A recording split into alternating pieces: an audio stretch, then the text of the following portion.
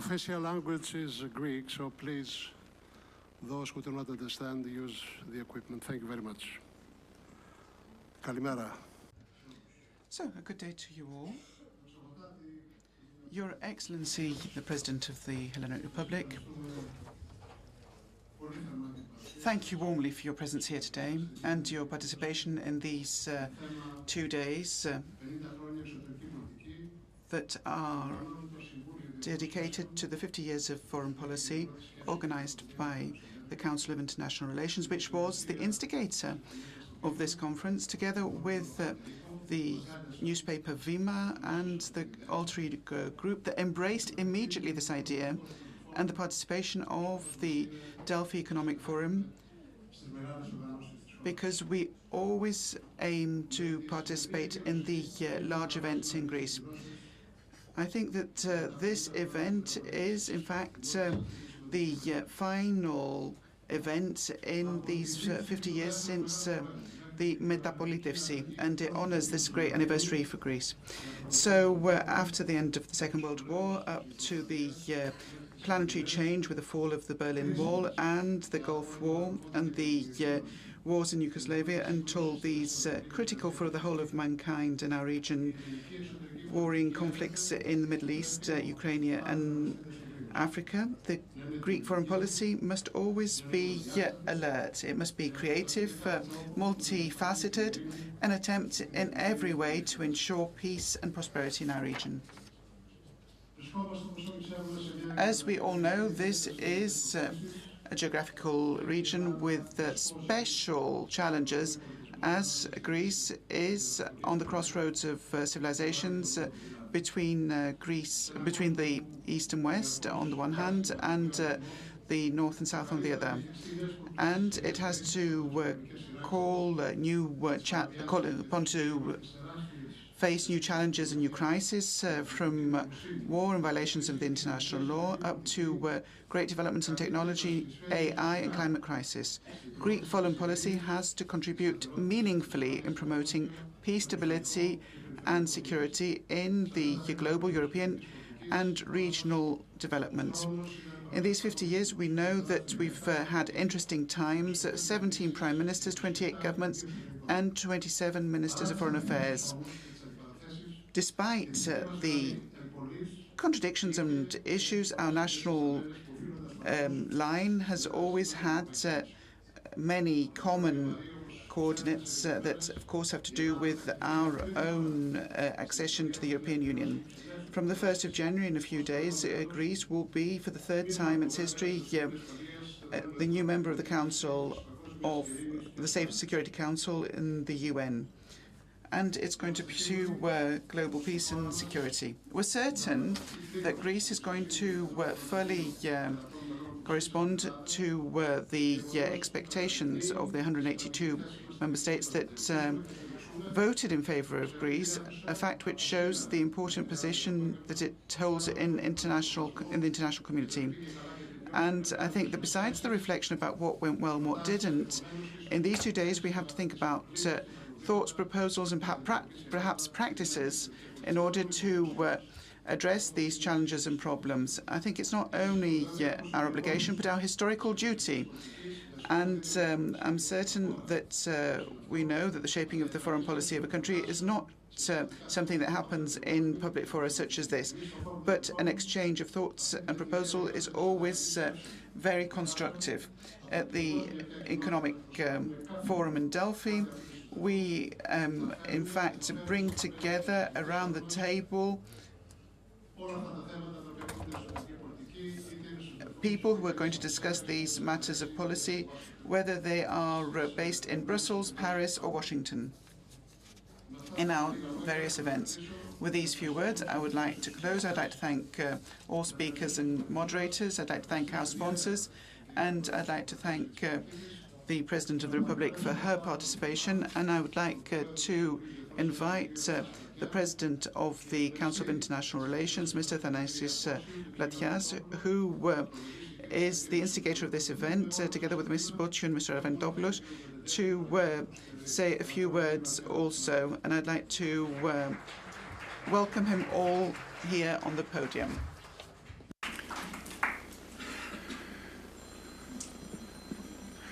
Αξιότιμη κυρία Πρόεδρος, κυρίες και κύριοι. Ladies and gentlemen, I would like to thank the President and all the speakers because they bestowed the honour on us to share their thoughts about the present, past and future of Greek foreign policy. If you simply glance at the programme, you will see that this is a historic conference, and here we have the leaders who shaped and in fact implemented foreign policy, both in terms of leadership, diplomacy and armed forces. These leaders are going to be discussing with members of academia and journalists, and this will be a brainstorming that looks to the future. Let me say a few words about the Council. It is a think tank which was established 6 years ago by 60 professors at universities, and they're at all the internationalist departments of our country. So this is a think tank of internationalists. 11 of these professors who established it participate in this conference. They're with us today. So the Council has nothing to do with political parties. It is independent. It's also independent from political parties, and we are going to keep our autonomy. In the conferences, we depend on our sponsors, whom I'd like to thank. In the past, for you to understand what we've actually devoted our time to, we've looked at issues of geopolitics of energy, of maritime transport, of the pipelines, and the impact of the Ukraine war, and such other matters have been of concern to us. A few years ago, we realized that Greece is one of the few countries that has not recorded the key precepts of its safety and security. So we decided, together with the political leadership, to codify the Greek thought with respect to its national security strategy. We called upon 7 leaders, and we sent structured questions to them. 5 of these are participating in the conference. So in the end, we will record and codify the Greek strategy for national security. So I would like to say that there is a book that is to be given to all participants, and people can download it from our website if they would like. And that is what gave rise to this conference.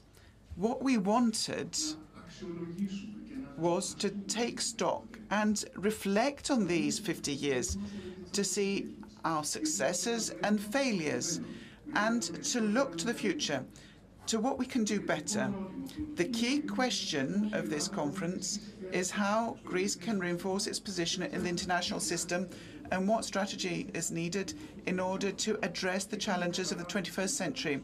We were able to co-organize it with the Delphi Forum with Simeon Tsonmokos. We have been working together for the last 35 years, and his exceptional team has organized this conference, and VIMA, the newspaper, together with its chief editor, Mr. Predaderis, who has activated his entire team of journalists who are going to be moderators. I'd like to thank them and invite Mr. Predaderis to take the floor.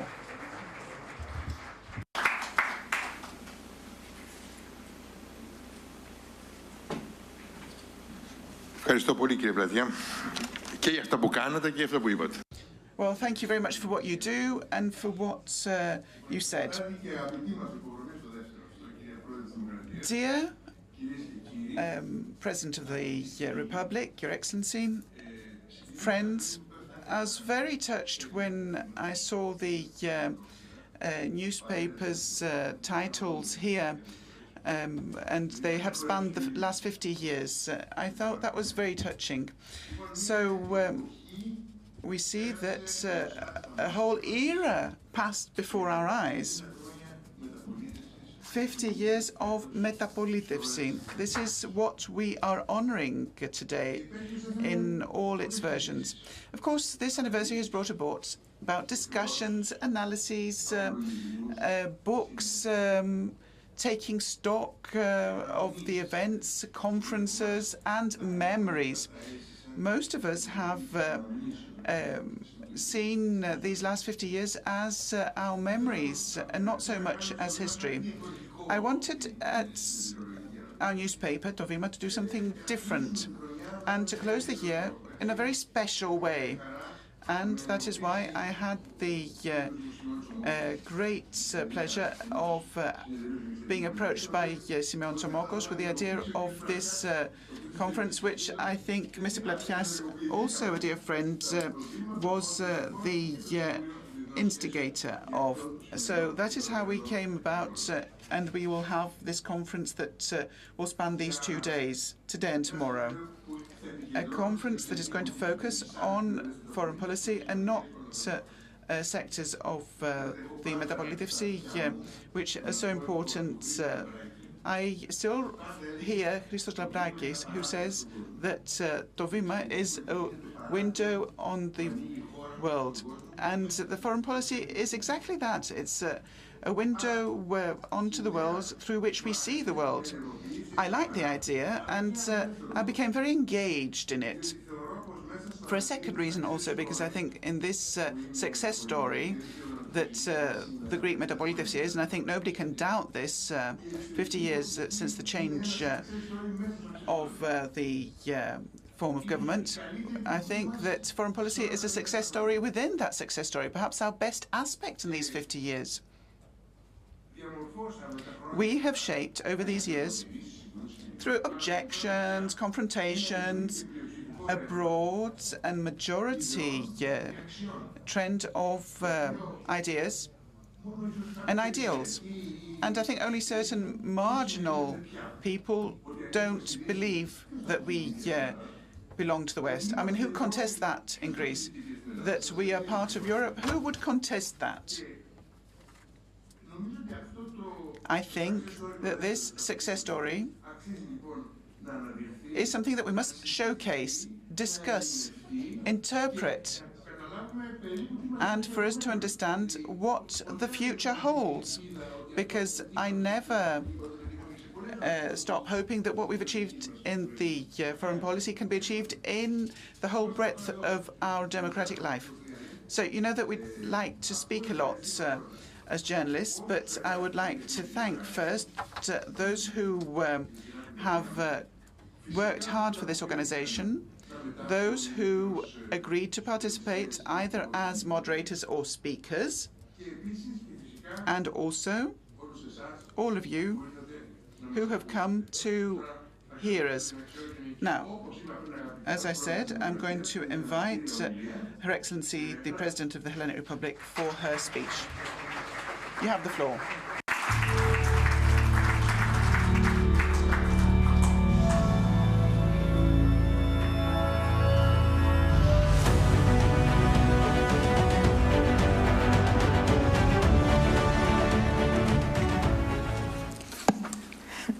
Ευχαριστώ πολύ για το σκαλάκι.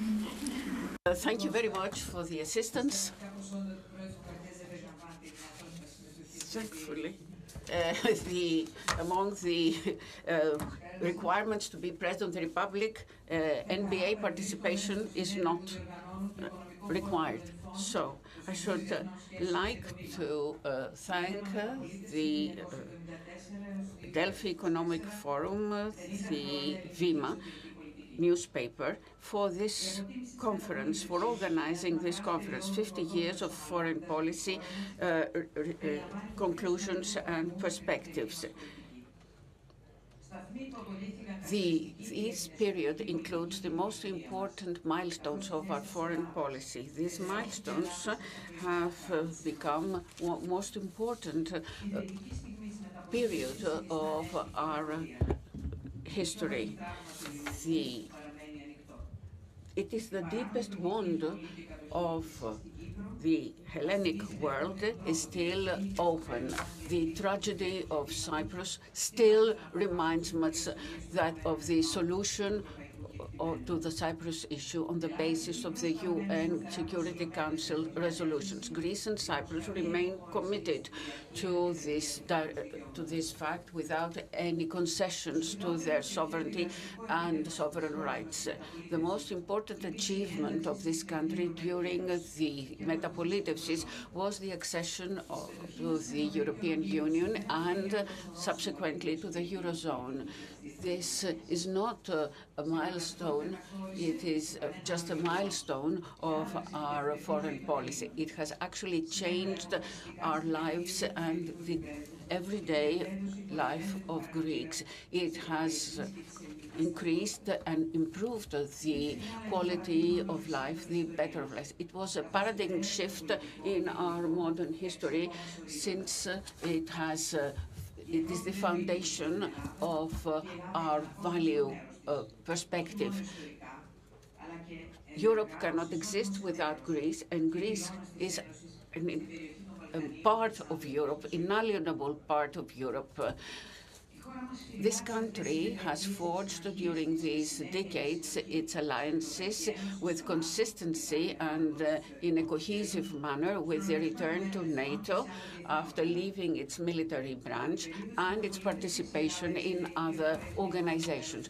It was twice elected as a non-permanent member of the UN Security Council during the 50 years of metapolitefsi, and it is an important member of other organizations and conventions such as the UNLAWS, the Law of the Sea. We have also seen other important events such as the accession of Cyprus to the European Union. Our foreign policy was based both on the values of this country as well as our unwavering commitment to the founding values of our civilization and of liberal democracy. Based on this compass, Greece has become a power of stability in our part of the world, and it supports the accession of the Balkan states, the condemnation of the Russian invasion and support to the territorial integrity of Ukraine once again confirmed that Greece is committed to its values and is constantly on the right side of history. And that is why we criticize, we condemn any form of aggression and revisionism. Greece has consistently committed during the period of metapolitefsi the good relations with all the countries in this part of the world. Despite the challenges on the side of Turkey, we have always been committed to a dialogue in order to deal with problems and building a future of peace and prosperity for both peoples. The international law, just like the international legal provisions, are the best possible way to be used by the strong and mature democracies such as Greece to proceed in their international relations. We have never accepted dangerous revisionist dogmas. The national sovereignty, territorial integrity and our sovereign rights have never been negotiated and are never going to be negotiated. Ladies and gentlemen, the return to the past and taking stock of what has happened in the meantime is an opportunity for reflection. Our democracy is a basis for us to reflect on our future in a difficult point in time. The values that we have are valuable to our effort to deal with modern challenges. The care for this country, the solidarity to the present and future generations to which we are accountable requires self-confidence and coordinated action with our partners in order to deal with the present crisis. The participation in the global events is an important factor that depends on and on which depends the support of people's security. It requires foreign policies, international policies in respect for humanistic law. And we need to protect public health in view of potential future pandemics, especially to protect those the most vulnerable. It is also a way to maintain social cohesion and the priority of our coexistence democratically and cohesion and historically. We live in a transition period with disruptive events and rates that sometimes we cannot even understand. But we need to react because together and in cooperation with others, because no state is able to deal with these new threats on its own. The basic values are being threatened. The management of foreign issues requires a consensus, a domestic consensus, and synergies abroad. Our national successes show this and lead us in this way, in the path of true cooperation. Greece and Europe get their force and their faith from the effort to achieve peace and prosperity. Thank you very much.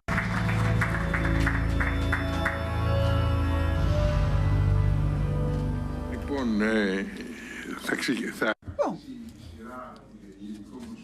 we're going to have many personalities who have sealed foreign policy in these years. I don't think that I will do injustice to anybody who, if I say that George Papandreou was the first, he was a foreign minister, he was the head of the opposition party, prime minister. So let us kick off with you.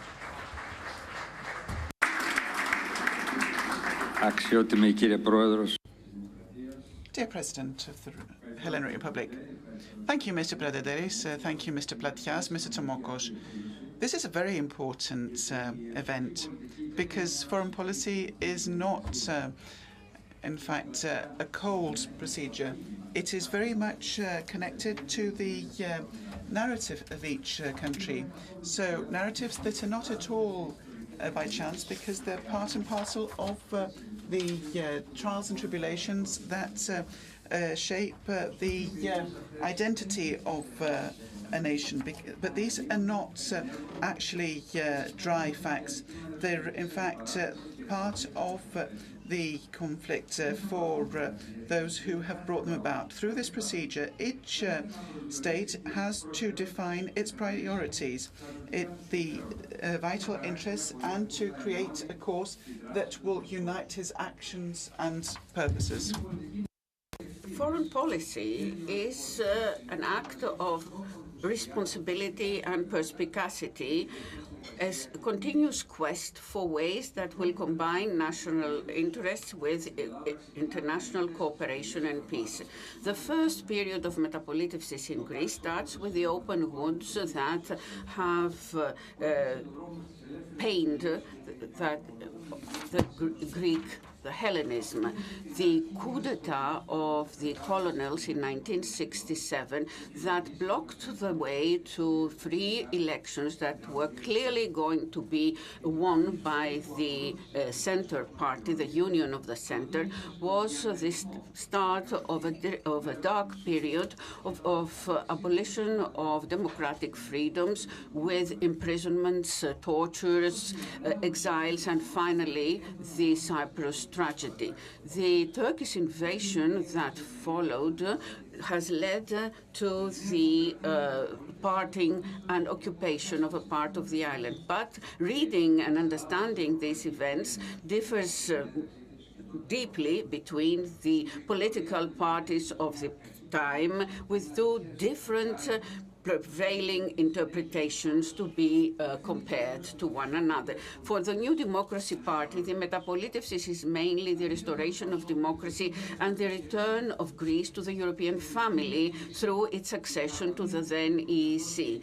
The dictatorship is dealt with as a sorry interval, an unfortunate interval in the historic continuity of the country, mainly as a result of the internal political differences. On the other hand, PASOK adopts a very different interpretation. For the national wounds are the result of liberal internal policies and economic structures that allow dependence of this country to the Cold War establishment of the United States. For PASOK, Metapolitefsis is the start of a vision to free the country from foreign influence, the deepening of democracy and social liberation. So these are two different approaches, but these are not two different historic narratives. I should like to refer to a basic difference which has always characterized the political views in Greece, not necessarily separating political parties, but between the different trains of thought which start from the creation of the modern Greek state. This is the search for a protective power. This point of view is characterized by passively accepting a status quo and the acceptance of relations of dominance. This point of view, this prevailing point of view, is still there today, is present in many Balkan states. On the other hand, we have the point of view which has always been PASOK's foundation, the understanding of the liberation. This questions the status quo and attempts to mobilize the powers of Greece, of Hellenism, and turn Greece into a free, democratic, autonomous, and independent state. The independence, the democracy and peace, and the welfare have always been the care of PASOK for the security of Hellenism. So based on this strategy, PASOK did not limit itself to dealing with the immediate challenges of its time. It has created the foundations for a Greece that is standing strong, self-dependent, and has an active role in the building of a more fair and peaceful world. But let us look at the strategy of PASOK. I would like to ask for your understanding. Let's look how the principles of PASOK have been translated into action during the three decisive periods of the Metapolitevsi and how they shape our foreign policy. During the Cold War, Greece belonging to the West or to NATO did not guarantee its safety nor its democracy, as was clearly shown by the tragedy of Cyprus and the dictatorship. The response of PASOK was to achieve, to search for a better autonomy, a larger autonomy, away from protective powers, so that Greece can become an independent shaper of its foreign policy. So there was an attempt to strengthen the defense independence. There were strict limits were set concerning the American bases, and our national defense was protected, as well as Cyprus was protected.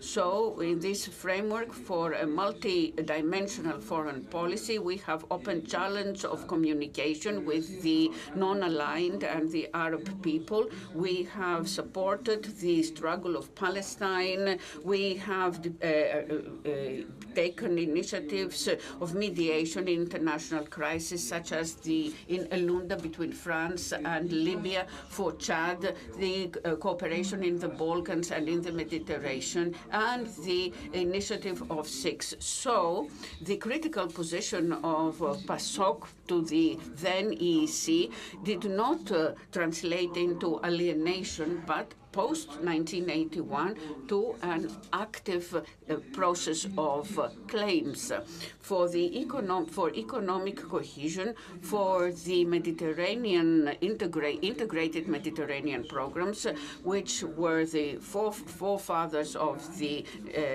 ESPA, which have safeguarded and provided important resources to Greece. We have worked to deepen democracy in Europe with bold initiatives such as the approach to Jaruzelski in Poland, which, although ambiguous, was proven to be perspicacious and contributed to the smooth transition of Poland to democracy. During the second period, after the fall of the Berlin Wall, a new chapter opens. And in this case, the visit by President Clinton to Greece was a milestone. I had personally contributed to this historic moment. President Clinton openly asked and publicly said that he was sorry for the participation of the United States in the imposition of dictatorship in 1967. This movement, over and above the strong moral symbolism, has set the basis for a political and psychological normalization of Greek-US relations. It was a recognition of historic truth, which not only restored the confidence, but also opened the way for a new era of cooperation based on mutual respect. Since the European integration was approaching, Greece shaped a systematic and organized strategy aiming at the accession of Cyprus to the European Union. The biggest challenge was to stop the linking of the accession of Cyprus to the resolution of the Cyprus issue, so that we could avoid using an indirect veto by Turkey. Our strategy was relied on the conviction that the accession of Cyprus to the EU could function as a catalyst to solve the Cyprus issue. This was not just a matter of policy, but an act of historic responsibility. The accession of Cyprus to the European Union has become a turning point, not only for Cyprus, but also for Greece, since it has strengthened our position as a responsible player in the European chessboard, which plays an important role. I consider these two important points of Greek foreign policy, these decisions by Helsinki and the presidency of the EU in 2003.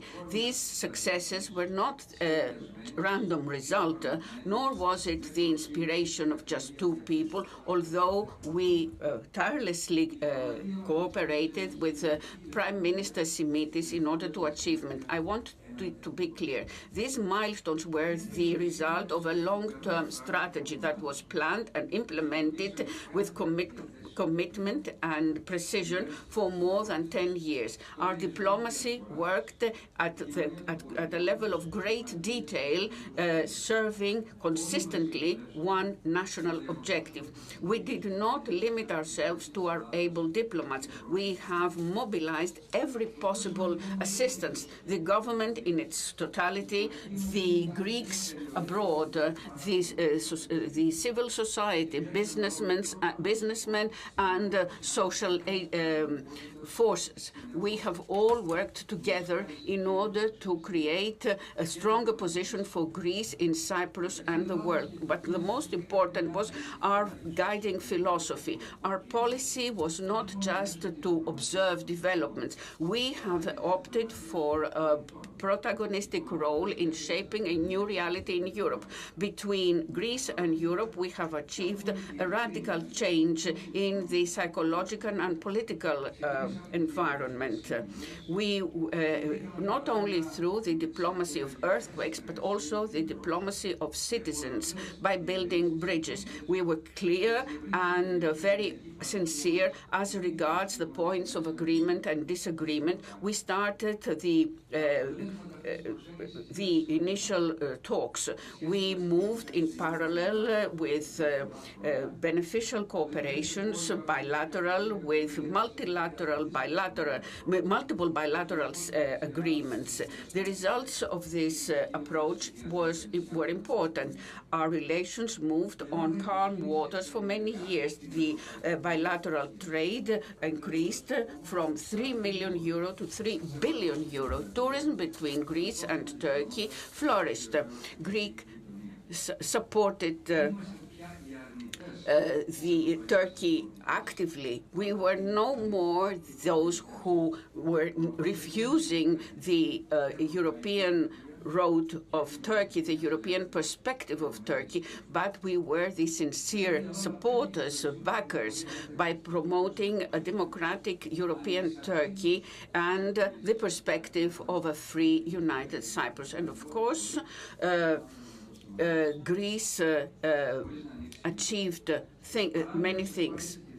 At the same time, we achieved the commitment of Turkey for a peaceful dialogue regarding the continental shelf and the requirement that if this was not resolved on the basis of dialogue, to be sent to the International Court. We have combined three axes: the European perspective, the strong defense that had our back, and by defending our interests, we invested boldly and on the basis of a sincere dialogue in the perspective of a peaceful and growth and cooperation among us. And of course, we have become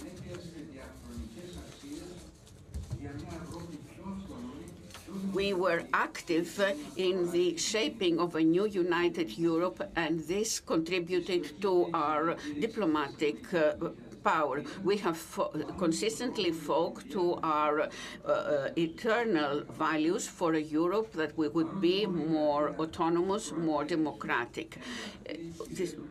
There was a historic Thessaloniki Declaration in 2003 that paved the way for the EU enlargement. Of course, Croatia has made an accession, has become a member of the EU, but this commitment is still a point of reference for the of the area. Unfortunately, I don't have time to discuss the Macedonia issue, but the Prespes agreement is a milestone that has that was greatly achieved.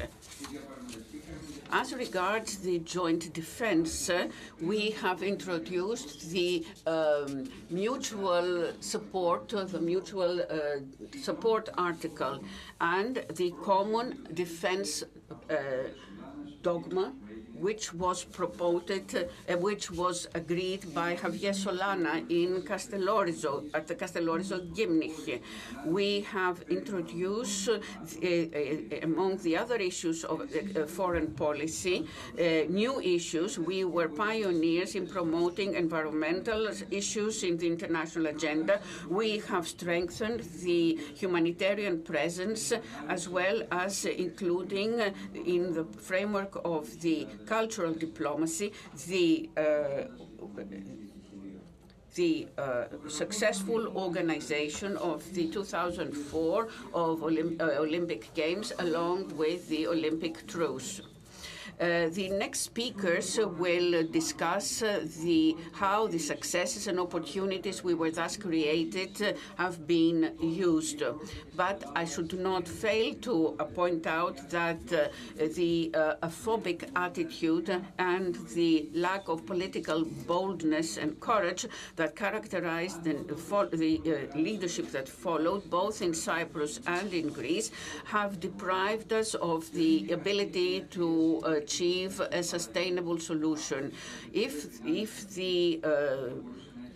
at the time there have been a negotiation that was decisive and visionary, this opportunity would have not been lost, and today Cyprus would have been rid of the occupation forces.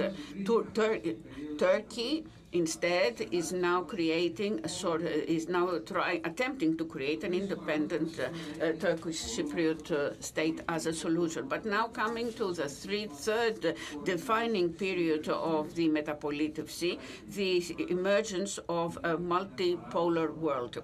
The President of the Republic was right. Hello, Mr. Kodzias. So, the President of the Republic was right in saying that there is a paradox in this country. In an era where global cooperations are a must, are necessary, nationalism and isolationism is developing. So the crucial question here is, can we turn this multipolar world to a system of multilateral cooperation? Which means instead of allowing competition to prevail and conflicts to flourish between different power poles, could we create agreements? Could we be led to agreements and international legal rules that will be respected by everyone? We want security, survival, self-determination, progress, freedom, and a feeling of justice. The challenge of our area is whether these ecumenical values will be translated and served through the war and violence, or through peace and dialogue. Will they rely on respect for the other and the coexistence, or the imposition and the hegemony, the domination of the more powerful? On one hand, there is the view that we will be living in a conflictual and international realities as described by John Mersmeyer, Mr. Platia's friend. On the other, there is the view of Joe Nye that there is the faith that we can and should achieve a world that relies on rules, guarantees cooperation, and respect for international law. This is of vital importance, to Greece and to Europe, which relies on these values. I firmly believe that it is up to us to decide, collectively decide the way that we will follow, with everyone's cooperation and with the initiative of the powers that will be global leaders. We can claim and create a world that will rely on respect, justice, and peace. The United States, America, have lost an historic opportunity to shape such a framework when they were all-powerful. They have invested in careless wars and in war exercises, and the current leadership seems to be allergic to institutions such as the United Nations. Historic responsibility, therefore, lies with the European Union. The EU is suffering from internal weaknesses that limit its influence in the region and in the global level. This weakness should not be deemed to be a given. My experience has taught me that Europe is underestimating its potential. It is time for Europe to overcome its internal problems and to become a leading power in a multipolar world. Europe may and should shape a new reality that relies on dialogue, cooperation, and respect for international law. During this third period, Greece, and despite the crisis, which of course sabotaged our credibility, was managed. The third period was managed by Greece with a vision and with actions that still provide ways out. We shaped a new mechanism of support vis-à-vis the markets. We created the basis for Euro bonds. Our ideas in the new reality has proven that Greece can still play an active role in with a progressive point of view and cooperation. We have set the foundations for a future of peace, cooperation, and sustainable growth. We have shaped a trilateral relation with Israel, Cyprus, while in the Mediterranean we have taken a joint initiative with the then Prime Minister Erdogan about the climate and the renewable energy sources around the 25 countries of the Mediterranean. Before I conclude, I want to describe the future of Greece, the outlook for Greece, as we are now entering a new stage of human history, a stage that is defined by a huge technological progress. AI, biotechnology, and quantum computation. This is a huge dilemma that we are faced with. Are we going to use all these possibilities in order to deal with the global challenges, or are we going to allow them to strengthen the over-concentration of power and competition that is threatening the very existence of humanity? For a country like Greece, in a world that is changing every moment, I believe that what is required for us is to search for alliances and to use new technologies in areas such as energy and defense.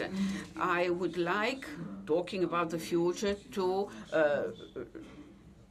refer to a new great idea for Hellenism, an idea that is not based on geography but on values, an idea that does not seek to expand our geographical borders but to expand the borders of our values. Hellenism once again can become the voice of logic, of rationale, as opposed to the hubris of over-concentration and the powers. It can, in a world where there is a huge potential in technology and there are existential and moral dilemmas, we can become a power of values. And some people think that this vision is not realistic, but I firmly believe that this is the only really realistic solution for the survival of humankind. This new patriotism, which is the same, identifies with the future of humankind, may become beneficial both for Greeks as for the world. In view of this really existential challenge for humankind, and by using our position in the European Union, we can become the lighthouse of culture. Coming to the start of my presentation, I think about this narrative that has become that this proposal should be reflected both domestically and externally. We should proceed with self-confidence, commitment to patriotic values. Greece, a country of rule of law, democracy, social cohesion, culture, and education. Boldly and without fear, Greece can become a pioneer in the dialogue among civilizations and states.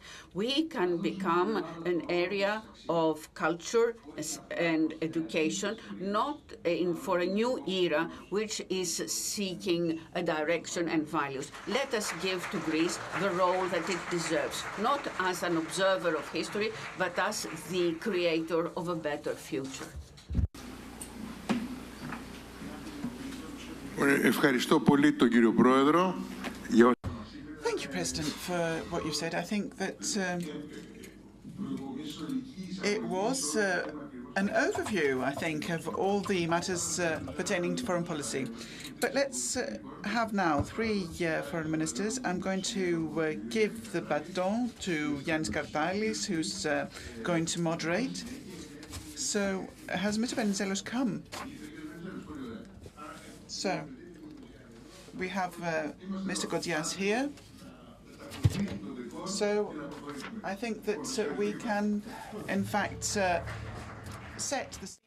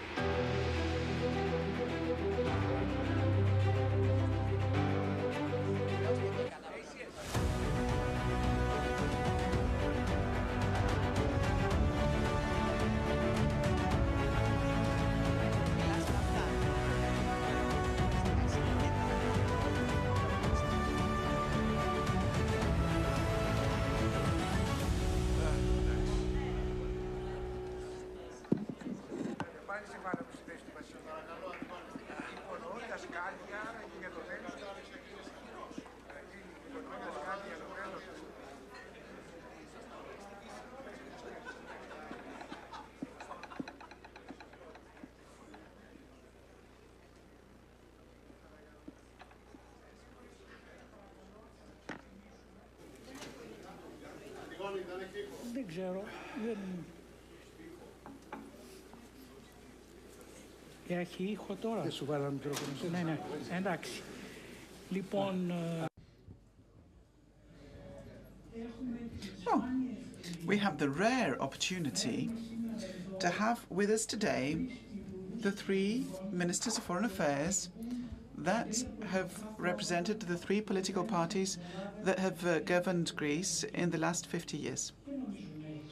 I don't think that this has happened before. It is unprecedented, and I think it's very important because I believe that through this panel they will speak more freely and easily than when they're speaking before the Parliament, where there are other political party commitments and where the three of them might not meet so freely. And I think that is very important for this panel and, of course, for the gravity of this conference. I will not be long-winded because you haven't actually come here in order to listen to my views. If you want, you can read it every Sunday in the newspaper TO VIMA. But I would like to put a set of questions. And I don't want it to be only questions coming from myself, but for the ministers to be able to exchange questions with each other, questions and answers. So this will give a certain vitality to the dialogue and which will become more meaningful for all of us and enable us to draw conclusions. I will be brief. We know that there are many dimensions that are attributed to the anniversary of the 50 years from the Geopolitical. And this is correct because the endeavour might have started with the tragedy of the coup of Ioannidis against Makarios in Cyprus, but it has ended in the return of democracy in Greece. And it has consolidated a period whereby, despite the upheavals, has been, in fact, the best period of democratic stability in Greece. This is not the same for Cyprus, and we're going to speak about Cyprus here, where the initial intention of Turkey for the partition of the island not only was imposed, but also now, in order to have the resumption of the bicommunal talks, the condition put was to recognize the Turkish pseudo-state, which until now has been recognized only by Turkey. And the key question which is put and which we are about to broach here is whether this partition would have been avoided if the Greek Cypriot side had not actually missed opportunities in the past. And I'd say the Greek Cypriot side because Athens, even though in 1974 appeared as the national centre that in fact was behind the policy together with Nicosia, from 1974 onwards, this is a doctrine that changed with the establishment of the decision that Cyprus decides and Greece will support. There is a rather convenient decision in order to do away in Athens of the burden, as it's seen, of Cyprus, and to have a rapprochement with Turkey in a dialogue which started in the 2 years, 1974-1975, in order to resolve the known problems in the Aegean. And unfortunately, after 50 years, we see that it has not yet advanced into the true examination of the problem, despite the many bilateral agreements that have been concluded but have remained on paper only. So, I would like to conclude by saying that this is a fact that we affirm yet again today at a moment in time, and I think this is very important to note, where we see that the horizon is darkening. in our broader neighbourhood, not only because of the ongoing war in the Ukraine, but also the known tragic and extremely dangerous developments in the Middle East. On the eve of a change of leadership in the United States, with the controversial Trump coming into the White House, and this causes great concern and instability. I think this is something that our panelists are more competent to talk about than myself, and I'd like to give the floor to them, starting by the Minister of Foreign Affairs, and we're going to be all ears to what he has to say. You have the floor, Minister. Thank you very much, Mr. Kardalis.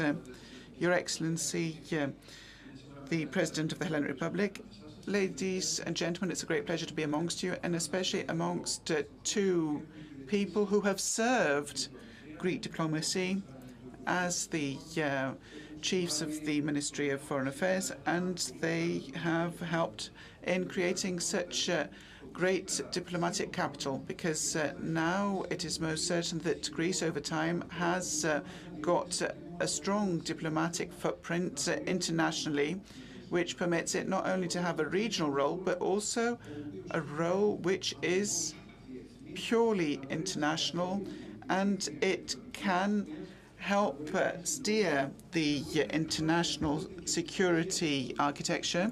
And you know also that we're very proud of the fact that we respect the rules internationally. We will, in fact, be at the helm, a member of the Security Council. We're part of NATO, and we play a strong role for security and cooperation in Europe, an organization that has been reactivated after a long time of inertia. And thanks to this diplomacy of principles, it has, in fact, an equal distance in all situations, persisting on the principles of international law and the United Nations Charter. And even when there are conflicts, we can proudly say that we have earned the respect of all international actors. We have an excellent relation with Israel and the entire Arab world. We have managed to have major strategic alliances with the United States, the strategic alliance with France. We have, as we speak, very strong allies who hold our position in great esteem, which is one of principles. And with this international capital, Greece will continue to forge ahead. Ministers, as a country, I believe that we cannot, in fact, be transactional. We have to be faithful to our principles, which are the faithful implementation of international law. And this is the great foundation and support of the countries when they find themselves in a condition of tension. And this is what we put at the very fore of our foreign policy. I'd like to say the following, and I know I have by my side two people who have served this view. With respect to Greek foreign policy, there is no syndrome of fear. We're not governed by the rationale of dogmatic immobility, which we believe by a magical way would in fact pave the way to a better position. No, far from having that stance, thanks to the strong and forceful position that Greece has in the regional and international chessboard, we are interested in forging ahead. This has been proven in the 16 last months that I have been at the helm of the Ministry of Foreign Affairs in all realms, not only because Greece is in the international organizations where it has the honor to play a very powerful role, but also in matters that had not developed for quite a while. The issue of Cyprus, and Mr. Kardalis referred to. Truth be told, the Cyprus issue, especially after Grand Magdalena, had in fact become rather immobile. And we see that this has also been shown by the claim that has to do with this unlawful occupation, and which was the sword of Damocles, in fact, thanks to the coordinated actions of Greek diplomacy before the UN, and thanks to the improvement of the relations between Greece and Turkey, we see that this has been resumed as a procedure for the resolution of the Cyprus issue. I want to be clear, no problem can be resolved if, first and foremost, there is no productive discussion. This must be based on fundamental principles. Mr. Kartalis beforehand talked about the position of Turkey, and this has to do with the solution of two states. There cannot be such a solution of two states for one simple reason, because it goes against the framework which the UN has adopted through resolutions of the Security Council. Already, as the Secretary General has undertaken as his personal agenda the matter of the Cyprus and has appointed a personal envoy, and under his aegis started the talks with a broader composition, so you understand that the context can only be the framework set by the UN. And Mr. Kartalis, there can be no fear considered in these Greek and Turkey relations. I know that there's a view that would like us to address Turkey with reservations. The answer is simple. Dialogue does not mean, by definition, that we will make concessions. We know that there can be talks on all matters, and this does lead to compromises and concessions, and what we would call Zurich London syndrome, that Mr. Venizelos would say, strategic defeat or political cost. But the answer is simple. We can have good neighbourly relations only when we have the good intention to go forwards together. We have constructed a dialogue, Mr. Kartalis, which is different with respect to the past, because it is not a purely technical discussion, which was something that characterized the past, but it's a political dialogue which is structured. It is based on principles and timeline, and those who own these such as the political dialogue, the positive agenda, and we couldn't say that from one moment to the next we have resolved all the problems. We couldn't even believe that we would be able to say that, or that we've budged from our initial positions. We said in the Athens Declaration in 2023 that the countries retain their key constructed or structured positions, but we can, in fact, work on things that unite us, and we've made important steps in the right direction. We all know that the key issue in which the two countries diverge is the delimitation of the continental shelf and the EEZ. And this is, we have a fundamental difference.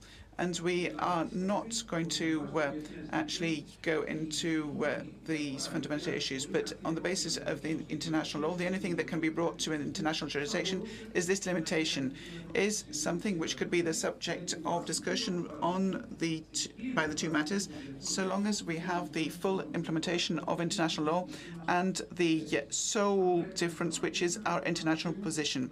We must stop believing that dialogue is always, in fact, a pretext. It is the means for the solution, and it can be no different. I think that the belief that the problems can be resolved without a discussion, without production, without vigour, unfortunately, today cannot apply. We see it today. We see that things are changing at a pace that politics can no longer absorb.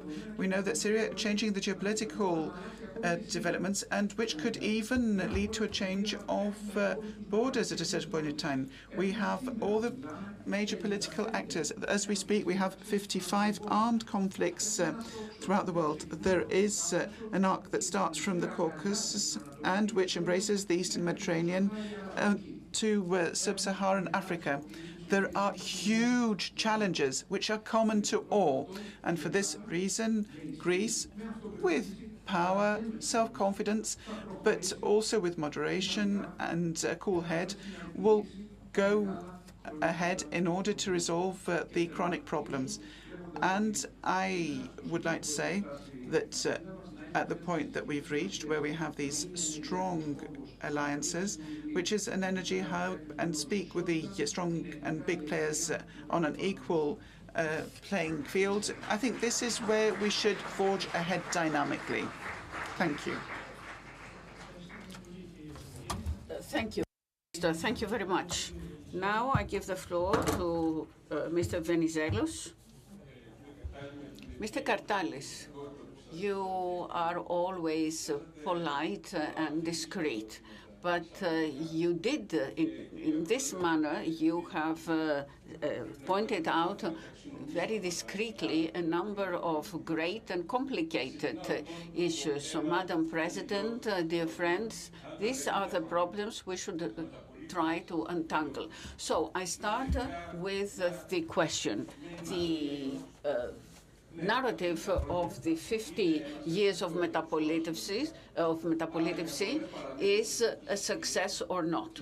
Well, this is a success story for this country, and we created institutions, we survived the financial crisis, we returned to normalization, and we are dealing with security and defense and in the foreign policy. And in the long term, foreign policy is a success story. In 1974, we were defeated, we were humiliated. The northern part of Cyprus was under occupation.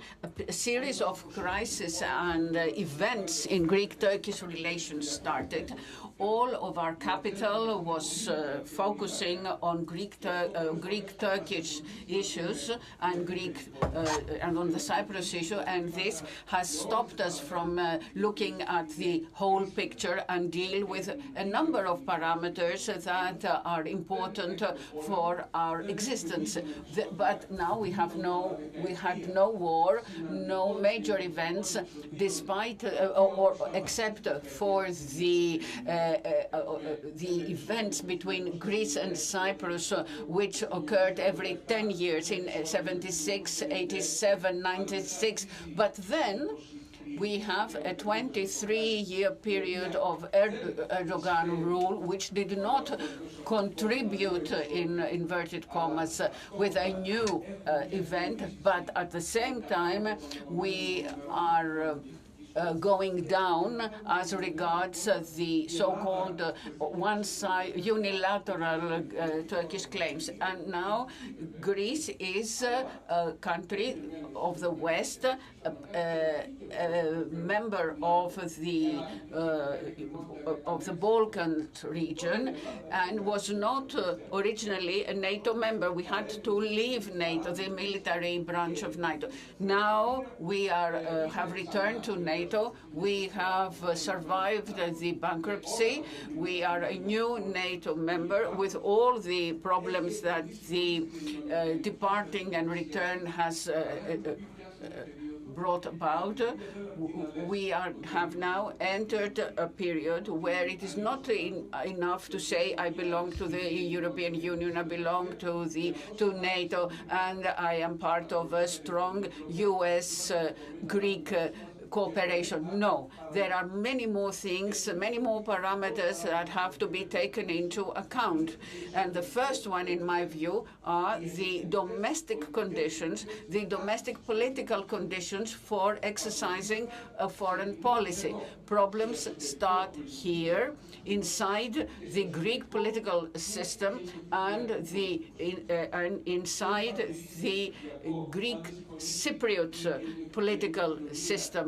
There is no solution without the agreement of the Cyprus and Greek society. And we as a Hellenic Republic cannot take initiative without the domestic requirements. During the past 5 years, our policy was clear, consistent, and actually stable to some extent. But this was gradually created by Konstantinos Karamanlis and Andreas Papandreou. One comes as the continuation of the other. Konstantinos Mitsotakis and Kostas Simidis have added important parameters, but the axis had already been shaped. And this axis is stable but not complete, nor is the statement that we believe in the power of international law is a national strategy. It is a parameter, one of the integrated, a complete national strategy. Now we have to see how all these issues will be placed in what will happen to the West after the election of Trump. We don't know what will happen to NATO itself. If Europe that is going through a leadership crisis and is rather weak, how is it going to react to all that? Which is going to be the role of Turkey in the wider region. So we need deeper and more detailed analysis than the one limited to Greek-Turkish relations and the Cyprus issue. The Cyprus issues are persisting, unfortunately, with the distinct distinctions made by George Gerapetritis, because during this period, we have avoided major events, especially during the 23 years of Erdogan's rule, but we have seen an increasing list of unilateral Turkish claims. And we have to draw a balance. And I will conclude. How has time worked for us, in favor or against us, in Greek-Turkish and in the Cyprus issue? There are certain things where time has been in our favor. I've described them, but on the other side, there are moments when, or points in where time has worked against us. What we usually say, let's let time go by, the status quo will not deteriorate. This is not true. So we should not move along without concern. And without that, we cannot have a national strategy. But even not taking the time parameter, there's another important parameter, concession and being conscious of history. And consensus needs to be over and above general statements. If we do that, we are defensive. We avoid dealing with a problem. We pass it on to the next guy, and this incurs a cost because time is very dense during this period. So we need to be to discuss things in a more demanding situation. Thank you. Ευχαριστούμε τον κύριο Βενιζέλο. Thank you very much, Mr. Venizelos. I would like to actually keep one point with respect to the influence of public opinion over the governments in power, with the additional influence of populism, in fact, are an impediment to correct decisions being reached, something that we can discuss later on. And I'd like to give the floor now to Mr. Kotsias. Thank you very much, Mr. Kardalis. I'd like to thank the organisers. the Council of International Relations, my colleagues, the Delphi Forum, and the newspaper VIMA for the invitation. Your Excellency, the President of the Republic, Minister, dear friends, and people who don't like me. I mean, that's part of life, isn't it? So, I'd like to talk about Greek-Turkish relations, and the Cypriot was added on. So this is a period of major crises. Ukraine, Russia, the war there, the unjust intervention of Russia. We have the destabilization of Bosnia, which could, in fact, lead to problems trickling down to the south. And we see that we have new parameters. In addition to the issue of the name, we have in the Middle East the conflict, which is expanding, and it seems to change the relation of powers. And I would like to note here that Turkey appears to have strengthened geopolitical its position, but my experience also says that it's become strengthened diplomatically, because there is one more cause for negotiation and rapprochement with Turkey. So this makes me say that those in power should, in fact, come back to those initiatives that Vagelis Venizelos started and the Samaras government continued, and which I have multiplied with Israel. We had the two-part discussions. I don't know why this was swept aside by the government, but I think it would be very useful in a Greece that doesn't want to be the sheriff of Turkey, but to be the negotiator and mediator.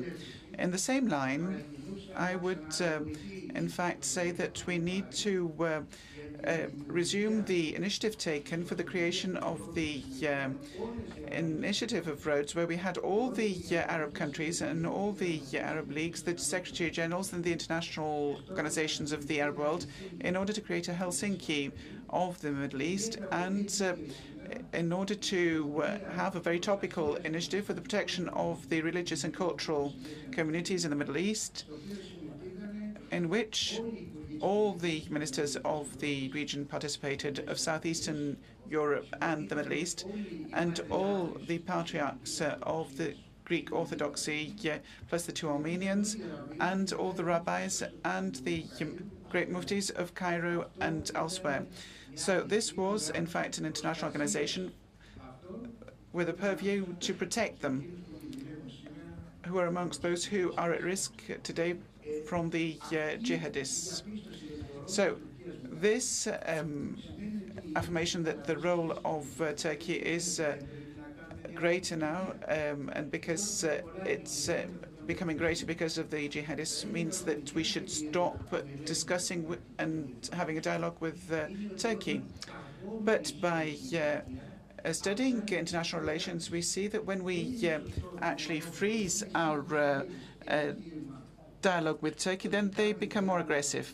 It's not true that every dialogue actually gives rise to a great appetite of Turkey, and Turkey exerts more pressure, but it's certain that every dialogue that does not take place, which freezes, creates greater mistrust, and that is the main means of ensuring that we are on track towards peace and cooperation.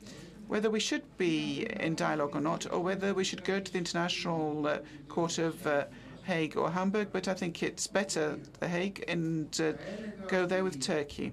Now, I think there is, in fact, a shortfall in diplomacy today, which does not take advantage of certain of our experiences. That means that we must put certain conditions in order to go to The Hague, both to ourselves and to Turkey. One is the substantial recognition by Turkey of international law. You might say, well, it doesn't matter if they actually say that they'll go to the court in The Hague, but we can't go to the court in The Hague having casus belli over our heads. Turkey must agree that from the moment that we have made an agreement to go to The Hague, there cannot be an instrument that will contest the ruling of The Hague, nor can there be any reason to maintain the casus belli. I would also say that it's necessary to close, in fact, the issue of the continental shelf, because this cannot be done upon the decision of a court. So that means that we need to in fact, fulfill certain conditions that will make this dialogue more convincing to the broader world, and which will make more convincing the fact that we will send this sole dispute that we have to the tribunal.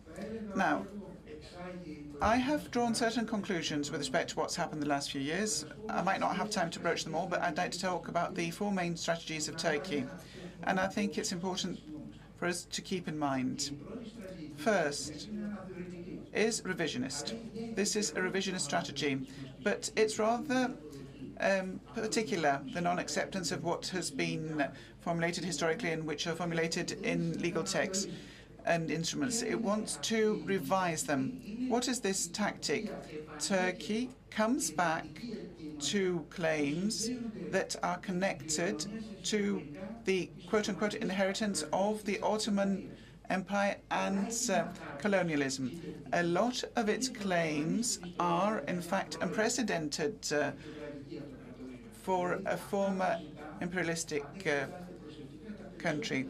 So if you see that most of this is claimed in the name of the rights of the Ottoman Empire, whose inheritance it rejects when we start talking about genocide, about the genocide of the Pontians and Armenians. They say we're a completely different state. The second is that Turkey wants to convert us. I don't think that it wants a war. Perhaps it might use the opportunity for an incident. But what it wants of Greece is for it to accept that Turkey is senior in this relation, and Greece is the junior in this relation. And I think there are certain entrepreneurs that agree in this direction. And I think we need to be very careful in all our agreements and negotiations with Turkey to keep this in mind.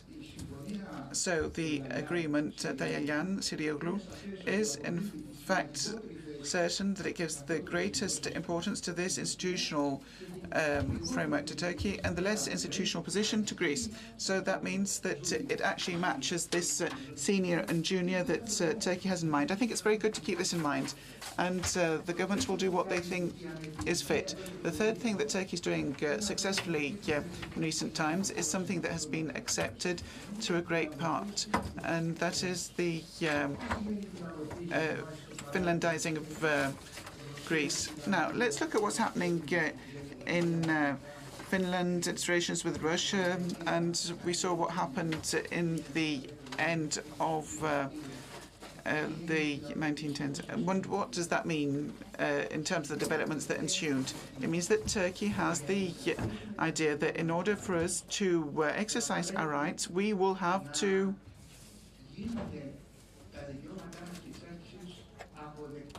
have them acceptable to Turkey, to make them acceptable to Turkey. So that means that the conditions for casus belli for the continental shelf, the unlawful EEZ of Libya and Turkey, and the issues raised for the Greek islands is trying to put us with the back against the wall and make concessions with respect to our exercising of rights. So this means that at the end we will become the junior partner. That is the plan of Turkey. And the last point that I have to raise here is something that will make us concede. So by having the Turkey-Libya exclusive economic zone, and instead of extending our continental shelf, which is above the exclusive economic zone, as is the constitution with respect to a presidential degree. Instead, the last episode of the Turks was, in fact, 1 mile from the sixth zone. Instead of talking about the superiority of international law, and perhaps, in fact, taking Libya as it has taken Malta twice to the international courts for the exclusive economic zone. So we allow that Turkey exercises such rights and for them to exist. In our last island in the northeast, we allow it to be in the navtex of Turkey, even though it is solid land. So the last is dry land. So I would also like to ask of everyone to actually remember the success of Crown Montana and the Secretary General of the UN with the text given. And Boris Johnson at the time had accepted the request for the removal of the occupation forces over time, not immediately, when people didn't understand what we're talking about there and negotiating there, and doing away with the guarantees. And these were things that we had achieved and mustn't be abandoned.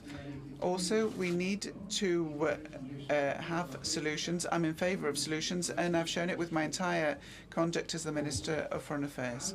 But a solution is different from the settlement of the legalization of a relationship.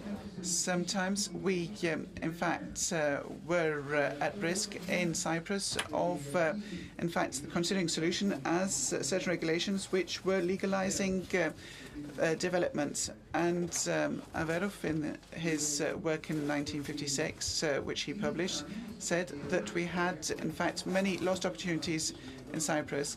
And as a student, when I was protesting in this cause, I embraced the issue of the missed opportunities.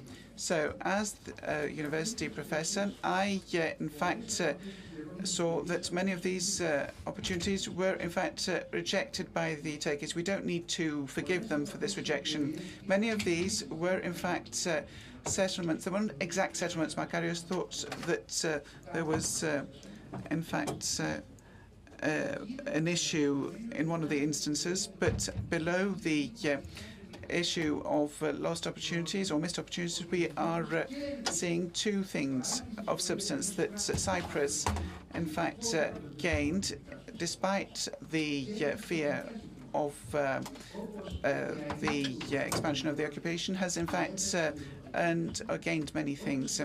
And we see the agreements which were much better with respect to the exclusive economic zone. Let's not forget the gains and only dwell on the missed opportunities. And if you ask me what was in fact missed on the course of these years, I would say the concessions without any offsets. If you look at the negotiations, I read all the minutes of negotiations of the Cyprus issue, and you'll see, even of my friend Christofias, you'll see how many concessions were made without any offset. I am afraid that the theory of the missed opportunities, which has, in fact, a justification partly, has done away with the gains and the unsubstantiated concessions with respect to the recognition of 50,000 settlements or of certain federation schemes that go towards the direction of confederation. And I would be more optimistic if we were more careful and more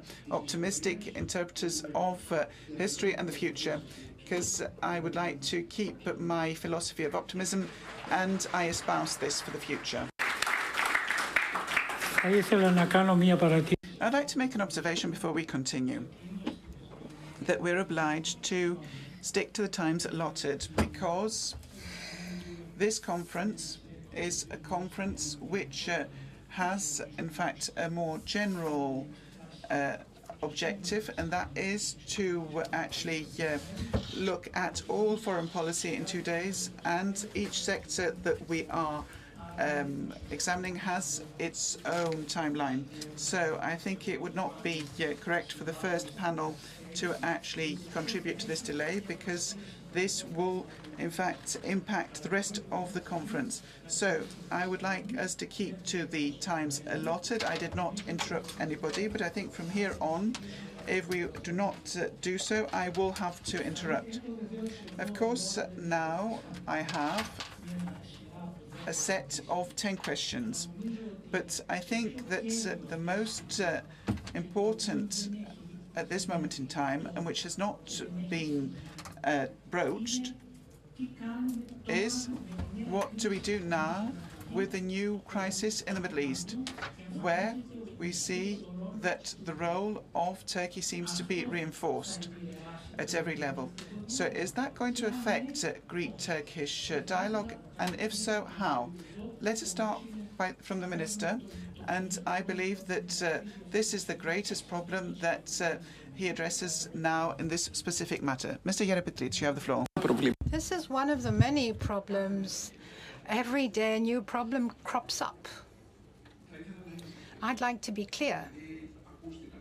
A lot was heard, and I don't want to engage in a dialogue on the situation at hand, but somebody who studies history knows very well what the tangible results have been achieved so far, not only in relation to Greek-Turkish relations, but also in relation to the Cyprus issue.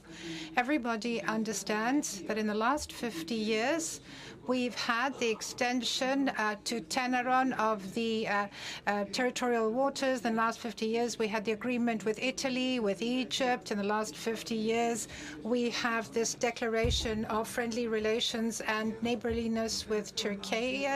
In the last 1.5 years, we have 0 airspace violations. In the last year, we've had the restart of discussions on the Cyprus issue. So let's not talk about missed opportunities, but you need to be bold. So let's recognize the boldness and give credit where credit is due, but let us not believe in pipe dreams. We cannot start saying, yes, we want a dialogue, and this means that we want to be able to negotiate and that I may be convinced to change my mind and to follow reason. And on the other hand, to have as a parameter of this discussion, this debate, everything that you can accuse the other side of. This is not possible. We all understand what dialogue means in complex matters, the complex matters that we're called upon to address. On the other hand, knowledge is good. Prudence is good. We shouldn't go to the point of going to 0. As Mr. Kartalis quite rightly said, the Cyprus issue and Greek-Turkish relations are matters that are multifactorial. They are influenced by all developments. So, of course, the development in the Middle East, of course, it has affected our geostrategic position. It affects the Cyprus issue as well, which is also affected by the migration issue. This is what happened in the wake of all these crises, and this has affected Greek-Turkish relations as well. You talked about the role of Turkey being strengthened now, but please let me say that this doesn't bother me if this is truly the case. I think it's rather early, rather premature to try to evaluate the situation in Syria. And we now have the new power, the de facto power that has actually had a life of just 5 days.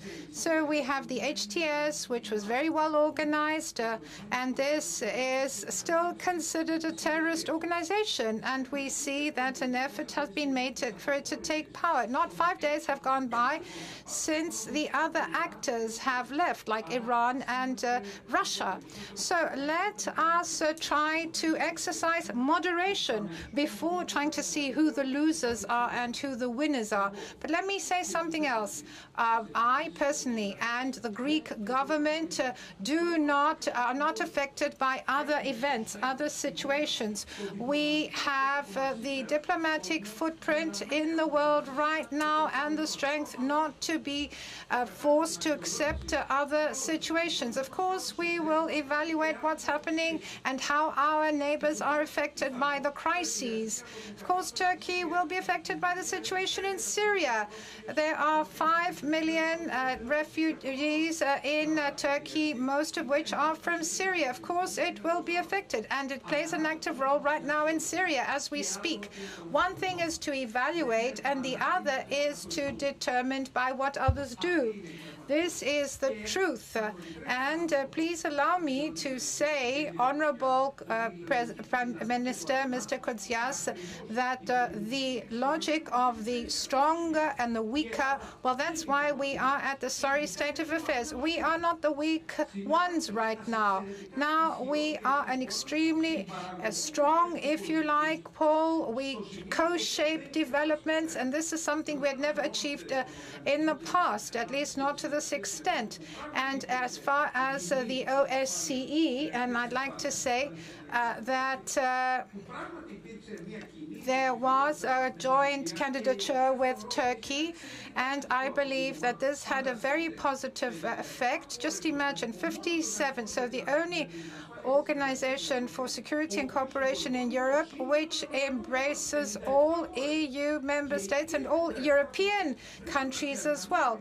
And for 10 years, these countries were not able to set up all these bodies, which means that the OSCE was inactive. And now everything was revived thanks to the joint candidature with the assent of Russia, Ukraine, Georgia, US, Azerbaijan, all the players, all the actors. And allow me to say that the Chief of Office for Rights and Democracy in Europe, that's a strong position. Please, Mr. Koutsias, it's good when we talk to look at the institutions. So let's look at the statutes of the organization and see who is the strong pole, who is head of research for democracy, for rule of law, for all the security-related matters before judging and before jumping the gun. This is what I've realized. So no matter what we think is happening in the world, we are actually looking at all the possible scenarios. So foreign policy, please allow me, Minister, cannot be exercised on the basis of predictability. There is no such thing. We cannot have long-term planning anymore in foreign policy. As was quite rightly mentioned, geopolitical time has shrunk. It's been condensed. And what we need to do is to look at all the what-ifs, all the possible scenarios, because sometimes logic may say that this might happen in 10, 15, 20 years, and this might happen tomorrow.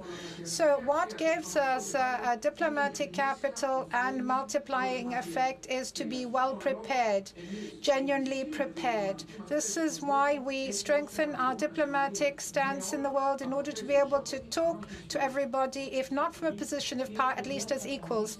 Thank you, Mr. Koutsias. You will answer, but I will first give the floor to Mr. Venizelos, because I think we're now cutting to the chase.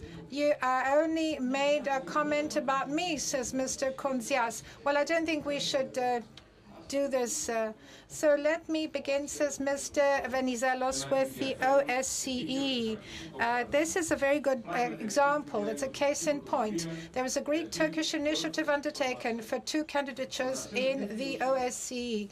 And Russia participates in the OSCE. It doesn't participate anywhere else. It's being expelled from the Council of Europe, and it doesn't participate in NATO.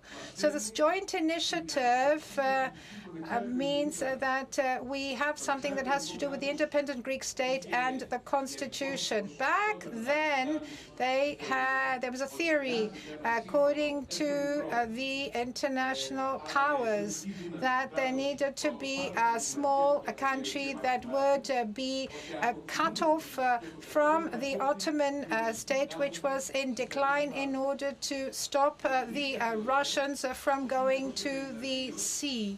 So Turkey and Greece, after the Civil War, became members of NATO in the first, if you like, wave of expansion. And now the strategic framework is the same. So what is the question that we need to answer? What kind of Turkey would we prefer? Would we prefer a Turkey that doesn't exist, and then we would have to face what Turkey is now facing in its eastern borders?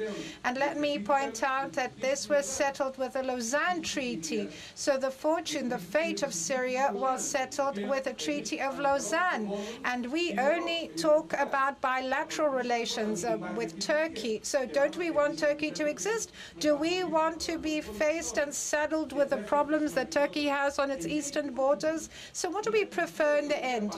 A Turkey that, despite the exclusions, despite the contradictions, still remains a member of NATO and part of the West and invests in its relations with the US? Or do we prefer a Turkey that would cut ties, sever ties with the West and become a country that claims a regional role, but an anti-West role at that? So this is not something that we would like to see. I think it's easy to answer this question. So what we want is Turkey within the West, within the boundary set by the West, Turkey that deals with the problems on its eastern borders and acts as a buffer vis-a-vis Greece. And let us not forget that Turkey believes that it needs to move within these organizations that are Western-centered, at least, because OSCE is not a Western organization, but West-centered. So from now on, what will we do? Will we deal with the war in Ukraine and the crisis in the Middle East under the prism of the Cyprus issue and Greek-Turkish relations, or use wider, broader criteria? The list of our foreign policy issues has two items: Greece-Turkish relations and Cyprus, the Cyprus issue. Well, Turkey has a long list, not just two items on its list, and I don't think that its main problems are the Cyprus issue and Greek-Turkish relations. For us, it's the only security problem. The discussion is made on defense expenditure of NATO members. President-elect Trump keeps talking about defense expenses. Well, these are national expenses.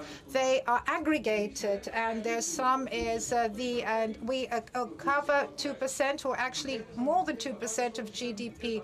But our expenditure is vis-a-vis Turkey, because we see Turkey as a threat.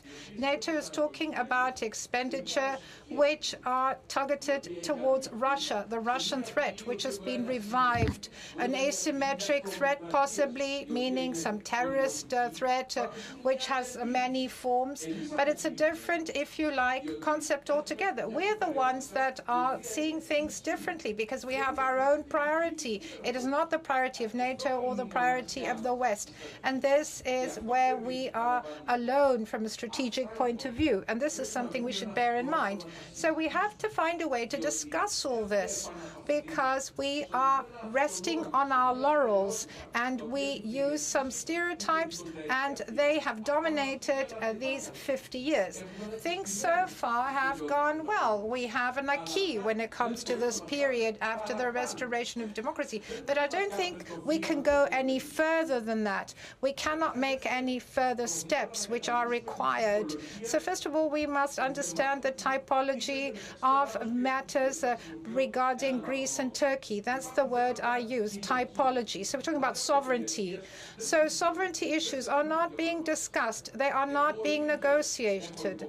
I had signed on the 15th of January 2015 the agreements regarding jurisdiction for the International Court of The Hague and the International Court for the Law of the Sea. And I had exempted these two issues of sovereignty and security because, based on the previous declarations, unilaterally we could be dragged in front of the International Court of The Hague. Now everything has to go under a compromise.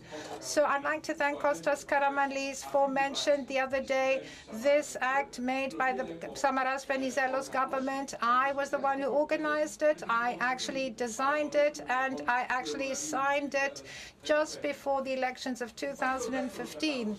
There's another list of issues. These are soft issues, and I'm talking about administrative jurisdiction, matters related to the FIR of Athens, the airspace. We're talking about search and rescue. We're talking about naval accidents or air accidents. So we're not talking about sovereignty. We're not talking about sovereign rights.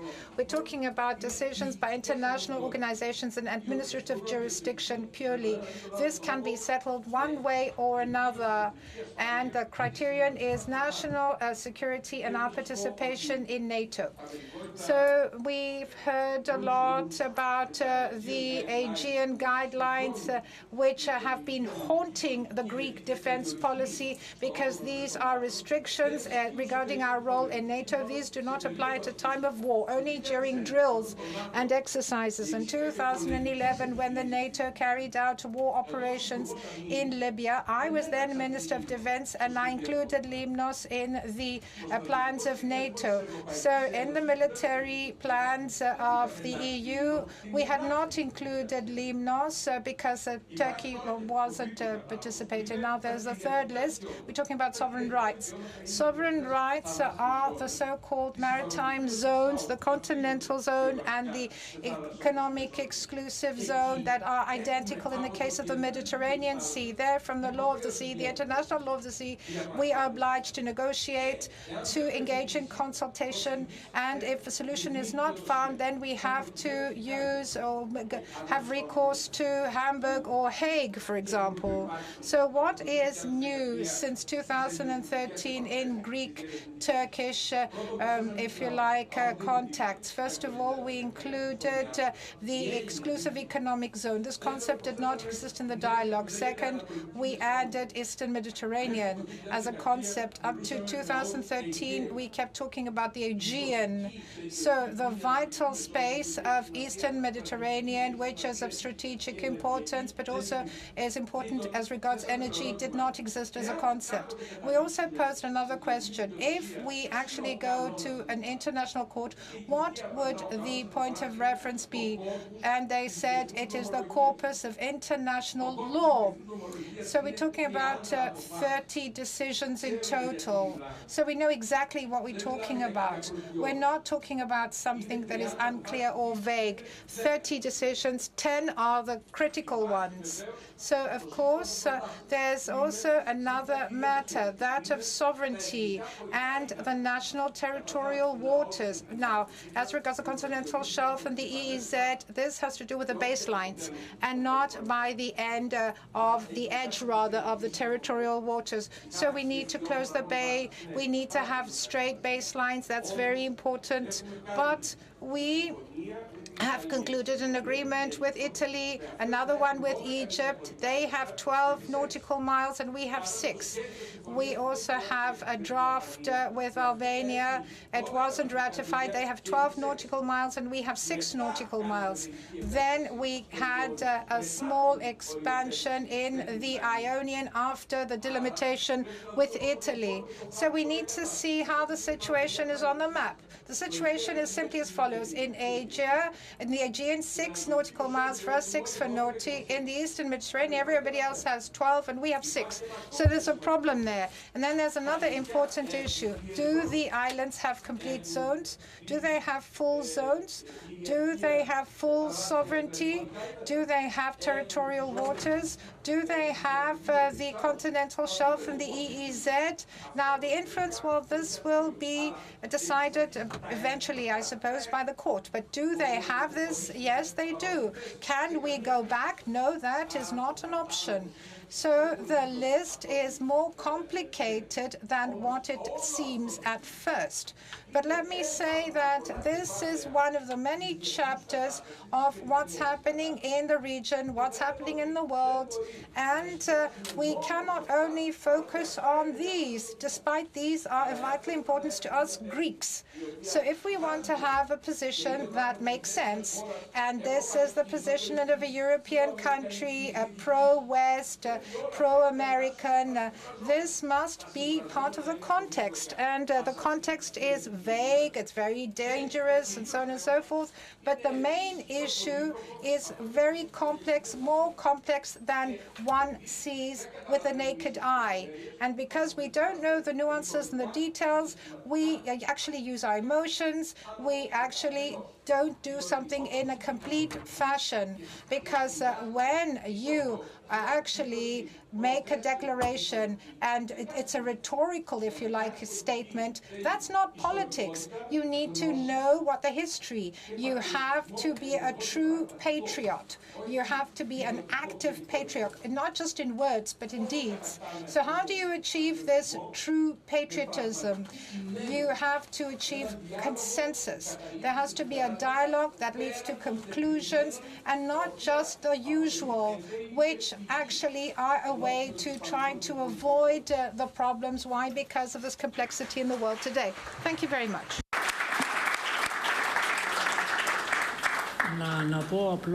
So let me just say here that I remember that in the past we had started this discussion that you talked about, the discussion about the islands, but it was discontinued and it never started again.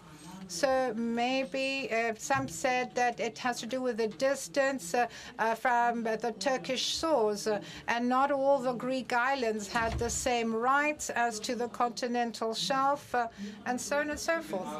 Well, that's I'm talking about a matter of principle. So according to international law, what does an island have? Does it have territorial waters? And of course, its geographical location is very important, because if its distance from the shore is 3 miles, how can it have 12 nautical mile territorial waters? Of course, we cannot ignore geography. And of course, this has to be based on international law, which deals with sovereign rights, sovereignty, and administrative jurisdiction. Thank you. Mr. Konzias, you have the floor. Thank you very much. I'd like to thank my fellow speakers, because what I said sparked their interest. And they tried in an interesting way to answer to things I had said and to things I hadn't said. And I was really wondering what answer was being given by the minister, the foreign minister. But let me be specific. So first of all, in 1982, the international law of the sea changed, and it abolished the previous one. It repealed the previous one. So one of the things it abolished were the so-called traditional rights. There are no hereditary traditional rights according to the existing international law. So by extension, the request of the Italians to be able to fish the red shrimp, which costs a lot, in the Ionian and in the Dedekanese in the name of their traditional rights. Well, this was not accepted by me. I was responsible for the negotiation. We came to a certain point and we ended up saying that we could extend the contiguous zone to 12. So between 6 and 12, nobody had traditional rights. Unfortunately, the New Democracy government took the draft plan from where it had stopped, and it actually signed it. It invoked the 1977 decision on the continental shelf. But there's a big difference as regards the continental shelf of 1977. It didn't have the provisions of international law after the 1982 decision on the law of the sea. So the government actually renounced its rights, and Mr. Peponis had actually written a book. It's at the Livanis publishing house. So he had agreed, he had said that this agreement that had problems actually was repeated, even though now things were more favorable. So now let's go to the agreement with Egypt. So this is something that we were talking about time and again. I used to go twice a week and try to convince wants the Egyptians to agree the tacits, if you like, and to have an extension to the greatest degree of the meridian, which was something we would agree on. But the Egyptians said no. Why? Because their administration, which mostly belongs to the Muslim Brothers, they wanted to keep the EEZ issue open, the EEZ with Turkey. And we see that the current government went and signed with half of roads. So this means that there might be future problems if there's an agreement between the Egyptians and the Turks. And we know that in the last few months, we are not as strong as the Turks that have exerted more influence. So what are these tacits? In the international law, we have countries that are only archipelagos. So we're talking about the archipelago states. We tried to have that accepted. It was not accepted. But when we have a complex, a cluster of islands, international law treats them as something particular, with particular rights to the continental shelf and to maritime zones. And furthermore, the islands, and this was no longer found, is no longer to be found in the agreement with Egypt. So we know that if there's human activity, even for some times a year, they are also entitled to zones. So the Greek government, of course, carried out an agreement where all these principles were done away with. So we had Strophilia, an island. So from 30, we went to 0. And we're talking about islands below Crete, Ierapitra. But we know that according to the governor of Crete, for 2 years, no one is allowed to approach Hydronisi and Chrysi. And I'm expressing my concern here.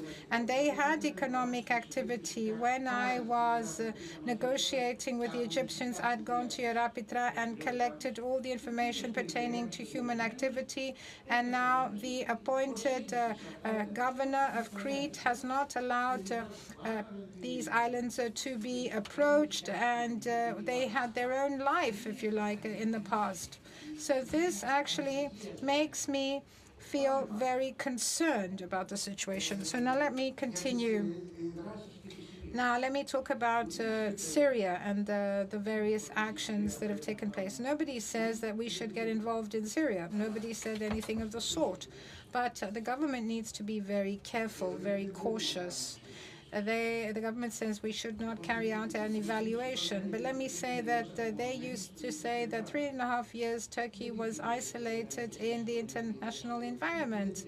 So we don't know why they said that then, and now they say something else. Now, we also see that the government says we shouldn't exercise any criticism. And we know that this is a government whose opponents were accused even of treason by this government. And the Prespa agreement in a parliament which would say that they would chop off my head and throw my headless body in the lake. Nobody now is saying anything. They want us to agree without dialogue, without looking at the matter, that it's bad to have expressed such things against me in the past. So I don't know whether they are genuine when saying that we should talk in a different way. And let me go back to what I said. What did I say about the Cyprus issue? I just made a request. I said that they should talk about occupying forces and about guarantees. And they don't say anything about that. This is something we won at Crans-Montana. Now, my question is, does the government realize that when they don't talk about occupying forces in Cyprus, maybe unwittingly, I may say that, but maybe by not mentioning this opens a big window, and now we see that the Turks demand the demilitarization of the Greek islands, and we know that Turkey shouldn't say anything because they are occupying a country which is a member of the UN and of the EU, and now they talk about the presence of Greek military forces on Greek islands. This is something they are allowed by many organizations. and by the UN as well. So I think we need to look at these matters very carefully, the matters that my colleagues wanted to criticize me. So what are my views? I actually made suggestions to the government. They should try and reactivate institutions that have been established by the Greek state to be able to find its allies with the Arab world, the tripartite relations, to see the importance of culture and the churches in the Middle East.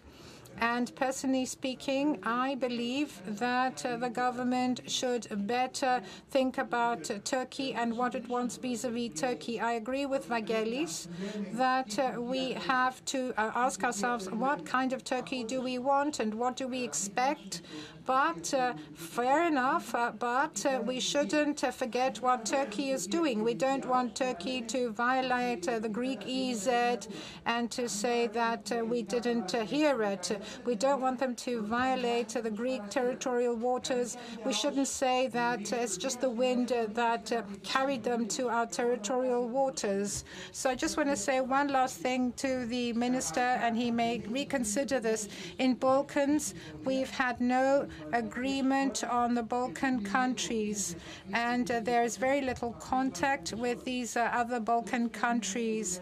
Neither with Bulgaria is there some intensive discussion, nor with North Macedonia. So we see that the Turks have a strong appearance there, and we see that the same applies for Albania, where Turkey has a secure footing. Now, Libya, well, Egypt for the first time has started talking a lot to the Turks. Lebanon, we have no contact. There's no tripartite anymore. So let us not cheer, because you cheered regarding these talks as if you were the only ones, and you never told us what happened as regards these fact-finding talks. But I didn't carry out any fact-finding talks. No, as a government you did. No, we did not. This is something we did only recently. Well, I can answer that question. So if the coordinator, if the moderator will give you the floor, yes, of course. So, Mr. Kotsias, have you finished? Yes, I have, because I see that this took us a lot. It took a lot of our time. I'm very sorry to say that. But we don't want to cause any further stress. Well, okay, they've given us some extra time. That's very good. It's very good to hear. So I think that it was a tie. It's just like a football game, and now we have more time, even though I have fewer players on my team. Very nice. But since we still have a quarter of an hour at our disposal, 20 minutes, wonderful. So I would like us to have a round of comments, since we're now talking to these very important matters that are very hard to, if you like, explore. I think we should cut to the chase and not squabble. So please tell us your opinion on this, and then tell me something that we haven't discussed so far, which I consider very important, i.e., we're talking about the reactions of public opinion. Do they influence the exercise of foreign policy? This is a question that I would like to put to you, and we only have 15 minutes, which means 5 minutes each. Minister, you go first. So, dear Mr. Kartalis, when I first took the floor, I spoke on a matter of principle. I didn't talk about what had transpired, and I had the decency, but also the civility to say that all the previous governments have contributed to reaching this high level in Greek diplomacy. So now we speak from a position of power. So when you are in a bilateral or multilateral discussion, it is much better to have a huge diplomatic capital. It's just like shares. Diplomacy is like shares. You have to sell when the price is high. So Let me say that unfortunately at this level, as a matter of principle, I heard things which have got nothing to do with reality. Forgive me for saying so. I talked about the OSCE, but let me say some other things as well because we don't have a common understanding.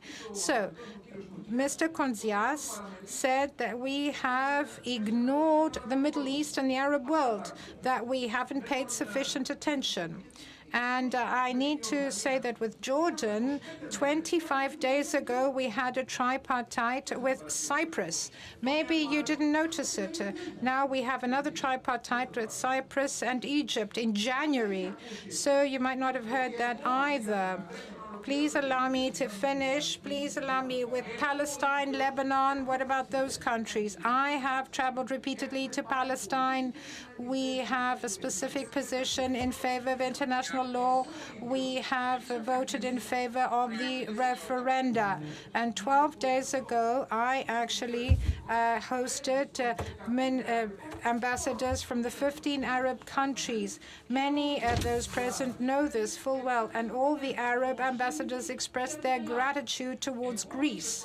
So personally speaking, I spoke to the Egyptian, to the Jordanian, and the Lebanese ambassador, and I will actually have a tour every 6 months. I also meet regularly with the secretary of the Arab League.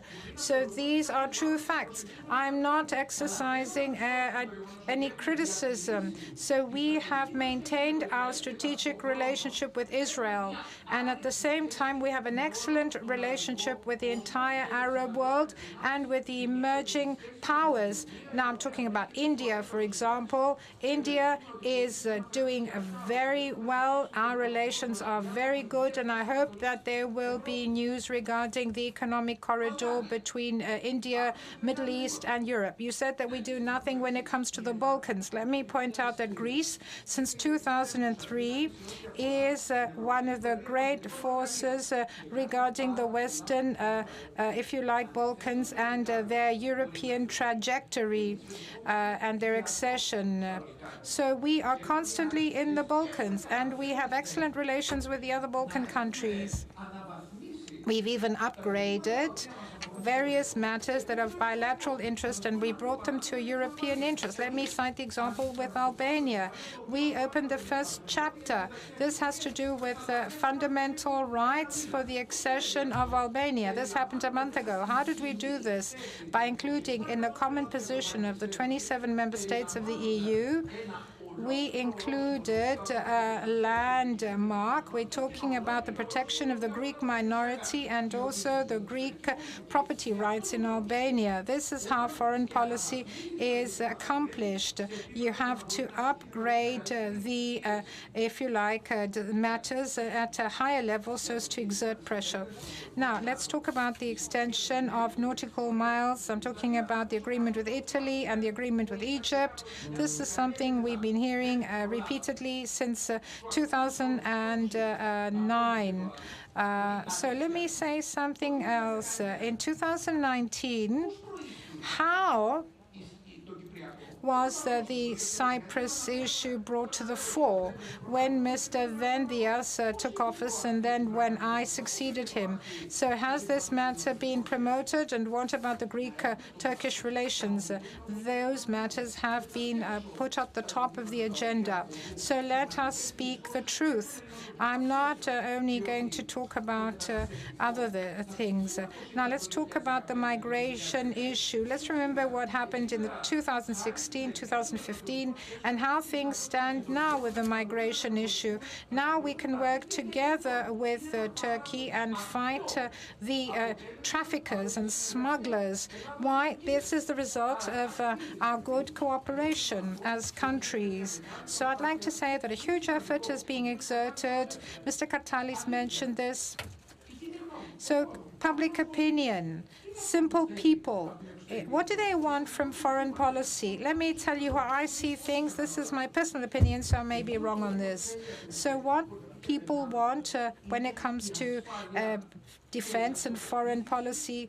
Well, they want to be safe. They want to feel proud. They want to have self-confidence. So they want prosperity when it comes to the economic policy.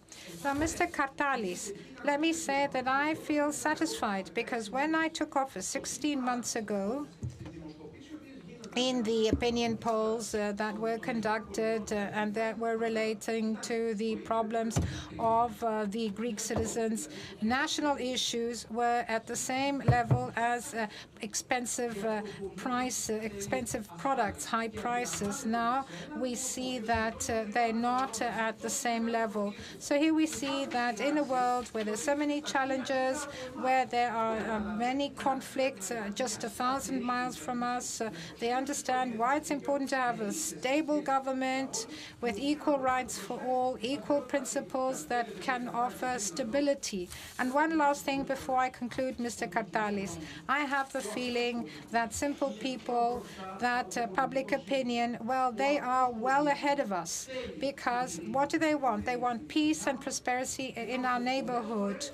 And we see that, unfortunately, politicians have the political cost that this may incur, so they actually have this fear, which is unjustified. So just let's listen to the people. Of course, you will have to listen to the people, yes.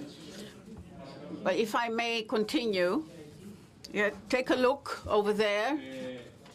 Take a look. To the clock, at the clock.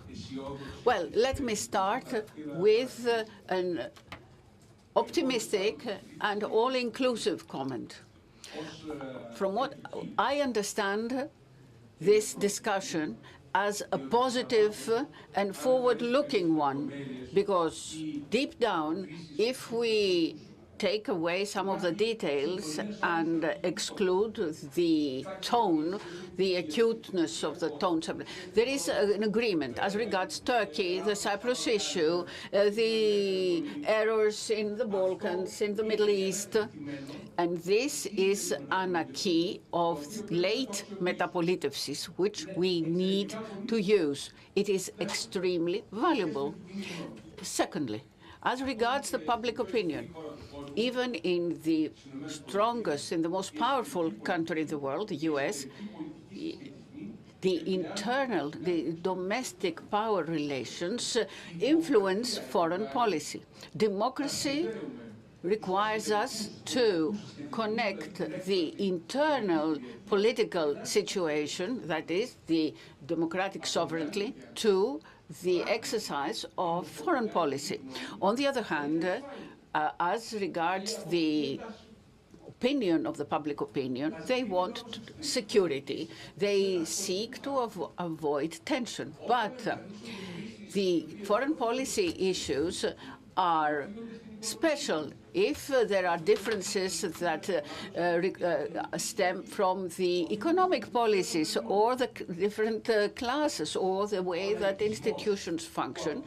Populism, which is oversimplifies and promotes an identity, the identity issues, promotes the issues of historic conscience in order to create problems to the smooth functioning of the democratic regime, which is a phobic regime that is afraid of itself and the democratic issues. So we need to be extremely careful as regards all that, not on the basis of what is happening now, but on the basis of an underlying dynamic that should also be taken into account. Now, as regards the essence of the matters, I had the opportunity to participate in a very fruitful dialogue with Egypt and Jordan, and when the agreements were made. There is a book about these two. We can say that one of the issues started in 1977. I can give you more details regarding older maps, analog cards, felt point pens, the influence of some of the islands. But the issue is that these are two existing agreements. So if we want this discussion to look to the future, I would like us to examine, do these two agreements create a precedent, what is required to happen in order to delineate the continental shelf and the exclusive economic zone between Greece and Turkey. This is not an issue to be publicly debated, but we just need to announce the title. How does the acquis created of these two agreements can influence our relations with Turkey? And if there is an issue at the taken to court, then this has to be seen. This should be the proper position of the Greek political system. Now, the important thing about democracy, it is that the political system, a system of political representatives, has assumed responsibilities that bore a huge political cost against or vis-à-vis the people, the demos, and the people. But this may happen from time to time, but since the final judge is history and the long historical time, we need to prepare the preconditions so that the final judgment cannot be against the decisions of a democratic regime. Because, as I always say, a democracy moves between the present and the history, and this affects foreign policy. The foreign policy is the policy par excellence that should not be only take the present into account. But for that you need political mandate that is not only that comes from the present time. Mr. Kotsias, as regards the foreign policy of the Tsar, this was extremely independent of from the domestic policy. One of the big 19th century questions was how could the diplomatic service of the Russia at the time could be so powerful while internally, domestically, Russia was weak. Now, in Turkey, the system is autocratic, and their foreign policy is more alienated, more independent from the domestic affairs, more than ours. What I saw as a problem when I was a minister is that the political parties and the main opposition party at the time were acting not by just looking at what the people wanted, what the demos wanted, but they promoted an aggressiveness against the then foreign policy. And more importantly, they did what they did at the beginning of the 90s. Their foreign policy exercise was looking not towards the external outside, but inside the country. And that happened. So we need to take the public opinion into account, but we need to struggle to convince it, because the public opinion is created not in a vacuum, but by the political parties or by the media. I never saw one of the important media supporting the Prespes agreement, and nobody condemned those Macedonian fighters who were holding the icons of the Virgin, etc., etc. They should be deemed to be these should be deemed to have been something that was uncivilized. Anyway, I'm not a career politician. I believe that the results of a policy should reduce the cost, but they should take also other things into account. But I heard that the minister is very happy with our foreign policy, and he's so happy during the 16 months. He's very happy, and he said that this is the satisfaction with foreign policy is up to 35%. This I think goes against the previous minister. This is a poor argument. Well, it doesn't matter. I don't care, says Mr. Kotsiaks. You are wealthy and satisfied. We know that. Now, you need to people who are in the work in the public era, in the public space. I was a person working in the public sphere. I first assumed a title when I was 65. So if I'm happy with what I do, I cannot listen to criticism. I cannot accept, nor can I be self-critical. So, Minister, I would say that your intentions are not bad. You lack experience, knowledge of the problem. Come on, says Mr. Gerapetritis, come on. Let us not go in this direction, says the moderator. 19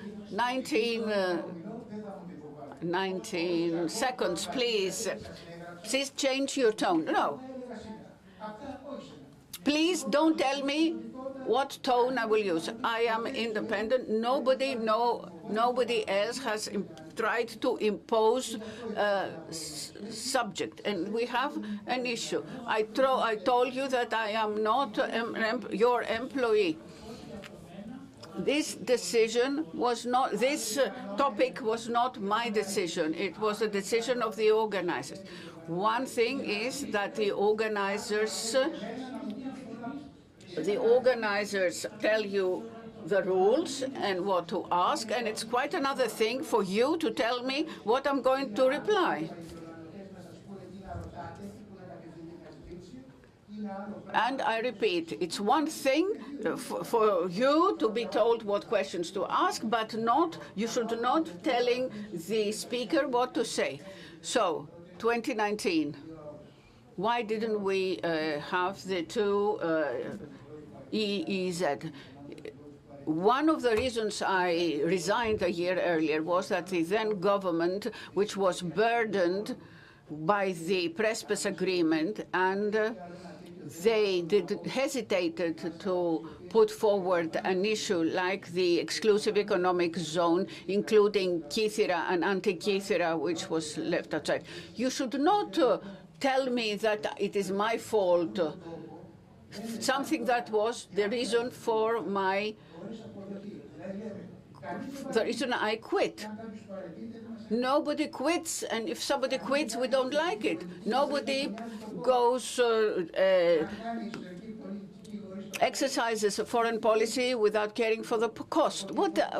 I assumed the cost, and I also resigned, and I prepared the plans for the coastal zones and the closed gulfs. And these closed gulfs have to be sent and published by the UN for 1 year. This is the only way to proceed properly with the exclusive economic zones. And the International Court of Justice, with its three judgments, has declared them to be liquid soil. Liquid soil. This is an interesting term. And we need to be very careful. And if not, we will be faced with difficulty. If we close the gulfs and go to the UN, if there is no objection within a year, then it is. Let's say that Turkey dares to object. For that, they need to go directly to the International Court of The Hague regarding the Gulfs, and then this will be a great benefit for us. And that is why I was telling the government I served and the ones that followed, close the Gulfs, publish them, upload them to the UN so that we can have a big gain. Thank you.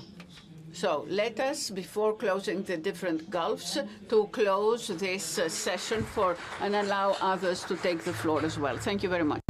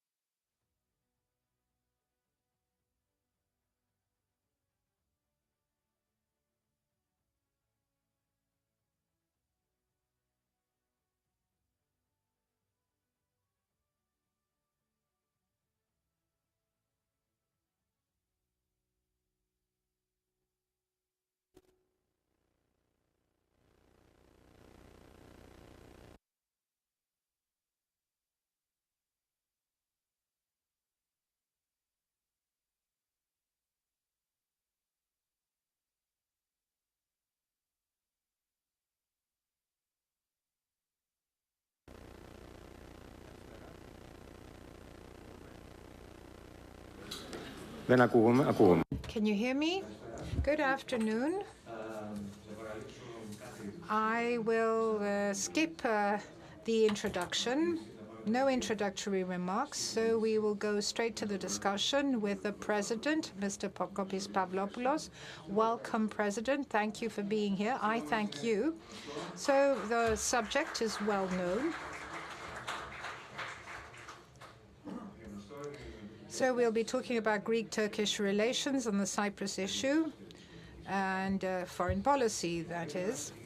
So I'd like to begin from the start. So we'll talk about what has happened all these 50 years. So the doctrine of the Greek foreign policy actually has been dominated by the Cyprus issue.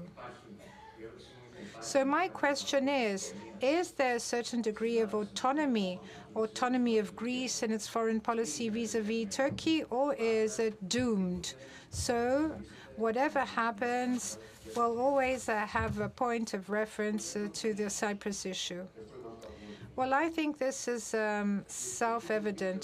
The Greek foreign policy is autonomous, but the nature of its autonomy is the one that covers, ideally speaking, the Cyprus issue. And let me stress what I mean by this. Let me explain what I mean by this. The Greek foreign policy, particularly after 1974, has been based all these years on the Konstantinos Karamanlis doctrine, meaning we belong to the West. So the great moment of the Greek foreign policy, which was misunderstood back then by some supporters, quote unquote, of third world ideas. So what did Konstantinos Karamanlis mean by the term, by the expression, we belong to the West, or Greece belongs to the West? So Konstantinos Karamanlis said that Greece, from its culture and also its history, belongs to the West. In the following sense, it's a member of the international community, a member of NATO. Later on, it became a member of the EU.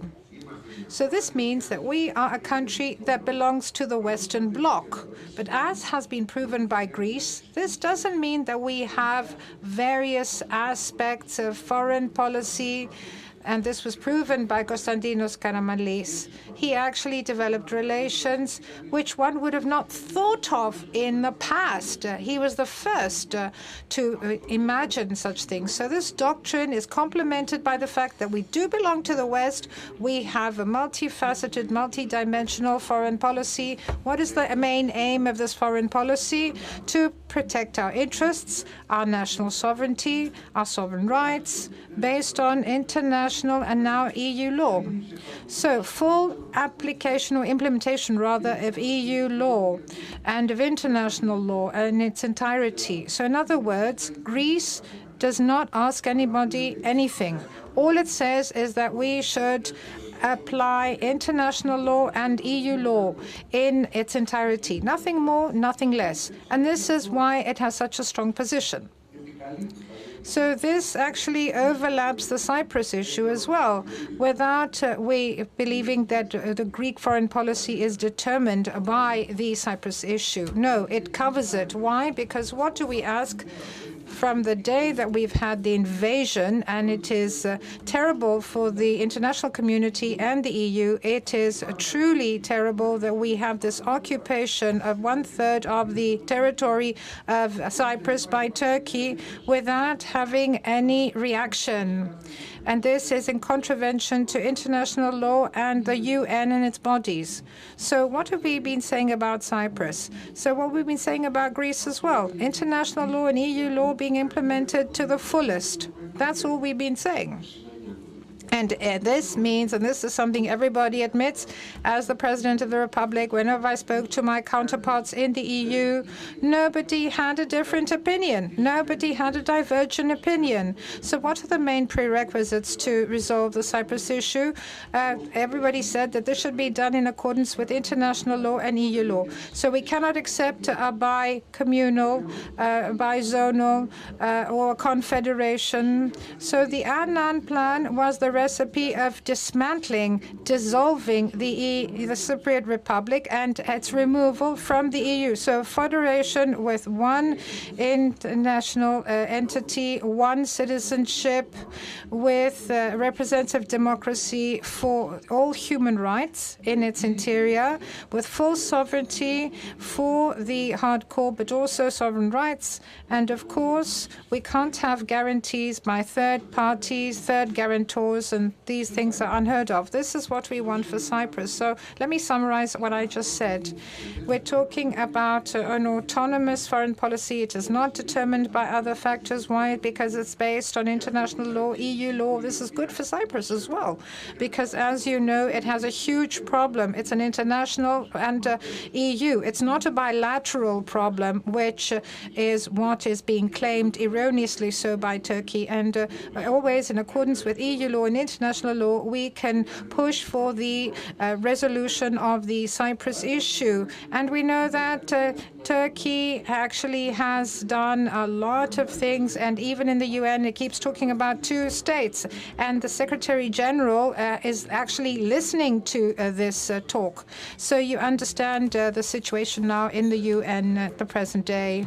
So what you just said is indicative of what applies in practice.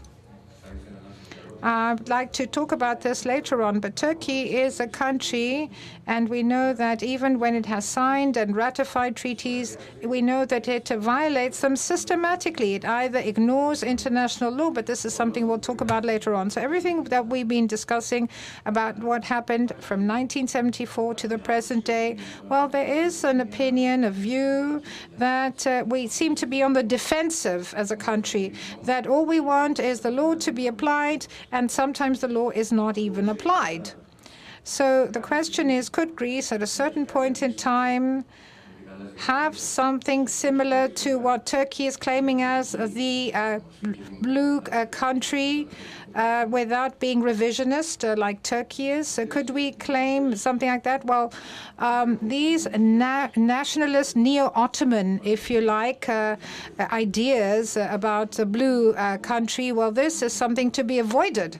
It would be terrible for us as a country to do something similar in answer to what Turkey is doing. No, it's unthinkable. We cannot think of a blue country without revisionism. We are on the other side of the spectrum. Mr. Venizelos said previously that there is a lack of strategy when it comes to Greek foreign policy. Well, Mr. Venizelos is entitled to his opinion, and I respect that. He was foreign minister in the past.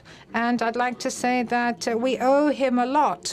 I actually would like to give credit where credit is due. We owe him because when he was foreign minister, he exercised a foreign policy that actually talked about the jurisdiction of the Court of The Hague, and he avoided talking about sovereignty and the hardcore in relation to sovereignty. And all this is very important. Now, well, strategy. I'm not saying that we don't have a strategy. What we're missing, though, and this is true, is continuity in our foreign policy. Unfortunately, there are fluctuations, particularly in foreign policy. There should be continuity. So Greek governments have clear positions, or at least they should have clear positions, and these are positions where there's no need for a blue country. We don't want anything more than what is mentioned in international law and EU law, because if we were claiming something more, we would be the first to allow Turkey to say that they're violating international law and EU law. So in order for us to take away this right from Turkey, we actually carry out an analysis where there's nothing defensive, nothing provocative in nature, and we don't allow. Unfortunately, this has not been done by any government, thank God. We are not going to get carried away by all these ideas and fantasies, so to speak, of Turkey. So we know what it means to protect, if you like, and defend international and EU law. We need to interpret it with all the means that give us the maximum by way of interpretation. So what I would say in answer to my friend Vangelis Venizelos is that we have to try to have a broad interpretation of the provisions of international law and EU law in relation to our sovereignty and sovereign rights, because that's our shield.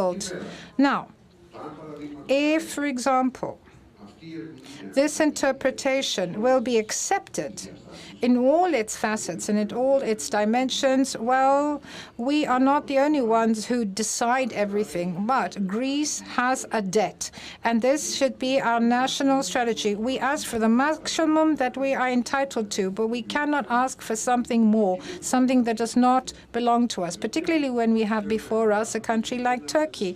And we know that Turkey has a weak point, and it was a very good comment. So we have two characteristics as far as Turkey is concerned. It signs agreements that it doesn't implement.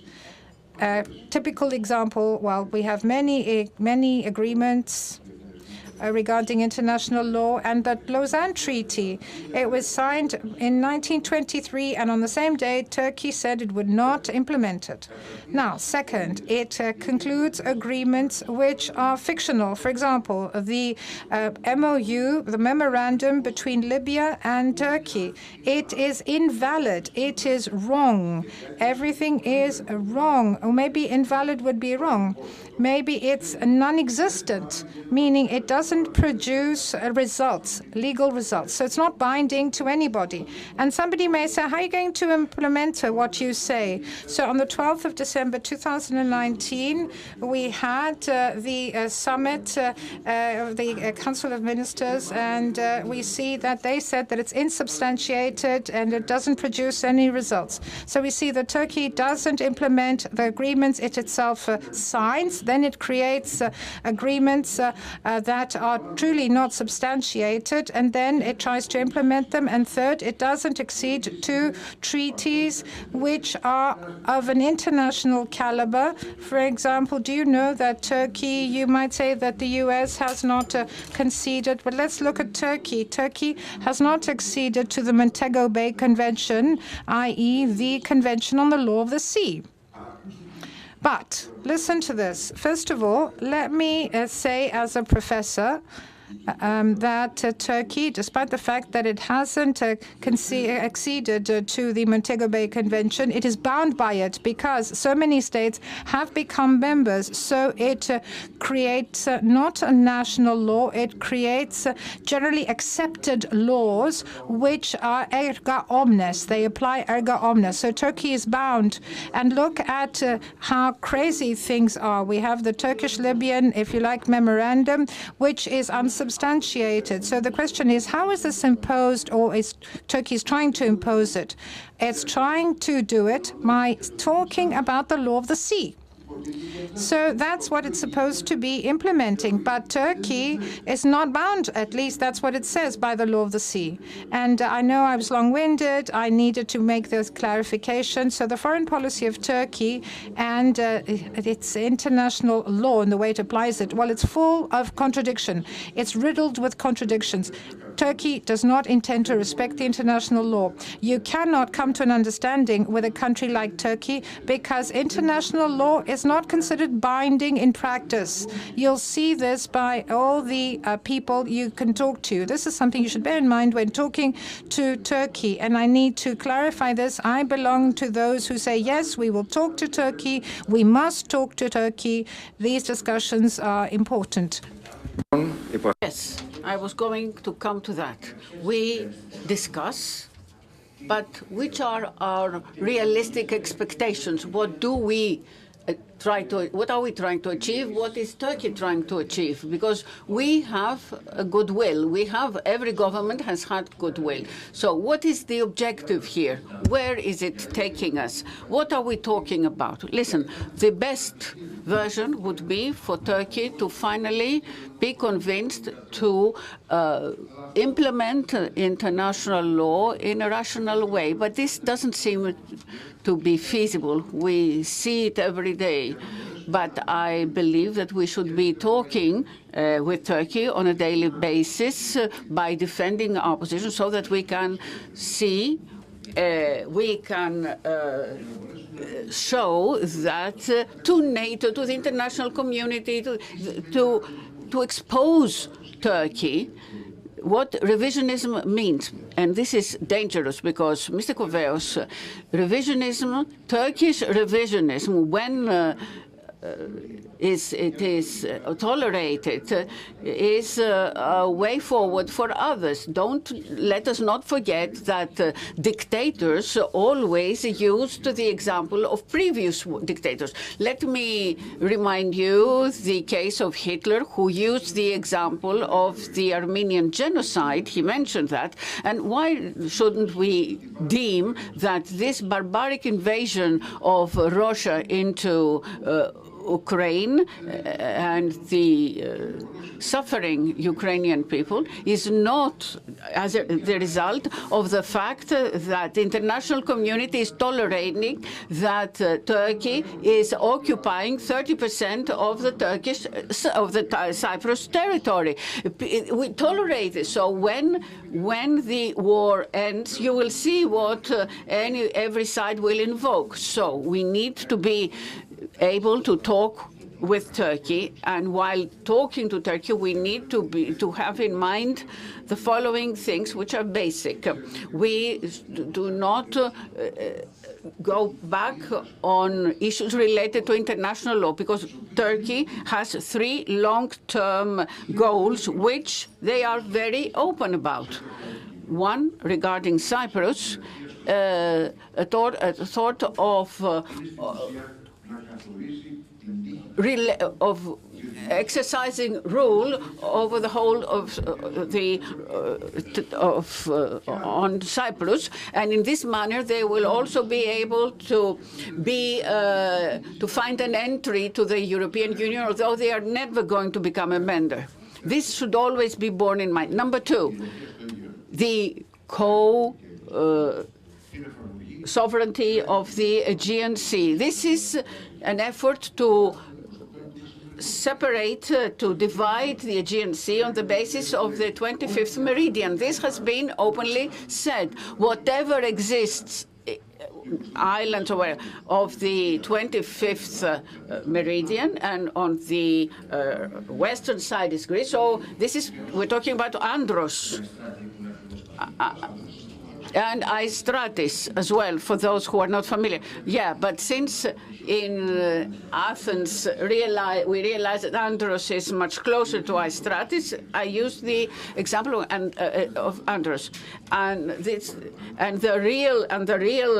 third objective is the preparation for cessation for an autonomy of Eastern Thrace. Of course, self-determination, but we refuse to recognize rights of self-determination with the creation of Turkish unions. This is what they're trying to do, because this goes blatantly against the Treaty of Lausanne, because there are no Turkish minorities. They are trying to prepare Thrace to become a type of Catalonia through these communities. 130 people, members of the Greek minority in Istanbul, and now not even 2,500. 150,000 the Muslims on Thrace, and now they are 130,000. And Turkey dares maintain that we do not respect the rights of their citizens, fellow citizens. These are the 3 objectives that show how open Turkey is about this. So every time we see Turkey making a step forward in this direction, we should stop it immediately. Do you believe that this is not happening already? It is happening. We are doing it. And maybe Vangelis Venizelos be partially right. I do believe that there is a strategy, but we are not doing it with the same consistency. Sometimes we place the foreign policy on the Procrustean bed of political considerations, but foreign policy is the defense of our national rights, and this cannot be negotiable. So we have to have very clear lines. Today, nobody questions, and I never said that the current government questions that. There are no more or less patriotic politicians in Greece. All Greek politicians, except those who were in power during the dictatorship, are patriots. But the thing is, this patriotism should be expressed in a way that the term home country and defense means the same thing, so that everybody inside or outside the country should know what everything means.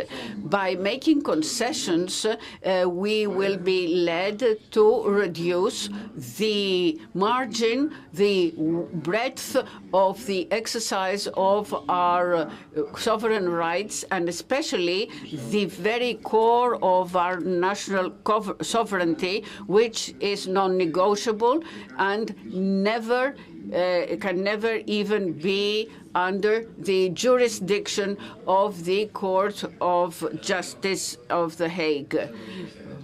I understand, I suppose not arbitrarily, that many would be wondering what we can be talking about with Turkey. This will be answered in the future. Listen, says Mr. Pavlopoulos, if we cannot, we must make it clear that this is not our responsibility. We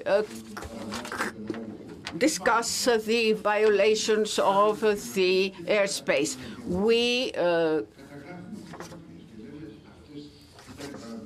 contest this. And so what do we get? Yes, we register our contestation, because there is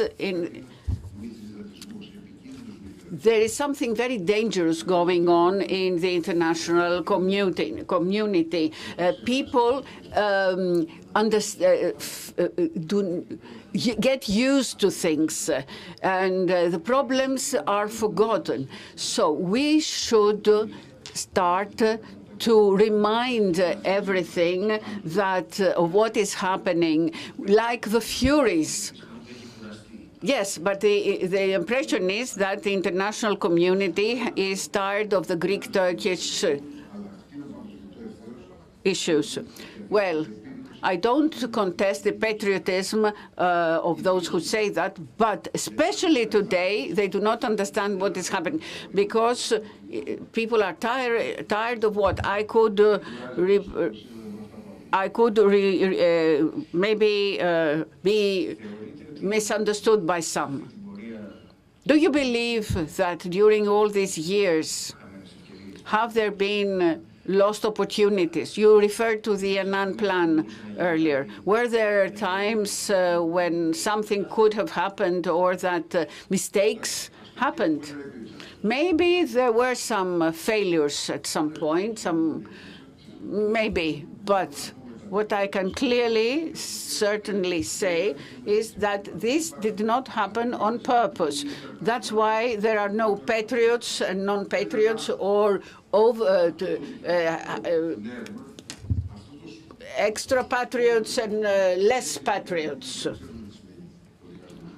We know what division can bring to this country. So yes, there have been some failures. It would be good to remember them. Which ones? I can tell from my personal experience. I have been a minister, I have been a member of parliament before being a president of the republic. There were no lost opportunities. There was never a lost opportunity over and above what I told you about the Cyprus issue, because some people say that the Annan plan was. Some people say that Annan plan was a lost opportunity. Yes, but what is a confederation? We all know what it means. There are no confederations around the world. Even Switzerland is no more a confederation for the past decades. It's a federation. It would have been a short-lived state. It was going to be dismantled very soon. But Cyprus could not become a country in this form. And that is why I insist on what I said at the time. Helsinki might have been one of the most seminal moments, and I don't think it is recognized that much. One of the greatest moments of this 50-year period, meaning how Cyprus managed to accede to the EU. Well, let me say that there's a big difference. It was under this agreement, and it was a very important decision made by the EU, and it was a great success by the Greek government, or rather both governments, the Cyprus government and the Greek government. And let me say that a great effort was waged by the late Yanos Kranidiotis. We cannot forget the invaluable contribution of Yanos Kranidiotis.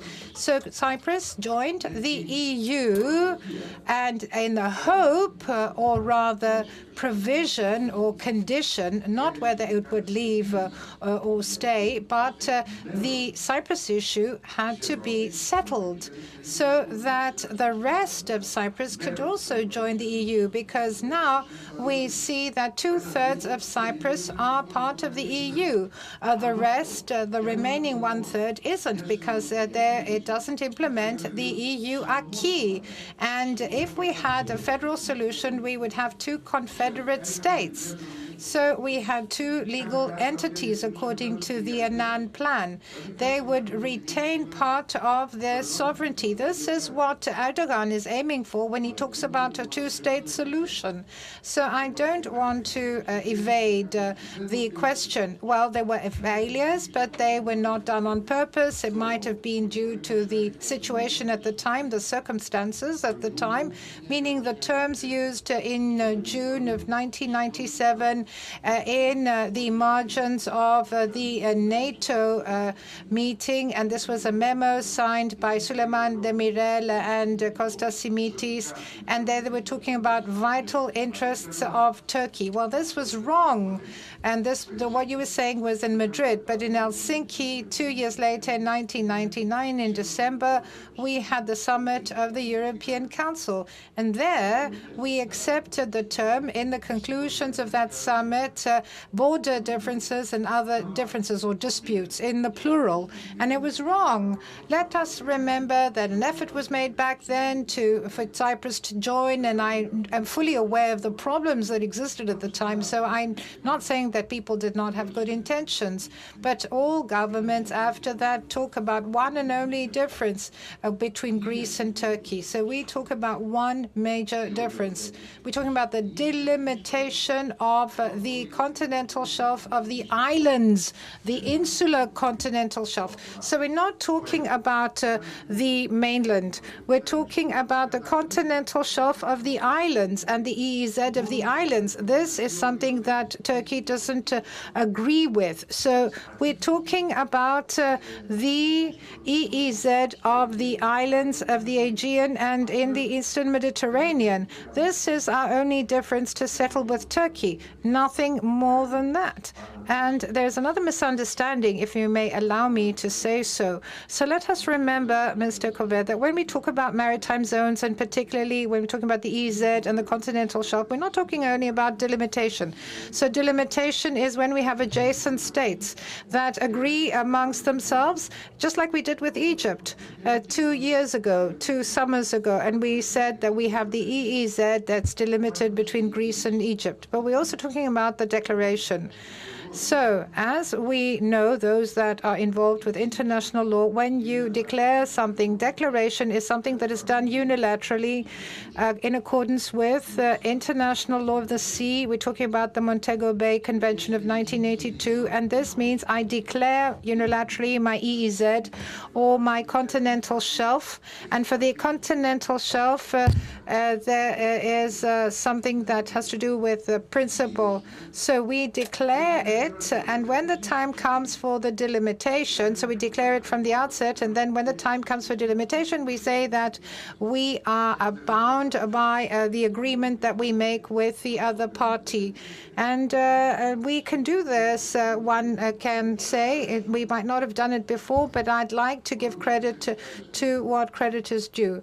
So we know what happened in 2011. We're talking about the Magnatis law. So do you know what this Magnatis law actually involved? We're talking about Article 156. So this is the declaration of the EEZ. That's what it involved. So what remains to be done now is to activate, to use the correct legal term. So we have declared, and good, congrats to Mr. Magnatis, who was minister at the time, but it was never activated. So, of course, we actually managed to do a lot of things, but we never activated this declaration. So we need to do this. And we also have the Turkey-Libyan memorandum. And as I said, it is groundless. It is unsubstantiated. I know what you mean by that, but the question is, could Greece have extended its territorial waters to 12 nautical miles, meaning south of Crete? We should have done it. It's not that we could have done it. We should have done it. So below Crete, for example, of the not having extended to 12 nautical miles below Crete following the MOU between Turkey and Libya. So actually what you have is you are actually, this is the only way to contest the Turkish-Libya memorandum. So why are we scared to do that? Why are we scared to extend our territorial waters to 12 nautical miles off the coast of Crete? What are we afraid of? That Turkey, that sends, if you like, all their research vessels, and it goes and it calculates its EEZ hopping over Crete. And you know what it actually ignores when actually signing this memorandum with Libya, with a non-existent government? It actually ignores Karpathos, Rhodes, Crete, all these islands. And Turkey says that for me, there is no EEZ and continental shelf for islands. So do you understand what we're talking about? This is something we should have done long ago. And this is something I've been saying in 1919 when we had the Turkish-Libya memorandum. And since then, I spoke publicly and said that one of our immediate reactions was to have an extension to 12 nautical miles below Crete. So nobody would have actually contested what we would do, because why shouldn't we do so? Meaning it's easy to do that below Crete. If not there, where?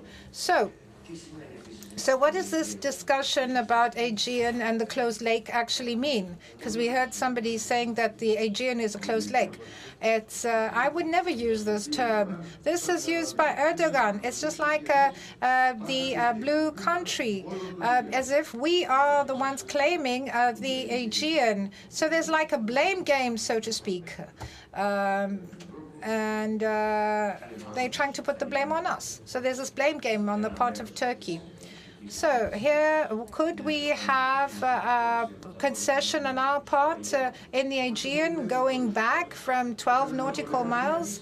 Well, when we talk about 12 nautical miles, let me explain something. It doesn't mean that we can go to 12 nautical miles regardless of how far the shores of Turkey are. So when we say 12 nautical miles, this is maximum. It's the maximum. But we delimitate rather our own EEZ based on the criteria of the law of the sea. And we carry out this delimitation, and we have the median line. We close the gulfs or bays. This is something we successfully did in the case of the Ionian Sea. And I don't understand why we don't do this off the shore of Crete. So it's something that can take for a month, not more than that, as a procedure. And let us not forget that it is our right, according to the law of the sea. So the declaration of the EEZ, of the territorial sea, is a right that is exercised unilaterally at any moment in time. Of course, I used to say as President of the Republic that we actually exercise this right unilaterally, but always in accordance with the international law of the sea. We cannot do whatever we like. We're not going to reach Turkey, but Turkey contests maritime zones that our islands have. And it also contests the sovereignty of Greece over a number of islands. So we have a country which is thinking in an absurd manner when it comes to the islands, the Greek islands. After 2016, in June of 2016, we know that the court in The Hague, but we're talking about the arbitration court in the dispute, I think it was the 12th July or June 2016, there's a dispute between China and the Philippines. So in that dispute, the arbitration court said that all islands have an EEZ and territorial waters under one condition, either that they are inhabited, meaning that there's a human presence, or that they can maintain an EEZ. So this is why, quite rightly, the ministry said, we talked about failures. Yes, there was a failure. There was a draft, a bill, if you like, on these marine parks, and there was a mistake there. They said that we should not place people on islands and that there should be no economic activity. So the foreign ministry quite rightly said, no, this provision will change. And this was happening when there was a provision of information by the foreign minister to MPs that this was mentioned, and quite rightly so. So in the 4 minutes remaining, let's come to the present day. And let's talk about what's happening in Syria. So if things unfold the way they seem to be unfolding, and if Turkey in Syria actually does what we think it intends to do, and if we even have a change of borders there, wouldn't this affect this discussion, the discussion that we're holding now, meaning EEZ in the Eastern Mediterranean? Wouldn't this landscape be very different from the one we have today? Yes, for that area, but not for us. Look at the geography. The geography of things. Sometimes things are in our favor. We are prisoners of history and geography. Sometimes this is in our favor and sometimes it's against us. But that doesn't affect us. But what does affect us is the principles that may be created if new countries are created. Because if you look at it deep down, the creation of new states means that there has to be a revision of the Treaty of Lausanne, because these boundaries were actually established by the Treaty of Lausanne. So what does this revision mean, actually?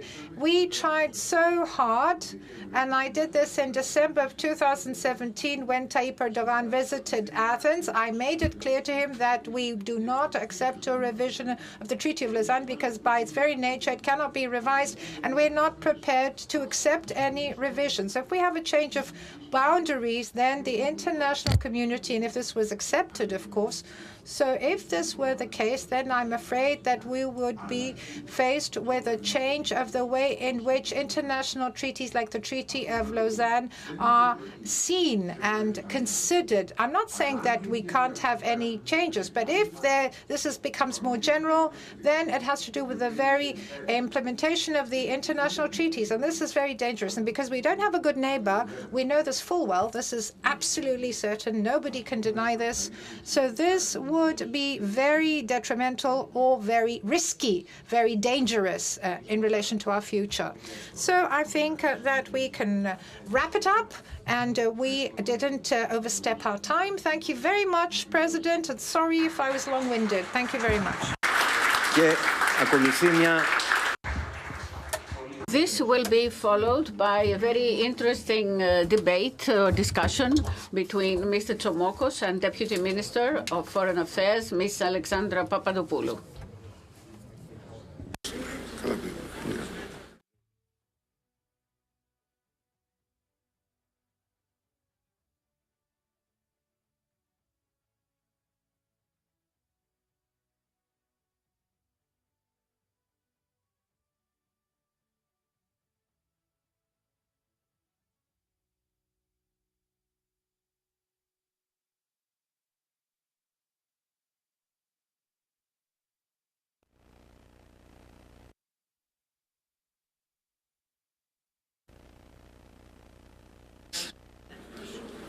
Χάρηκα πάρα πολύ. Ευχαριστώ πάρα πολύ τον αγαπητό κύριο Πρόεδρο, τον κύριο Παυλόπουλο. Thank you very, very much. Thank you to President Pavlopoulos. Thank you. Warm thanks for this very interesting discussion. Please take your seats, ladies and gentlemen. I would like to welcome the Deputy Minister of Foreign Affairs. Minister, no, because the Minister is not here. No. The Minister of Foreign Affairs is not an anarchist. Within a few minutes, I hope that we will have an interesting discussion on foreign policy, the eyes of our foreign policy through the eyes of a Greek diplomat. Within 30 minutes, it will be very difficult to fit a long diplomatic career of approximately 40 years. No, 44 years. Okay. I should like to run through your career very quickly. This, I believe, will help our discussion, not only in order to will help the audience understand what is the situation better, but we have lots of people watching us online. So allow me for a few minutes to say that you were born in Philiatra in the Peloponnese. My father was born in Pylos. We are compatriots with the president. You studied law in the Ministry of the University of Athens, also political sciences. Then you went to Pennsylvania for a postgraduate studies in the international law. Then you entered the Ministry of Foreign Affairs at the beginning of the 80s. 95, you were Counselor B, and then at the beginning of in 2006, you became an ambassador. You have lived through very important and sometimes critical moments. At the beginning of the 80s, you experienced the transition to the new functioning of the ministry under the Andreas Papandreou government. You participated in the negotiations for the American bases in Amman in the Middle East at the beginning of the 90s. You experienced the Middle East issues in the United Nations, New York, during the mid-2000s. You must have seen personally how the word functions. You have found yourself 2 or 3 times in the Balkan capitals, mainly Skopje and Kosovo at the end of the 2010. You have seen and experienced the big differences and the great problems which still exist in our neighborhood. And a while ago in Athens, responsible for the Greek presidency of the European Union 2014, great moment, diplomatic cabinet of the Prime Minister, our ambassador to Washington, a historic moment, the address of the Prime Minister at the joint session of the U.S. Congress, and now the DM with great responsibilities. So where should we start? Let's start from the beginning. So Can you tell us what happened in the Ministry of Foreign Affairs during the Andreas Papandreou government and what happened during the negotiations on the American basis? Listen, I have been very lucky in my career. I have served in interesting places during critical times, and there were difficulties, but these experiences I will never forget. I went into the Foreign Ministry on the 30th of August 1981. 43 years. I don't even remember my life before the Ministry of Foreign Affairs. Ministry of Foreign Affairs is a way of life for all of us who serve there. We change posts, we travel. It's part of our life. I was the first generation of diplomats that went to the ministry when Greece was a member of the EEC. And we started to seeing the changes that were happening inside the ministry. Then in 81, the elections brought the Papandreou government to power.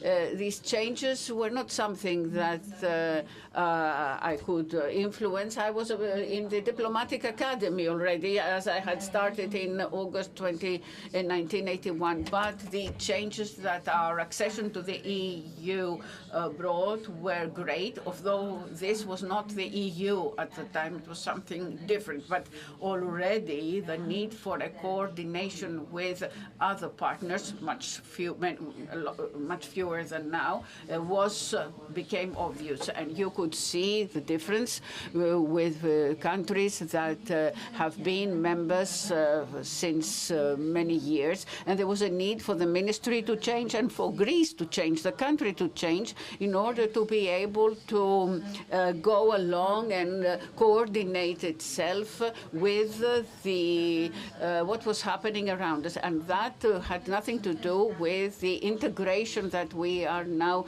experiencing. But it was obvious where the European integration going and where we are now. All of my generation were pro-Europeans, and not everyone, but those of us who were pro-European, we believed that we should proceed to a European federation. We now understand that this is not feasible at this moment, but on the other hand, we can see the depth of this integration. Academics discuss the different enlargements, whether the geographical enlargement happened, but there was no deepening of the Union. Some things happened maybe faster, this is debatable, but this integration went to a certain depth. This is true. And if you experience it from one year to the other, it's a real interesting experience. So my first post was in New Orleans. That was only in the U.S., always in the U.S. I was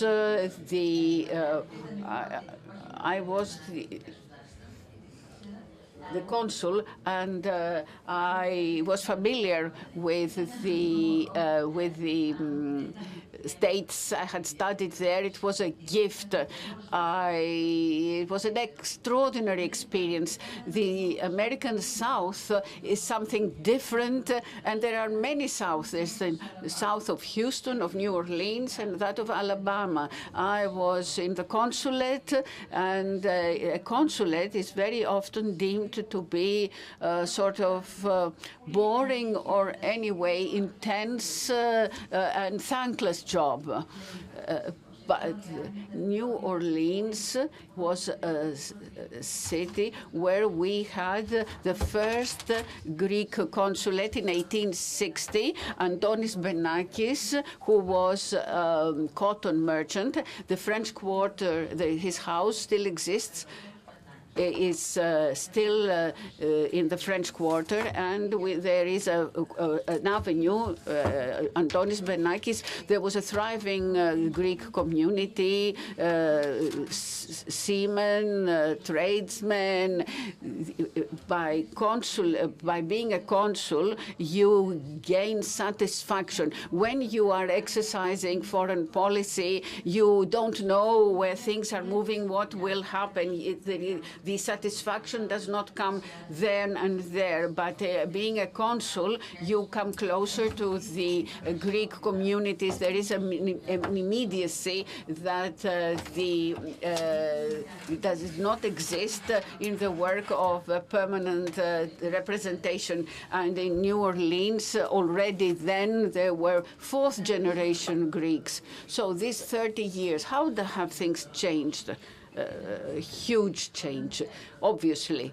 When I first went to the foreign ministry, and we have restarted, young at chargé d'affaires went for 1 or 2 months to serve during the General Assembly to assist.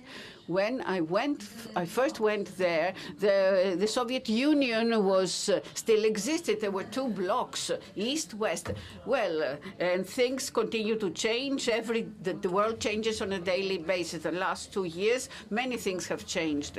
In the UN, when you could see the differences, you could tell what was about to happen. I mean, you could foresee, and there was a feeling of stability and you had a feeling that the whole system was not going to collapse. Now we are on moving sands, and the main duty is to try to understand, to catch the feeling of what is going to happen tomorrow. Now, listen, I always thought that the mother of the problem in the Middle East is the issue of the recognition of the state of Palestine.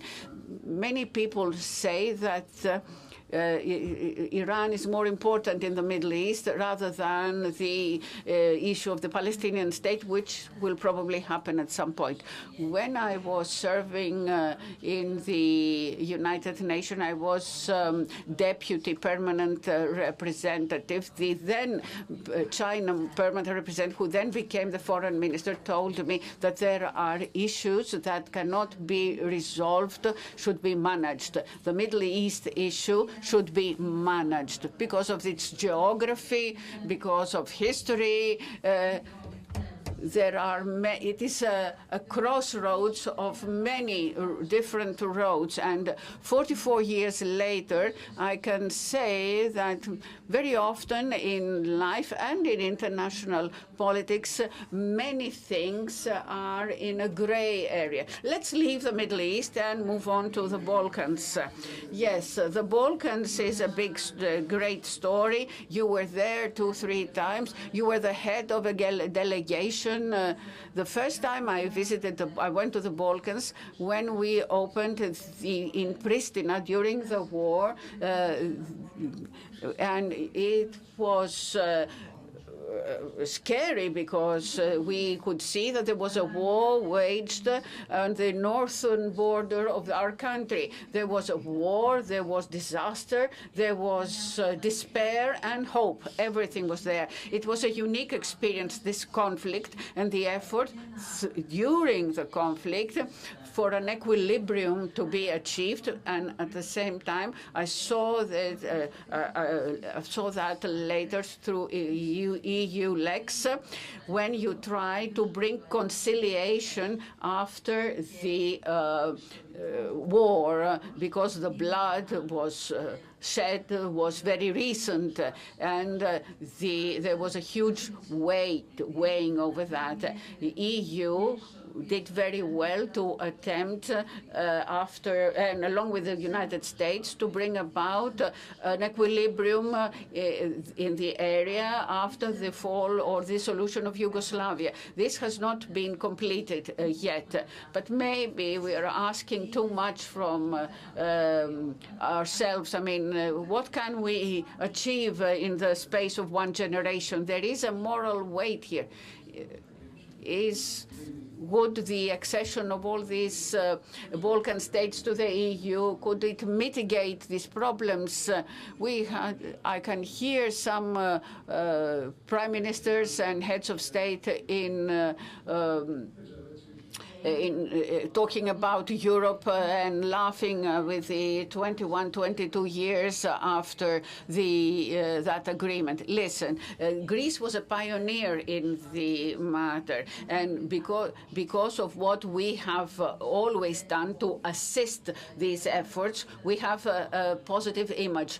At the time, we were the only EU member state, or whatever, and to NATO, and we attempted to help. We were a pioneer, and the incorporation into the European family was a one-way street for these countries as well as for Europe. But in a strange way, the enlargement towards the Balkans was like two trains that never met in the same station. We could be discussing this for hours, but that's where things stand. And sometimes people feel that now it is even more difficult to happen than 20 or 25 years ago. But it remains a one-way street for both sides, for them and for us. Yeah, but listen, a while ago, all the prime ministers were in Athens. Listen, Greece continues to be a pioneer. They were here, and during the 44 years, despite the some differences, our foreign policy has some stable points which do not change. Of course, conditions change, and every foreign minister brings his own contribution in their own way. But as time goes by, the foreign policy is stable. Now, let's move on. Let's go to New York, to the United Nations. I expect that you saw everything there, how the world functions. I wanted to ask you, how can the Security Council function without Africa with 53 states, or India with all these millions of people? Listen, the fact that the UN Security Council reflect a different obsolete reality is true. Now, how things are about to change, we don't know. With the issue of Ukraine and the issue of the Middle East, we see a slow but obvious shift of the center of gravity of the UN, because the permanent members cannot come to an agreement. This has been a very unbelievable experience for me.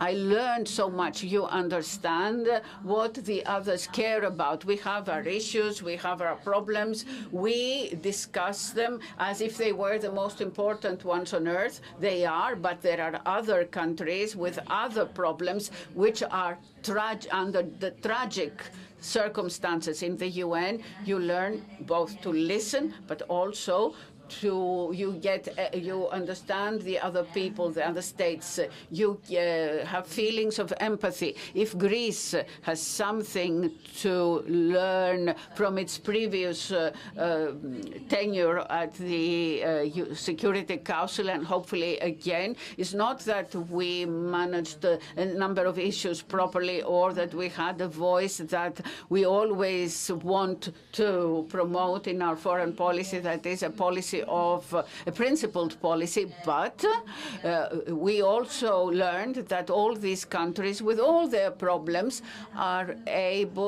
should be able to have somebody to listen to them. We are fully aware as a country that we're not a superpower. We know our limitations and our possibilities, but this does not stop us from being friendly to countries that need friends. Yes, we will become members of the UN Security Council again. We will be chairing twice. The first time in May. I organize events, as you know, and you were the head of the 2014 presidency. And then I went to Skopje for 5.5 years as the head of the liaison office. I went to Skopje, Gruevski, Bucharest, Vito, all of this. You live in a country where you are the problem. For them, we were the problem, probably the enemy too. But I need to make a distinction. We may have been the problem for the government and part of the population who had negative feelings for our position because they read history differently and they define their own identity very differently. And this goes deeply. There was no enmity at a human level. There were not enemies. These people are all of them come to Greece every summer. Even when Gruevski was causing huge problems to those coming to Greece, they did not stop. For the first time in my life, I first liked being the enemy, but not on a human level, but on a political level, representing a country that never intends to be the enemy. We do not want to expand our borders or enlarge the country.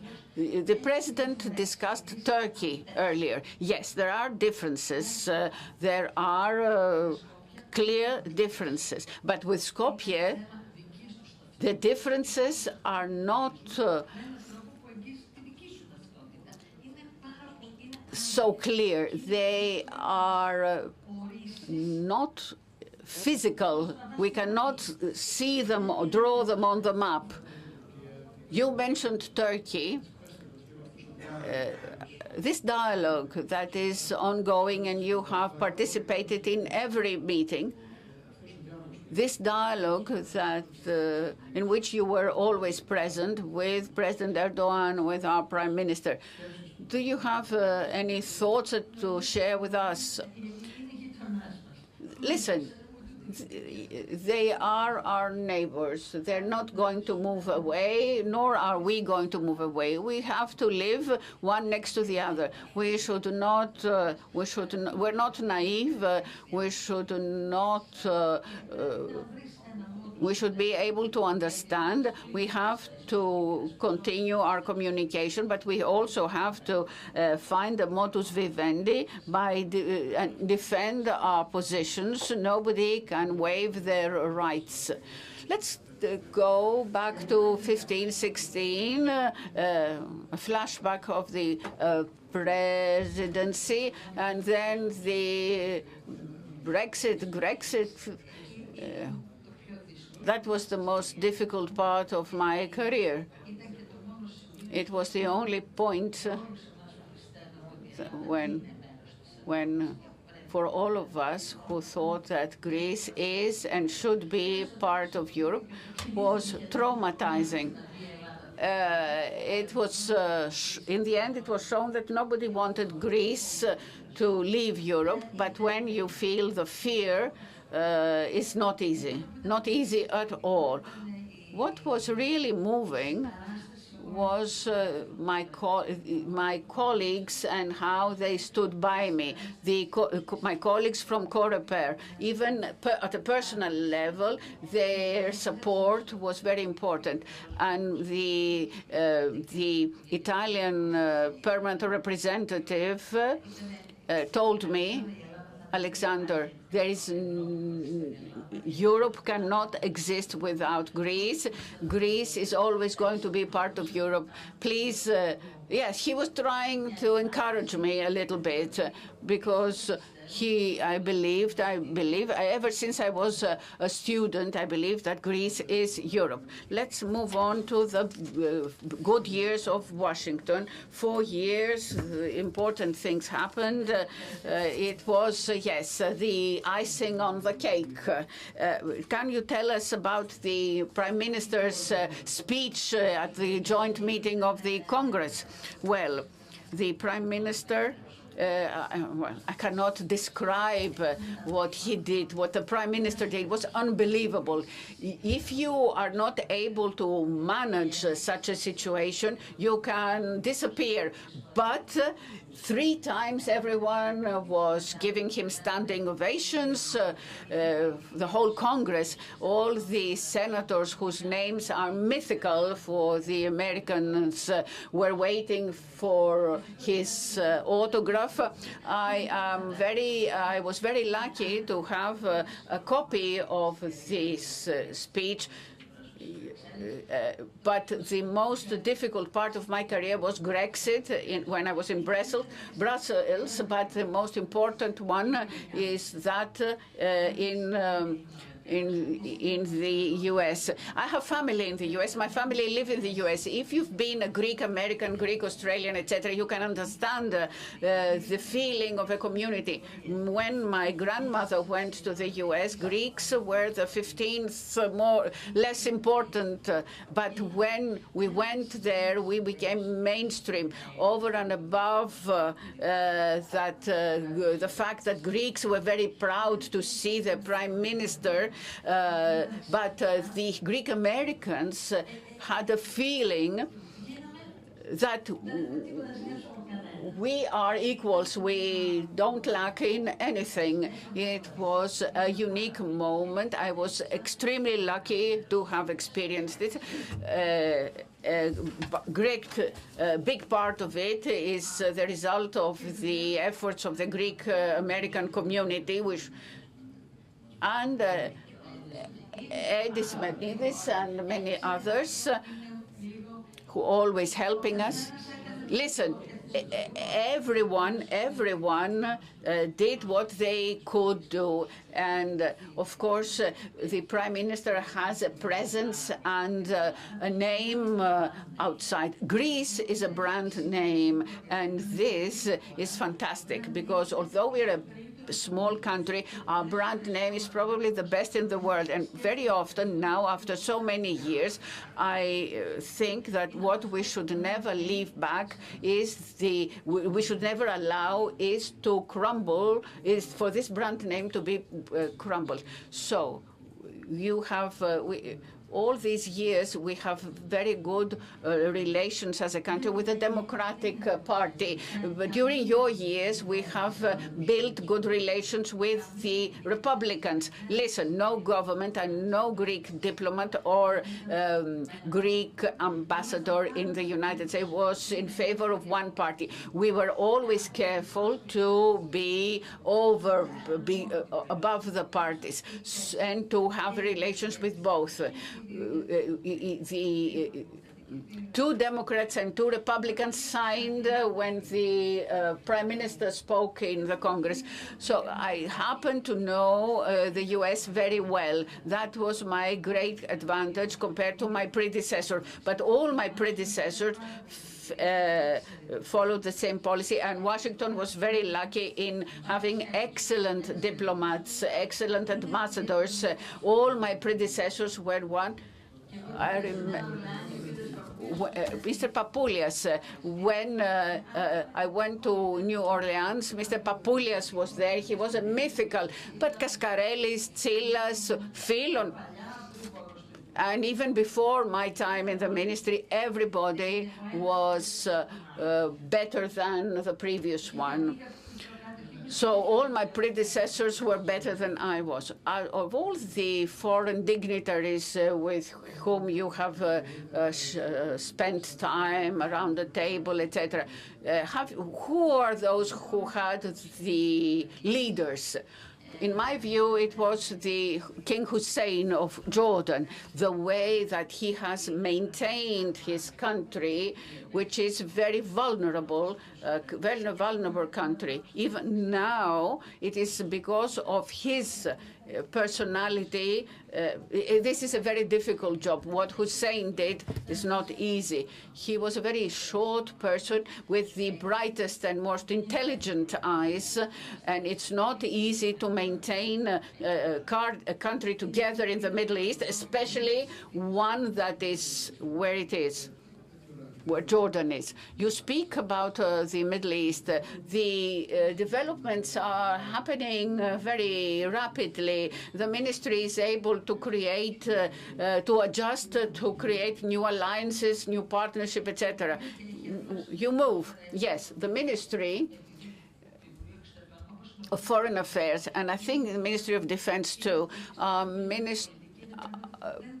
exercise foreign policy, which is not a matter of only a matter of communication, but something that is, there are essential issues. What is happening in Syria now? We should not make statements already. We should wait for the situation to evolve, see how things are moving. I saw the reactions of several countries, not ours, which were, I thought, were out of very premature. So we are a conservative in our ministry, but also very careful in what we say. Sometimes we create the impression that we have not noticed something and we did not pay enough attention. Nothing has escaped our attention, and we always pay enough attention. But we hesitate to make open statements too early. So, have this opportunity for me to thank you for your great assistance with the forum, Delphi Economic Forum. On the 10th of April, we will have a big birthday cake to honor a great friend. Hopefully, you will be with us. Listen, foreign policy belongs not only to the ministry, think tanks, journalists, and it's a whole package. And the Ministry of Foreign Affairs needed to inform, have nothing of the sort now. People know before you do what is happening, but you have to follow a general line. You help us in Washington, you help us everywhere. The whole of the ministry is at your disposal. Ladies and gentlemen, Ms. Papadopoulou. Σας ευχαριστώ πάρα πολύ. Είστε καλά.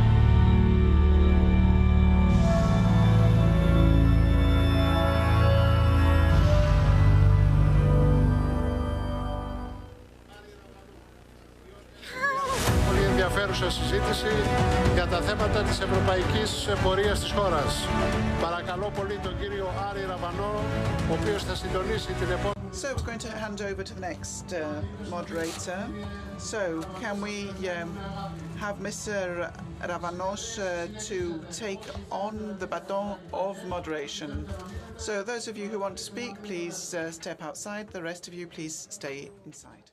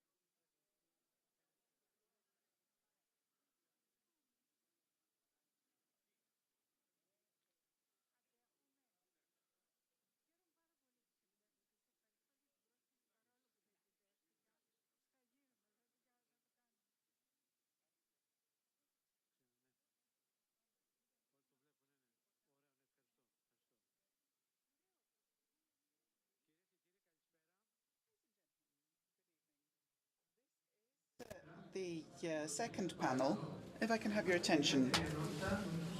So this is the second panel. It's a very important one. I think it will be of utmost interest, and that is the Greek cause in the EU. So it had both its advantages and disadvantages. We're going to discuss it with our guests.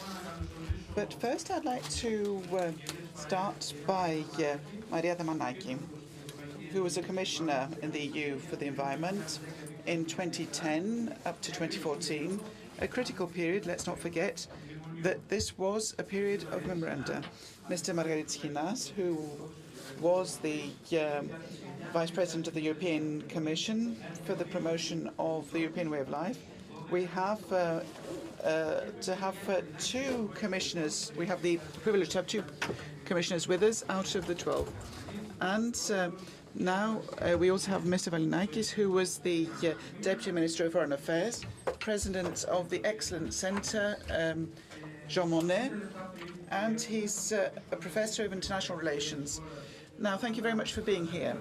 In these 55 minutes that we have, we're going to look at the European course of Greece. And we are 43 years within Europe, EC initially and EU afterwards. So we know that the accession process started much earlier, and we know that it had its ups and downs, it had its pros and cons. But I'd like to actually say that in May of 1979, Giscard d'Estaing, when Greece actually signed its accession to the EEC with Mr. Karamanlis and with Ministers Daglis and Kondogiaris. There was a dinner with the President of the Republic, Mr. Tsatos, and on that occasion, Giscard d'Estaing said that Europe without Greece would not be Europe. I'm certain that the Greek people will find within the community the preconditions for prosperity and progress. It will be able to depend on the solidarity of its people. We're all, in fact, children of the Greek civilization. So Europe is finding Europe. So I think that is, in fact, a way of looking at how Greece found Europe and Europe found Greece in these years.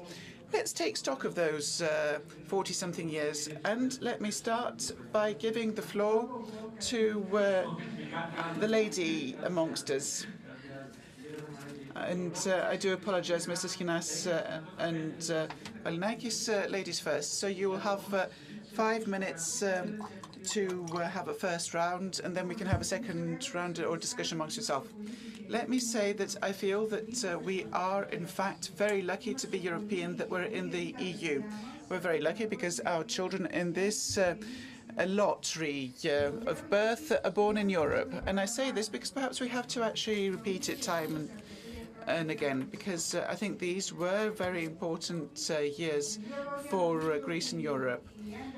I think that the accession of Greece in the European family was perhaps the most important development in the Metapolitevsi, with the restoration of democracy, of course, and it's something that we owe to Karamanlis.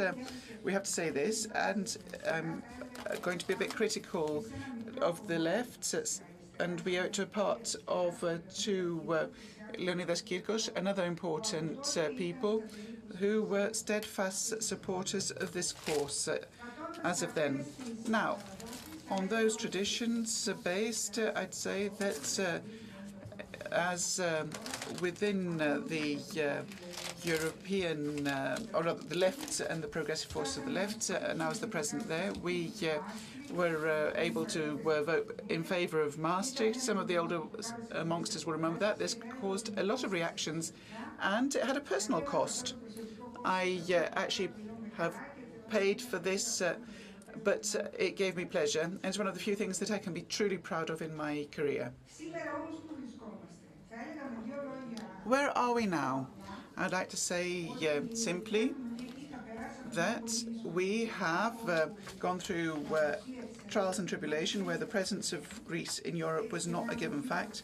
I was a commissioner in those years, and I must say that this was, in fact, a very difficult year where I was put to the test, and every day, whether we'd remain within the Eurozone or not, was not at all a given fact. I don't think that Greece is not, in fact, a given fact for Europe, and Europe is not a given fact per se.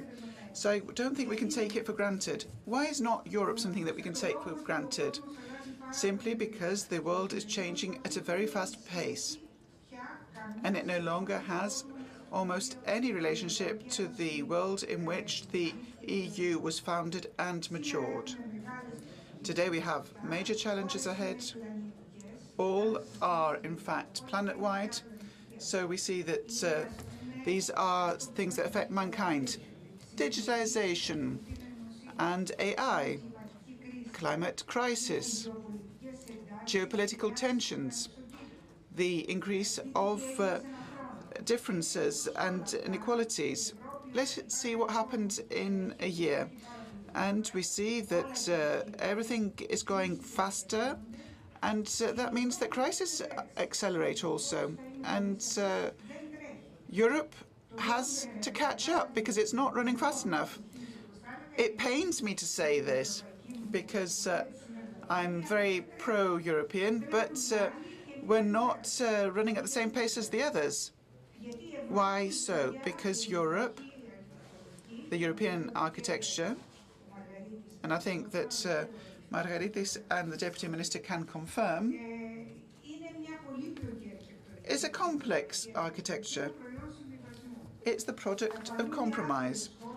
We spend hundreds of hours as European agencies and institutions, and those are hours spent looking inwards. They're introverted. So I think the Draghi report and Letta report, which showed the great problem of Europe. If Europe wants to advance, it should stop looking inwards. It should find its position in the world, because the position has, in fact, lost ground, and there is an issue of loss of the European productive model. When I was in the States, what did the Americans say? Okay, they were a bit malicious as regards to the Europeans. They said, look at the world. The US innovates and produces. China copies, and Europe regulates. So we regulate things, over-regulate perhaps, and that's why we've lost our position. I mean, we're the beacon for climate change and the social state, but the shortfalls in competitiveness will not allow those beacons to continue to show the way for long. What do we need to do? We need money. Do we have money? In order to remember the words of a friend, we do have the money. So Europe, if you've been following the European Union, you see they've given $500 billion to other countries in investments. So we have surpluses. So we have this steadfast and older beliefs that we have to have surpluses and we can't borrow. So we cannot go towards an expansionary policy. The French and German axis that have supported Europe for so long is in crisis. It's not necessary for me to say it. So in order to find the way of bringing about a compromise, defense, we no longer have the umbrella of the states after Trump. So we need defense. We want to retain the social state and green transition. Simply put, we need to go out to the market and borrow.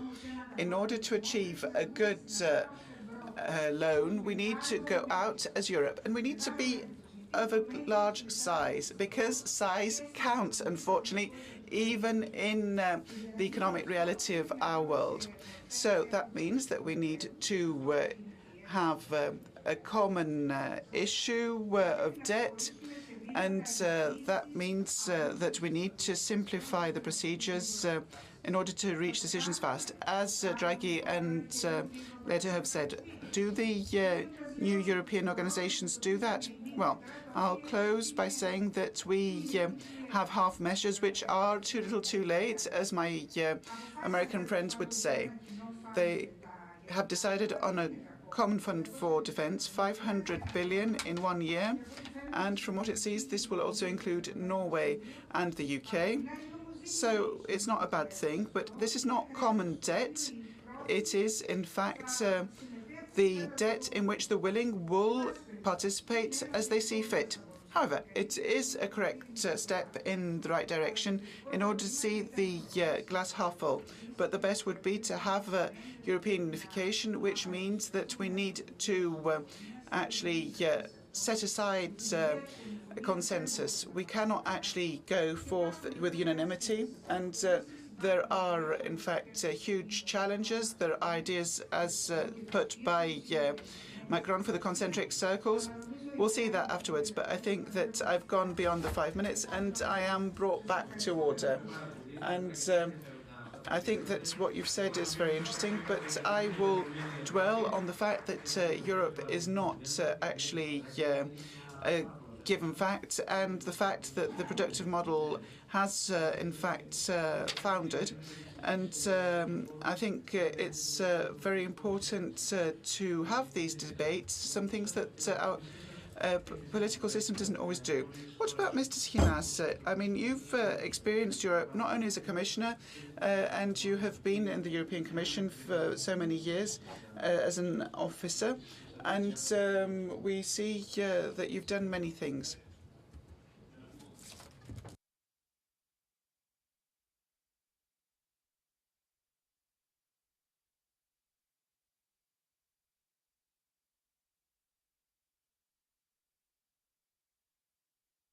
If we can please have a microphone for Mr. Schinas.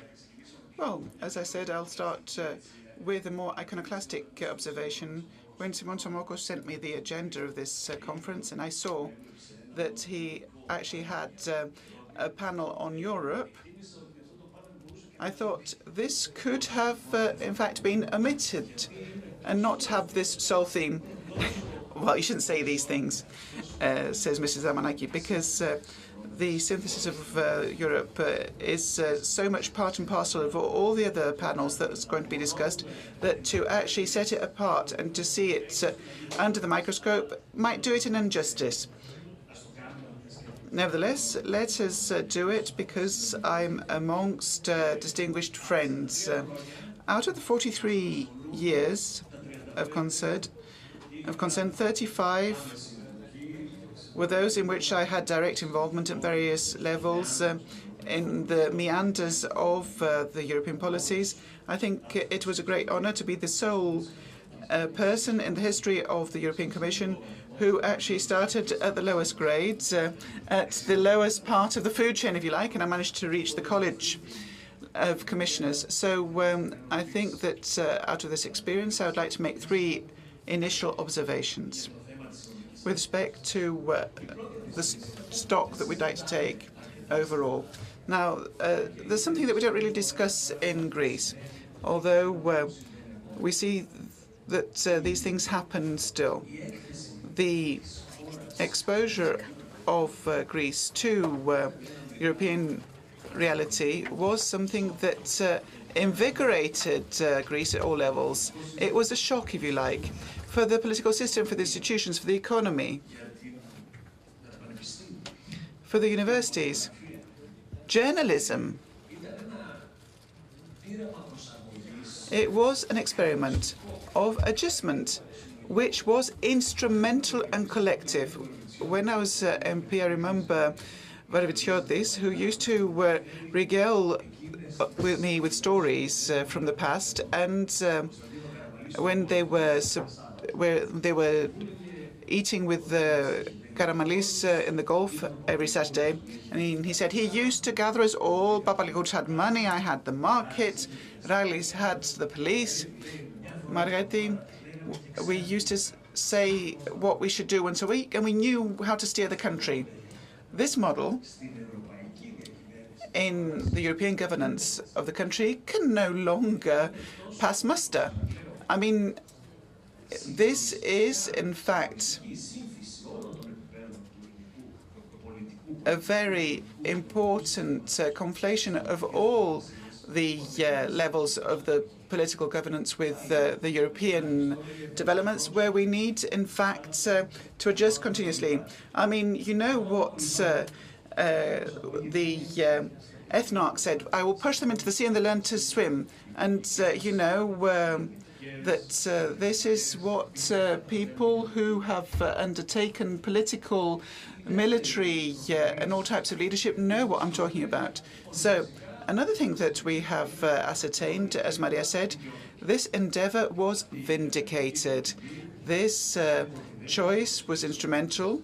I don't think it was only the most important of the Metapolitevsi, but I think it was the most resilient national success over time of the previous century, because we had other successes in the previous century, but oftentimes they actually turned the tables on them and they became destructions or catastrophes. And we see that this, over time, is the most important one. So it was vindicated on two levels, primarily in what we tend to see financing or funding.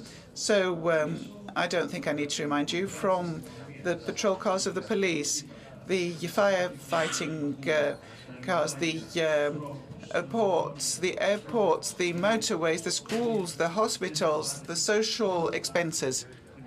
All of these are financed by community funds. There was the satisfaction that Greece, in entering the EU, was not simply requesting money, but it also received money. But I think there's something else that is even more important. It is the level of vindication that is giving to Greek this sense of belonging to Europe.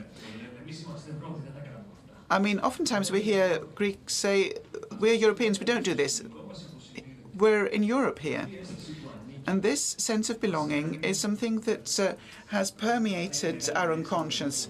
And we feel ourselves to be invisible. I know it's a bit of a large concept, but it makes us stronger than we believe ourselves to be.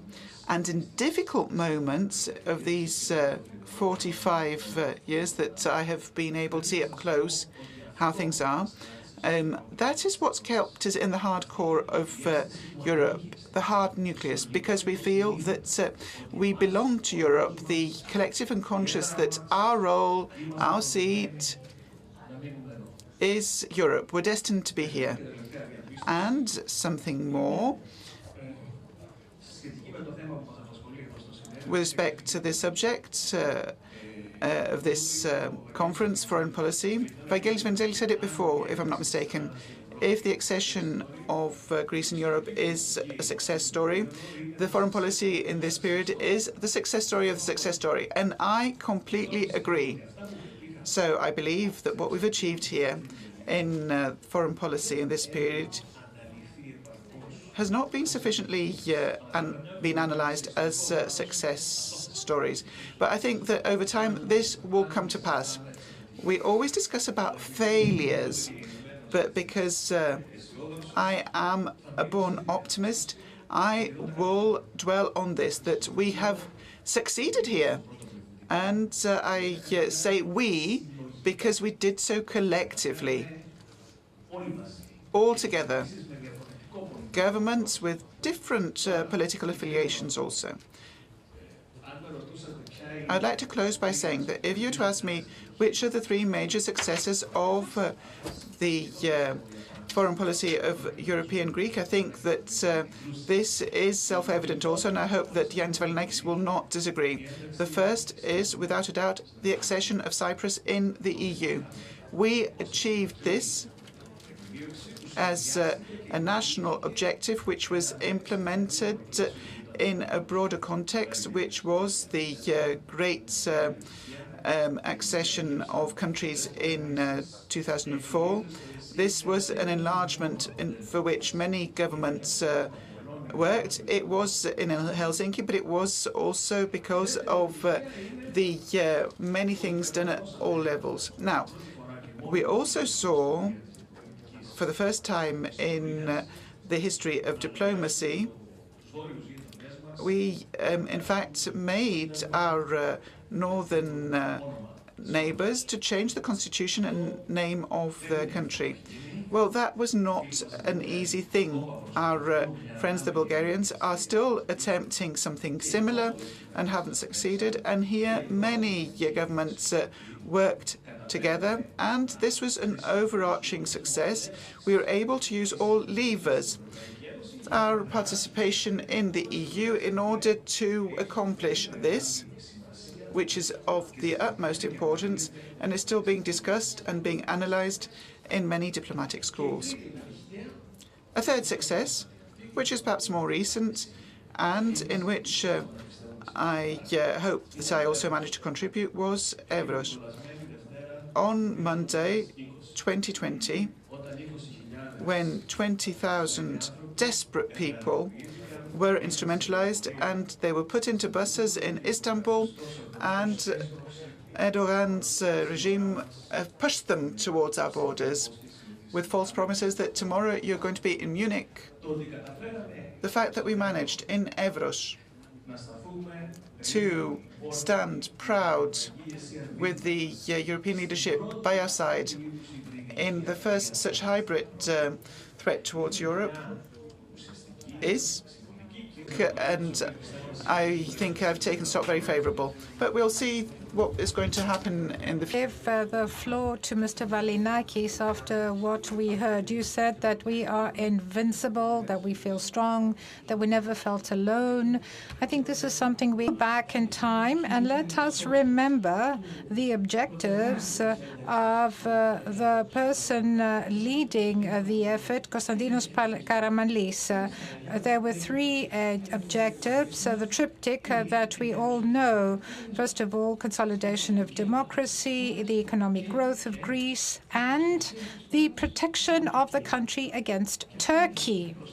And this protection against Turkey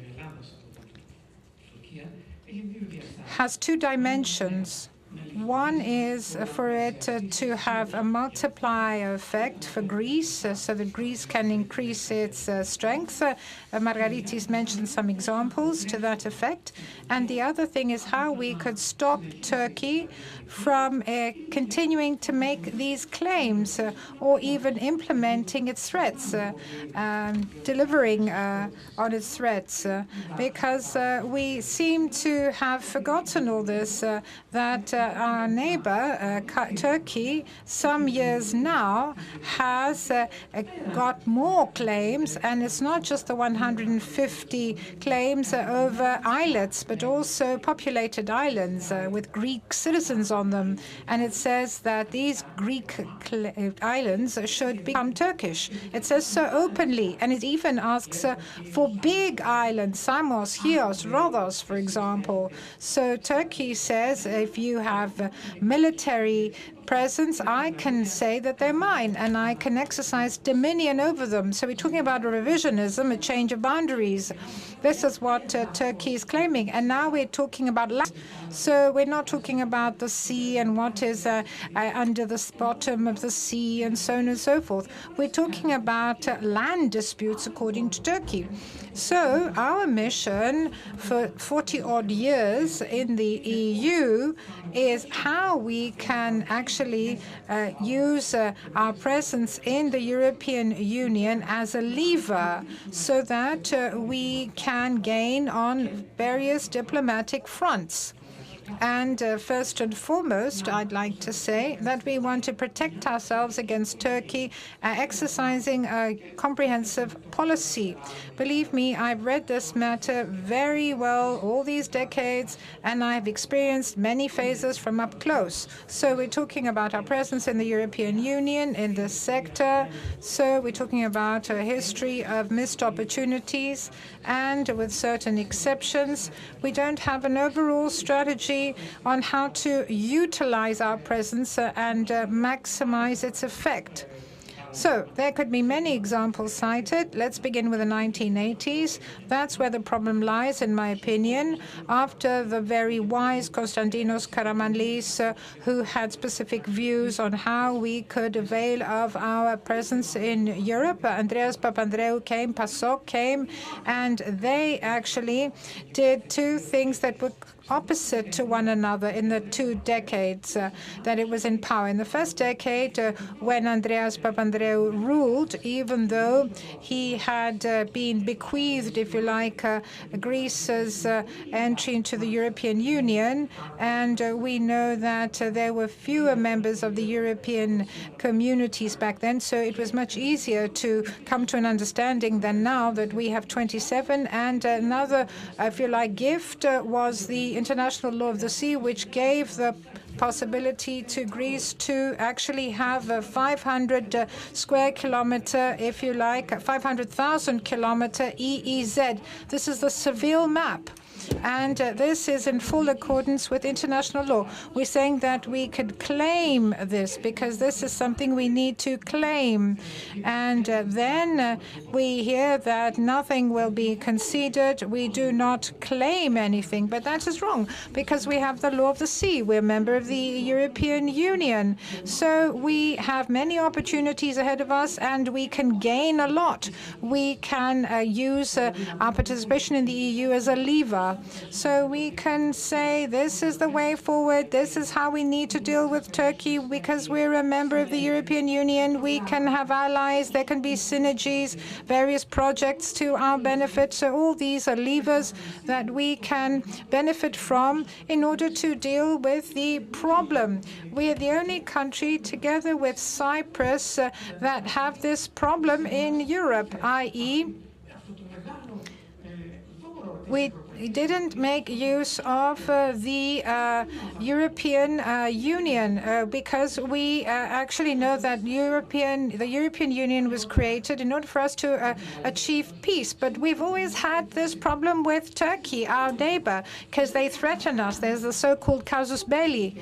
And all these years, we haven't been able to make our partners in the EU, and of course the EU institutions, we haven't made them understand that there's a huge problem vis-a-vis Turkey. It's not just the Russian threat. They only see the Russian threat, but there's another threat. Let me just give you an example, because we heard about success stories. Let's talk about errors, about mistakes. Some years ago, just a few years ago, the European Union adopted a very important document, the so-called strategic compass. So we're talking about the strategic autonomy of Europe. And what does the strategic compass do? For the first time ever, the EU has put down in a document the threats facing Europe as far as its security is concerned. And there we're talking about the threat that Greece and Cyprus face, but it's not written in the strategic compass. Of course, we can't actually whip the other member states into agreeing to this, but we could have a footnote. We could have a subparagraph. We could say somewhere that there are 2 member states of the European Union which feel that their main threat is not Russia, but Turkey. And there are many other documents, the shipping strategy, the marine strategy, and so on and so forth. So there's been an indifference for many years regarding what Karamanlis believed in, i.e. the military unification of Europe. And we suddenly get up and say, oh, we need to have the so-called defense union. And we've got the prime minister with all these new ideas in relation to that matter. How much time do I still have? Well, let me just continue my thoughts. And let's say that, so defense can become the European, if you like, arm of NATO, which means that Turkey is included, or we'll have the defense integration or unification of the 27 member states. So there are 2 scenarios, but the 2 scenarios have a very big difference in the case of Greece. So this is not a secondary matter, because if Greece manages to secure European NATO, because unfortunately this seems to be the case, then this would be a strategic defeat on the part of Greece, and this would be the failure, meaning we did not take advantage of our membership, our EU membership. And Margaritis talked about using our participation in the EU as a lever. But let's see what happened with Libya. Unfortunately, we've had the memorandum between Libya and Turkey. The prime ministers had then said that we can't allow a European policy. We'll exercise a veto unless this memorandum is made null and void. But we never heard about this veto again. So the important thing is to capitalize on your participation and the fact that you're an EU member. So this is a goldmine of opportunities. But of course, you have to move in a clever way, and you have to carry out the right analysis and use a strategy. Otherwise, you'll see the trains going past you and you just observe them going past. Then it's not the Europeans' fault. It's your fault because you didn't actually make use of the opportunity. So we talked about a gold mine of opportunities. Now, let me move on to Mrs. Damanaki, who talked about the Draghi report, competitiveness. So what happens from now on? We talked about the last 43 years of the Metapolitepsi. What's going to happen from now on? What errors should we avoid in the future? And we called about a gold mine of opportunities. So how can we take advantage of these opportunities? In my opinion, Greece has many opportunities that it can grasp. I agree with Mr. Valinaki. So how can we make best use of these opportunities? First of all, I believe that Greece needs to send a resounding signal that it is a European country. What does this mean? It's not us in Europe, us and the stupid Europeans or the naive Europeans who will be called upon to solve our own problems. We are a member of a family, the European family. We have joint concerns, and as far as Greece is concerned, we do everything we can in order to participate in this joint effort. This means that Greece must protect peace and stability. We must defend it in order to be able to move forward. And of course, Greece has to overcome its own internal problems to the extent possible. I'm not going to go into details. So we're talking about financial problems and other problems in order for us to be a trustworthy partner, a reliable partner. We managed to pull it off in the last years. Well, not fully. We've made steps forward, but we haven't solved all problems. So there are many large challenges looming ahead of us. Digitalization, for example, climate change, and the fact that we have more and more inequalities. I think we're lagging behind there. So in order for us to avail of the opportunities, we have to put our shop in order. And let me just say that the fact that I was able to do some things back when Greece was in the danger of being kicked out of the euro area, it's because we recognized Greece's faults and weaknesses. Now, if we're going to go to Europe and start blaming them when we ourselves are also to blame, nobody's going to play this blame game.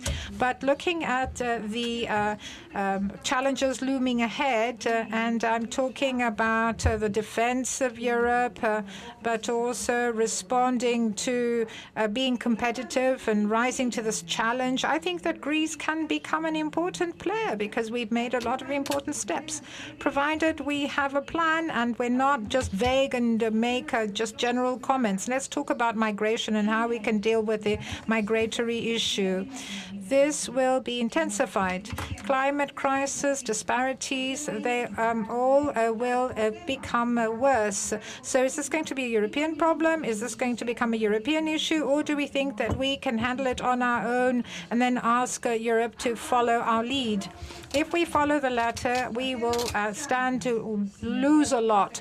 Now, when it comes to defense, do we participate in the common projects, taking into account all the parameters, including the Eastern Mediterranean, which is now in flames? And I'm talking also about what's happening in the countries of North Africa and in the Mediterranean. So if we go and say, look, We have a long-term history with history. There's this bargaining going on between us, and we want you to solve our problem. Nobody will listen to us. So there are challenges, that's obvious. There are issues on the table. They're being discussed. The thing is, we have to be creative. We have to be positive. We have to make proposals, but we also have to arrange everything that involves our own country. If we say that we do everything perfectly in Greece and you're going to help us to become even more perfect, I've heard all this back at the time that I was commissioner, and let me say that nobody's going to listen to us, nobody's going to help us if we act like that. One last comment. We're all very proud of Greece. We live in Greece. But we must understand the order of magnitude. We must understand magnitude. Greece has a specific size.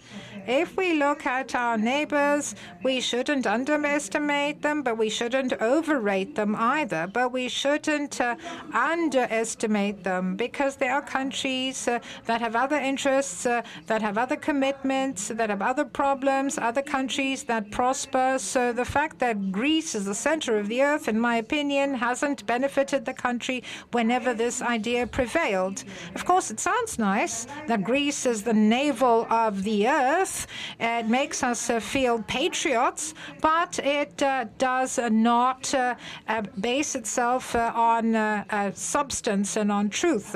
I'm not saying that we should underestimate our strength, but we're not the promised people. The others are not against us. Everybody is who he or she is. That's my personal opinion. I really liked what you just said. Mr. Skinas, are we the promised people in the European Union? How can we avail of the opportunities out there? We're talking about economic governance, about the Stability Pact. There is a gold mine of opportunities. We have the Resilience and Recovery Fund. So what mistakes can we avoid making in the future? Because back in 2010, Greece went bankrupt. We had 3 bailout programs. Well, we talked about the past. Now let's talk about the future. Well, I believe that there are 2 things that Europe should look at very carefully and as a priority for the future. I believe it is defense. We cannot believe that Europe will always have somebody holding an umbrella to protect us whenever we need it. As of November, this looks increasingly improbable, so we need to create our own umbrella. And I believe that events will act as a catalyst for Europe to accelerate this effort. I agree with Yanis that this should not be something a European NATO or something competing with NATO, but the common defense should be able to generate common provisions, common defense products, and pay for it. A very characteristic example, which is being discussed, widely discussed, and will proceed, is the development of a European defense Iron Dome, air defense dome, which is Mitsotakis' idea. When first presented, sounded like science fiction a little bit, but now it seems that even its funding is not as such a romantic idea as it initially seemed. The second thing to do would be for us to ensure that the European economy should continue to have an attractive competitiveness.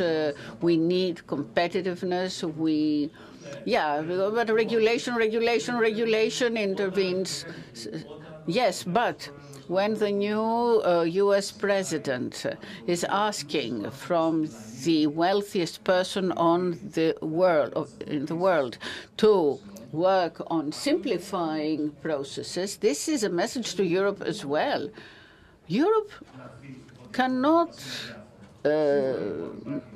say that we are indifferent to that. So there is a regulatory a need to simplify the regulatory processes, but the clean tech, for instance, will be an area of competition. or the access to cheap raw materials, which we need to find where they are generated. Thankfully, we found them in Europe, but in Sweden and in Serbia, and we find the people we lack in Europe, talent, because we will need people in favor for the critical sectors of our economy, whom we lose to Canada, US, Singapore, etc. And of course, don't misunderstand me, I make these proposals as an EU practitioner. The first thing we need to do is to use our good name as the comeback kid. Everyone wants to see Greece succeed. Why have we, whether because we have been given money, whether because we are running fast enough, we need to use the fact that the Greek brand name is better than ever before. And these are things that the Greek political system needs to incorporate. Third, and equally important, and this comes from the past, Greece should always remain in the hardcore of integration. Wherever there is a hardcore for integration, we need to be there, just like we did for Eurozone, Schengen. If tomorrow there is a hardcore of defense, we need to be present. Those who stay outside the hardcore are losers, and those who are at the hardcore, they leverage successfully. Next thing, we should look at things, at the administrative competencies. We are still in pain in this sector. Let us not remember transport, etc., etc. So, as regards the future of this country, we should look at issues of the state, especially when the people have clear demands. And finally, it's a very simple thing. We have, ever since the naval battle of Navarino to date, this is a very simple recipe. Every time that we were able to make our national achievements or our national claims an objective, the main objective, we have succeeded. And vice versa, of course. Every time we decided to go alone, to move on ahead without anybody else, we did not succeed. So let me move on to Mr. Yellinakis. You made a general presentation about our foreign policy. We have issues, the enlargement, which we have decided, and how it will affect Greece. How can we change, how can this change our position in the hardcore of the Union? Let me start with something that Mr. Manaki said earlier.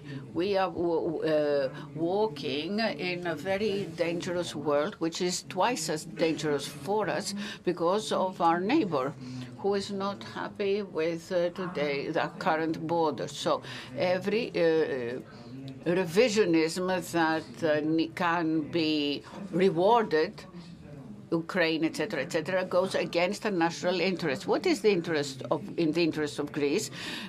To have around the EU and the Article 42(7) of the Treaty for the functioning of the European Union, which is not as important as Article 5 of the NATO agreement, provides for mutual support in case of an external threat. But this is a system that needs to build with the assistance of France, for instance. I'm not dreaming that we would be able to do it alone, but Europe needs to be ready. We have new countries wanting to join, Georgia, Ukraine, etc., etc. They don't seem to be able to join NATO, so we have a need of a new system to protect our external borders. So our position should be the creation of a system that will protect us from any threat to our outside borders, wherever this may come from. It seems that we are not considering this. We have gone into Ukraine to help, etc., and not including the rule that this applies to everyone, especially member states. Of course, Ukraine, but member states as well. So I'm not a super patriot, but I believe that it is what is good for Europe is also good for Greece, and this do not emerge automatically. Mr. Manaki was right to speak from the point of view of Europe, that we should move smartly. And if we say, can you solve my problem with Turkey? That is, Article 42.7 applies in case Turkey violates my border, then I can discuss. But what do we do? If we do not resolve this, what if we cannot have alliances? But of course we have alliances. Everyone sees that this system is necessary in Europe. They have voted for it. They have made effort. There are studies upon studies by Sweden, by Finland, by the Finnish, before joining NATO, how they can use the weapons that exist within the Union in order to get support from other member states in case of attack. Everybody is, of course, thinking of Russia. We and Cyprus are thinking of Turkey. We will use this. We will make alliances. We help you, you help us. We help without any reward. We do not have a transactional policy. The minister who was here earlier has repeatedly said this country does not follow a transactional policy. I fully disagree. Diplomacy is by far, par excellence, a give and take. Of course, we need to have some proportionate. I don't give everything in order to be rewarded with something that is unimportant. And in conclusion, let me come to the Greek-Turkish relations. They are not in a course of accession, but still we have issues that can be exploited, especially Chapter 13 about fisheries. But I think that something is being prepared in favor of Turkey, exactly as Turkey wants it, because all with the agreement of all our European partners, with the exception of Greece and Cyprus. So this will be able to achieve, to make this new relationship of EU and Turkey to be as we like it and not only as Turkey likes it. Now, we are in a meeting, and let's find a title. Which is the title here? Greece in the European Union. Let me ask you first. This is the most difficult part. It's always behind us. I believe that we have gone, that the difficult part we have left behind. And I am someone who had the deplorable advantage of seeing the country on the verge. So things are going to be better. And as we saw in the movie Casablanca, this is the beginning of a new friendship.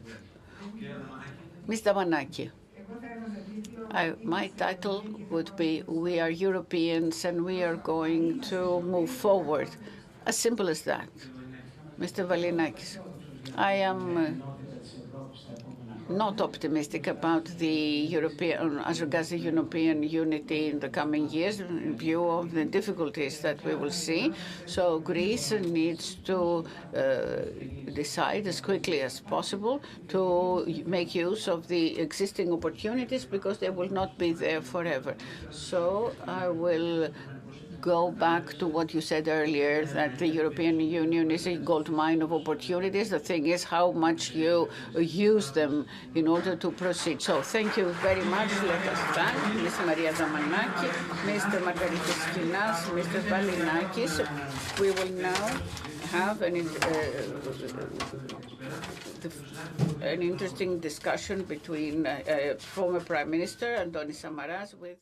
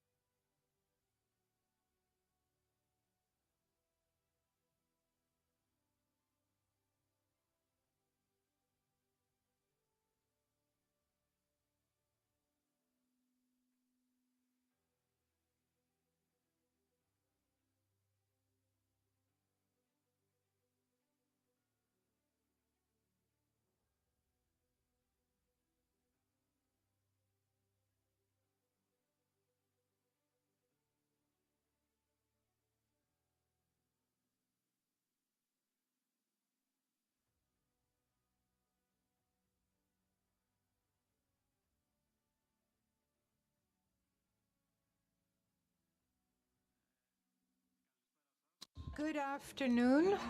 My name is Dimitris Apokis. First of all, let me warmly thank the organizers, but the president, the former Prime Minister, Mr. Antonis Samaras, who will engage in this very interesting discussion with me.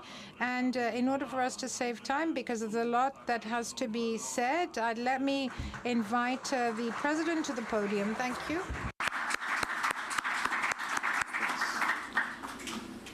Κύριε Πρόεδρε,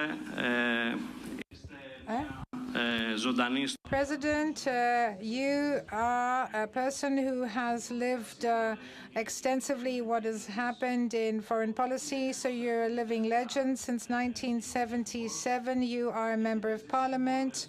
You have experienced firsthand all critical developments in our country and in the globe, one might say. And in order for me not to hog the microphone, I give you the floor without further ado.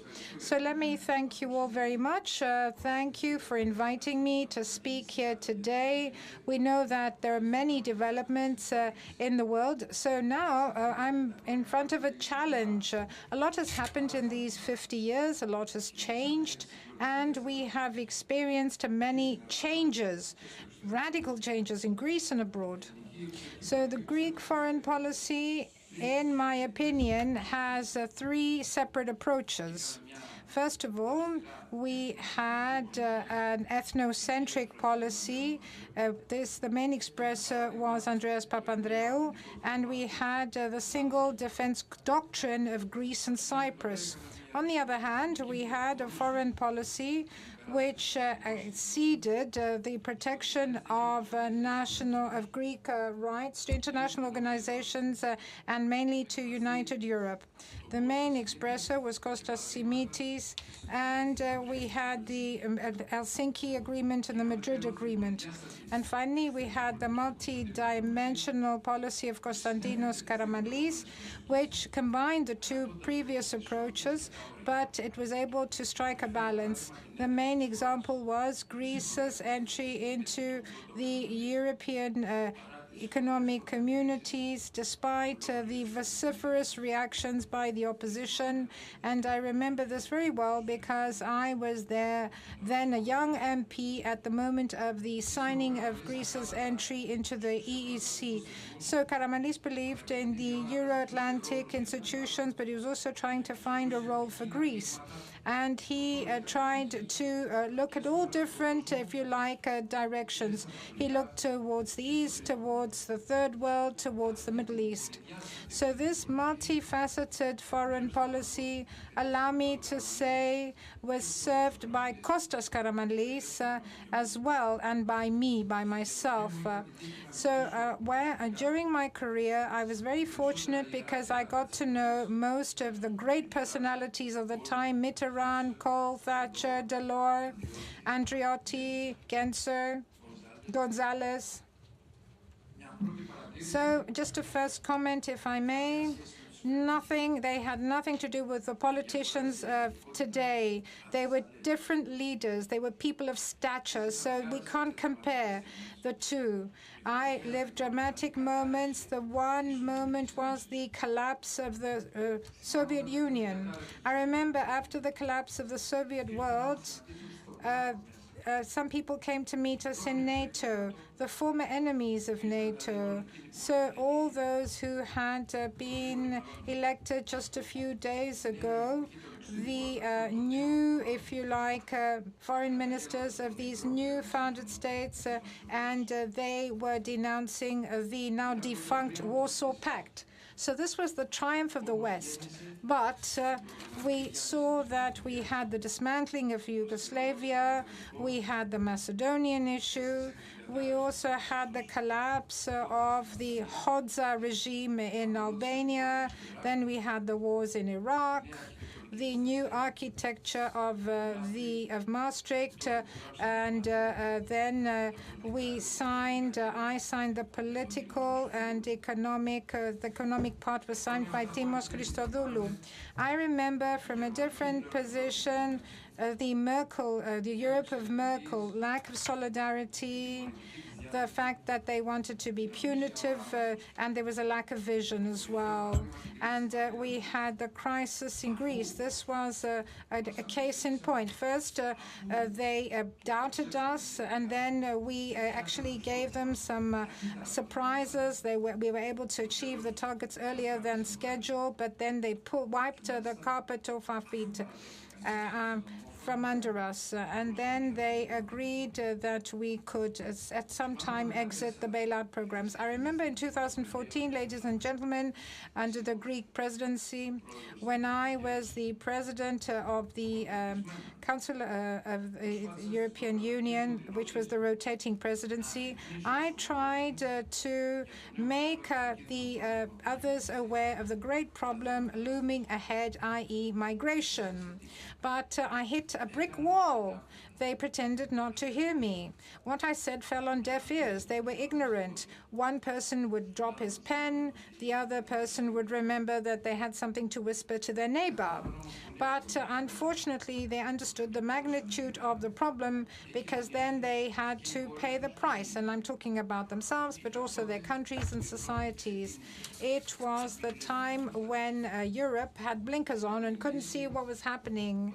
We had the West, which was in decline. And what do we see now? We see that there is no government in the US right now. We have the lame duck period. We have the president-elect who hasn't assumed office yet, but his election alone has caused quakes all over the world. For example, his position on NATO. This has caused tremors. We see lack of leadership in France and in Germany, and the axis, the Franco-German axis, is now not functioning. And we see that there are problems in the UK as well. In the rest of Europe, we have governments that have been elected, and in Brussels, these governments are considered either extreme right, anti-systemic, like Italy, Austria, Hungary, Sweden, Finland, the Netherlands, and elsewhere. So the vision of political convergence at the time of Delors, which I experienced when I was foreign minister, has been dealt a heavy blow. It's been 3 years since the war in Ukraine started. Israel is fighting at two fronts. Chaos in Syria. The international horizon has never been as bleak, and Europe or the West has never been as divided. My dear friends, in a Greece that has been changing constantly during the past 50 years, in an ever-changing world, there were two stable things. One was that we had always had to deal with a threatening Turkey, which is now showing a behavior that is aggressive towards everyone. A country that creates friction with all of its neighbors, and mainly its main goal is to avoid the creation of a Kurdish state in its southeast, and to create and what it now calls a blue homeland to control the Eastern Mediterranean. The second stable thing is our accession and the position in the Euro-Atlantic area, that is EU and NATO. The thing is not where we are, but how we function and how we understand our position. The issue is that we should create alliances, build alliances, and not seek protectors.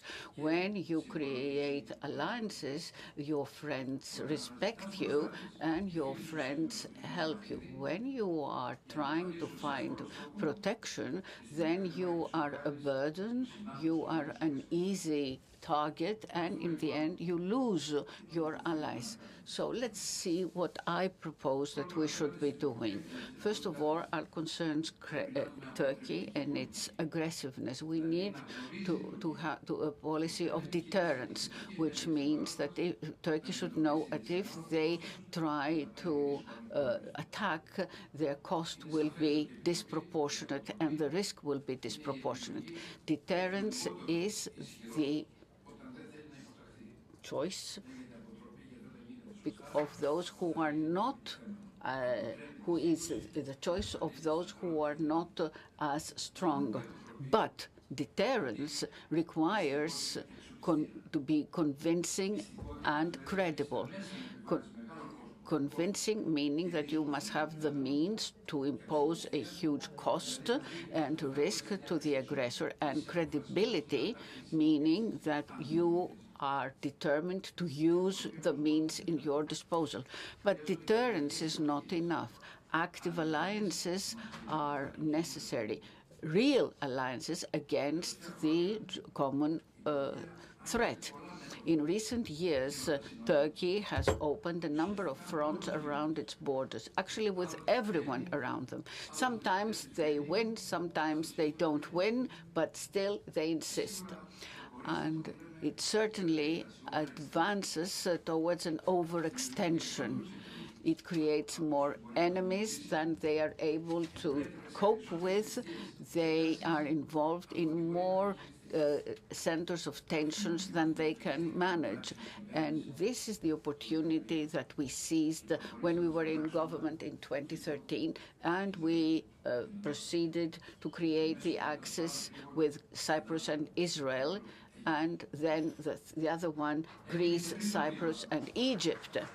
And then a third step was made, the mutual defense assistance between Greece and France. For months, I was working on it. Some were criticizing me, but finally this was adopted. And these three local alliances against a common enemy is the necessary complement of Greek deterrence, But this is still not enough. Next step, Greece needs to claim a new role in Europe and in West.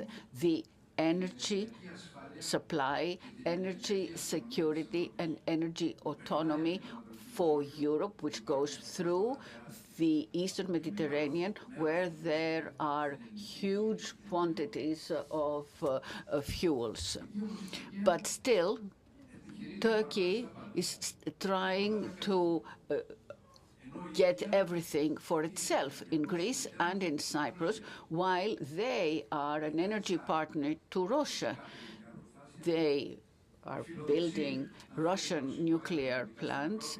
They aspire to bringing the Russian natural gas to Europe through them, of course.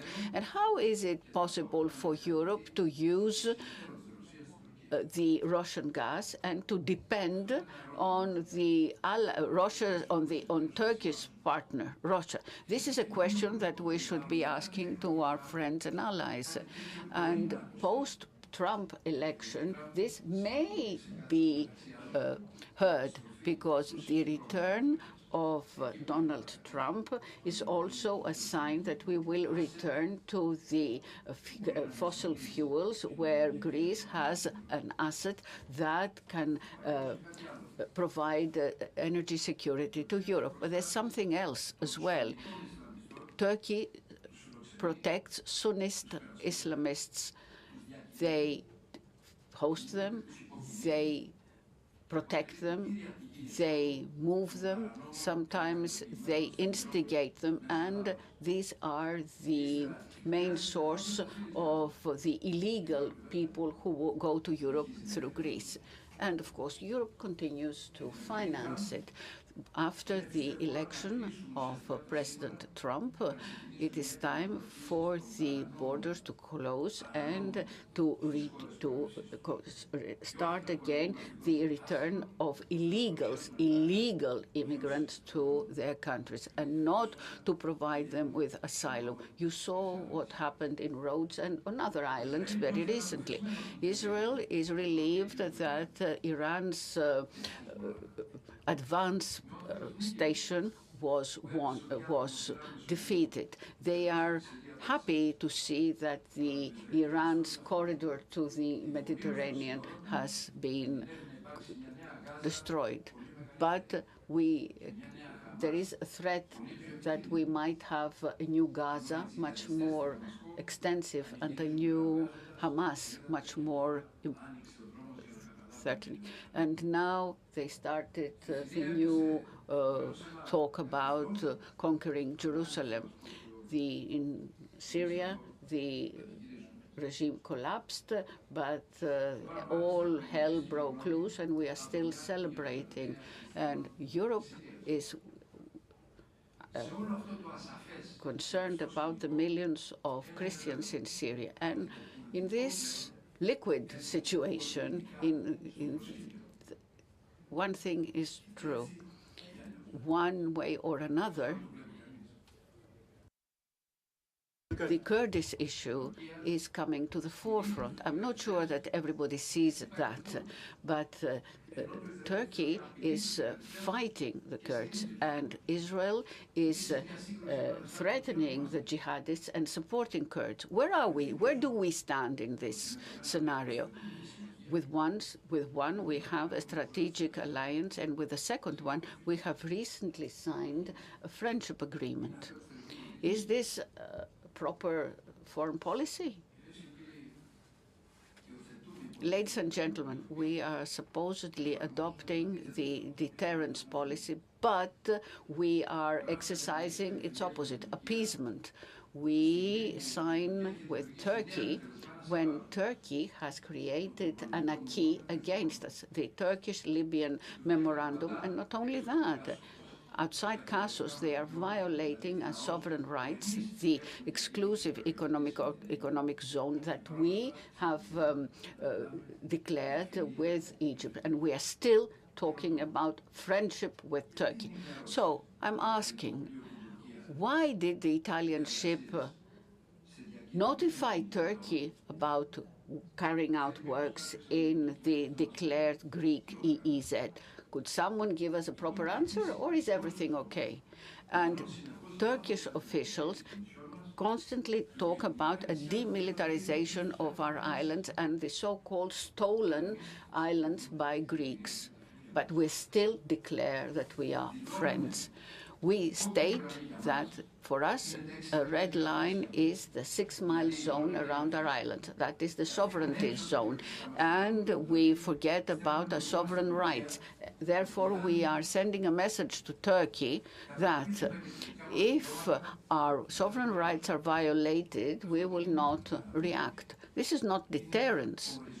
This is the definition of appeasement. And even more humiliating is the fact that while Greece has voted the Turkish diplomat as the new Secretary General of the OSCE, we have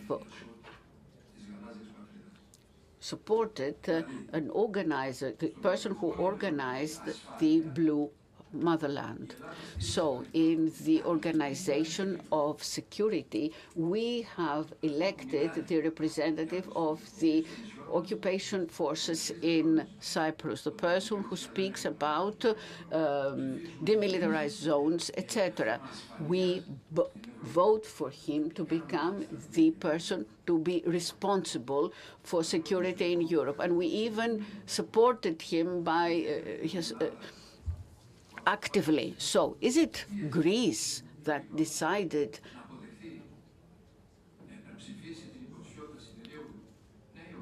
that coerced Cyprus to vote for this person, Kirisioglu? Still, we heard from Nicosia that this could not be accepted. But still, we all understand, ladies and gentlemen, that politically it is unnatural and irrational for Cyprus to vote for their occupying power. Since 2003, we have the so-called Seville map, which was prepared by order of the Commission to foreign specialists, and it clearly reflects the Greek sovereignty in the sea, also of our EEZ, as reflected in the 1982. This did not become an official EU document. But during our presidency in 2014, I asked from the Commission to create the official maps on the full marine sovereignty of all member states. And actually, 1 year later, in 2015, the European Commission issued these cards, which fully coincide with the map of Seville, which is now called a European Union map. Still, when the Commission is asking Greece to adopt the marine town planning with the full influence around our islands, Turkey is complaining, and we are ignoring this, and we are not responding, not to enervate Turkey. Turkey is asking for a joint exploitation. And what has Greece earned by declaring friendship with Turkey? We have had calm waters in the air, meaning that we did not have many violations, but still a number of NAFTAs happened, the most serious one outside the island of Kossos, with a number of provocative statements. So the calm waters remained calm only because they were provoking us and we were pretending to look elsewhere. And what has Turkey earned by Greek not responding? Turkey is trying to impose in actual practice the Turkish-Libyan memorandum outside Kossos. They demand from the Italian ship to inform them, to notify them for the work they're doing, according to their own Turkish-Libyan memorandum, in an area where Greece has delimited its own EEZ with Egypt. And all of this in the framework of Greek-Turkish friendship and calm waters.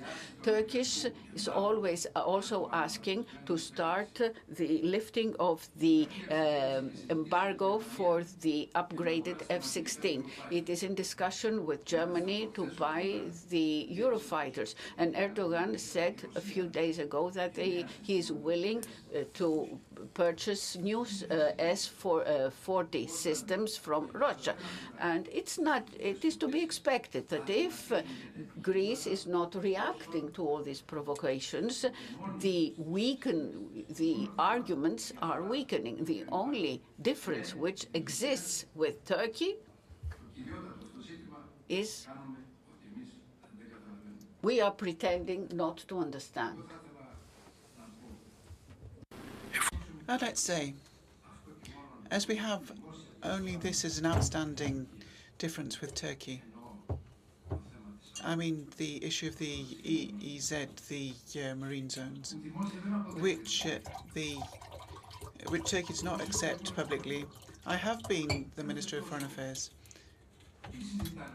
So what is Fidan discussing with Irapetritis at such frequency and for so many hours?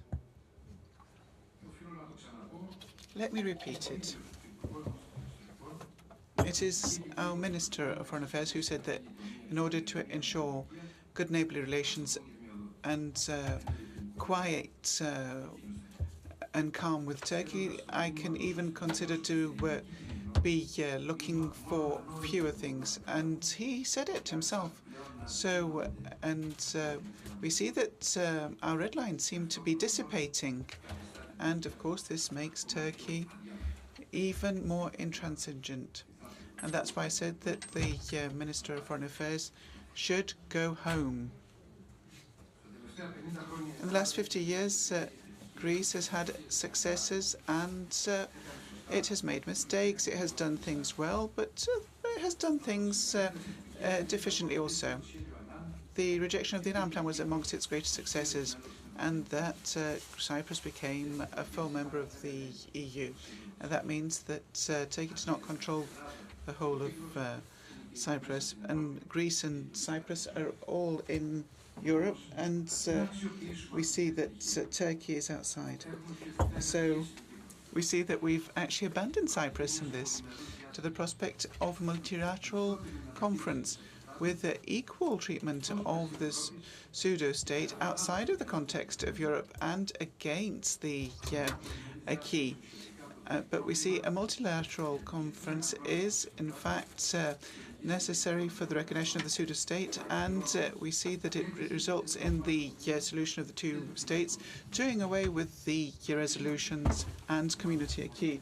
I'm afraid that we've left Cyprus on its own, and that's not foreign policy. To actually doing away with our policy and acting in appeasement is not foreign policy. Undermining the local alliances that have been built with countries of our region is not foreign policy. When you have local alliances against a common enemy, and then you handle the friendship with them, none of your prospective allies takes you seriously. That we do not, in fact, defend our international law when this is to our benefit. It's not foreign policy. To actually make certain that we purge Turkey of its mistakes in the eyes of third party is not a foreign policy, nor is foreign policy is for Rama to do what they're doing to the Hellenism of Himari. And to say, in fact, without shame, despite the conventions signed by Albania, that Northern Cyprus does not exist, and for us to ask for Albania to be part of the EU. Would another country do that with respect to its own minority? And only yesterday, Hakan Fidan spoke again about the need of protection, as he said, of the Turkish minority of Thrace and their compatriots, or their in the Balkans. So I'm not afraid of what Turkey's doing, but the fact that we've lost our compass. And so let's look at the Macedonian issue. I served and will serve in my national career that there is only one Macedonia. There's no Macedonian language, there's no nationality, there's no identity. Before Syriza lost the government, he thought that they had recognized an identity and nationalities in order for Skopje to be part of NATO. NATO has more serious issues, but the issue of the pseudo-Macedonian irredentism has in fact been transferred to Skopje, Bulgaria as relations because they do not recognize the Macedonian language, and they want to change the constitution in order to recognize the Bulgarian nationality, which hasn't happened and is not going to happen. Well, it's for their own language. They are already having the Albanians look towards Skopje aggressively, and that is on the basis of the Ohrid agreement. So even if we were to close the issue of Skopje, even with a painful concession of Greece, we should understand what the true threat for us is, and that is Turkey. And then when the moment came and we're facing Turkey, they say once again that we have to back down towards Skopje because it is a very weak state, and it can threaten now towards Turkey because it is too powerful and we cannot confront it. So in each case, what we need to do is we need to make major concessions. Either we have a weak or a powerful giant as a neighbor. So that means that I calculate, I support that we have lost our bearings and we no longer have a compass because this is not foreign policy.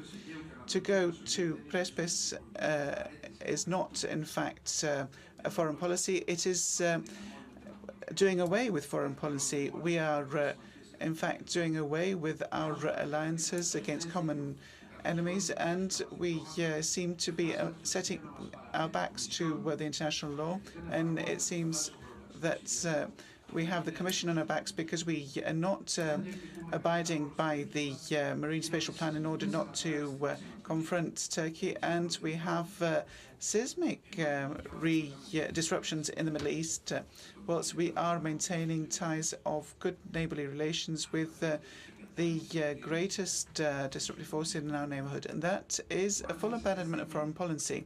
And indeed, at a moment in time when people are becoming more ethnocentric, and only countries that have a sense of their national interests concretely can find their allies. Ladies and gentlemen, for me the question is not peace or war. So that is a false dilemma. Indeed, in order to have peace, everybody needs to want it and pursue it continuously. Whilst we see that it's only one who needs to pursue war at one moment in time. The real problem is if we're going to have external or foreign policy, if we're going to have active policies, if we are going to find a role for ourselves. We're not doing that. We're not pursuing such a policy. I'm the first to say that I don't want war. That's why I'm against appeasement, which normally brings on war. Ladies and gentlemen, I have ended. I'd like to say that whoever loves peace cannot choose appeasement. They make alliances. They do not cancel them out by themselves. They are steadfast in each challenge. They do not, in fact, facilitate the acquisition of weapons in order to be used against them. They do not act in friendship towards those that disrupt the situation. Those that want peace do not allow their adversary to violate their sovereign rights. Whoever wants to exist in the international scene must remain standing, and those who love their freedom must prove that they're worth it. And as Greeks, we have proven that we deserve our freedom. Thank you.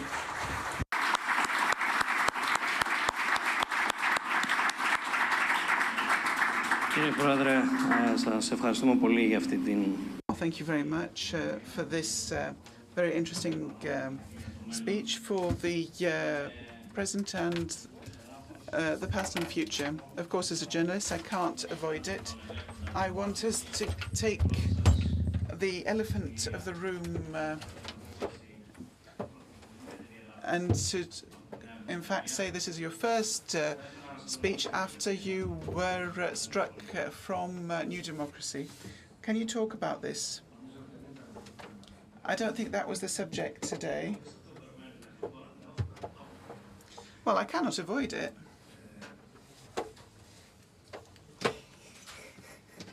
Do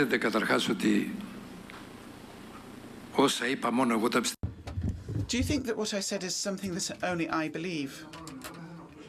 If it was just me, I wouldn't, in fact, be out speaking about it. There was an opinion poll, and it referred to the views of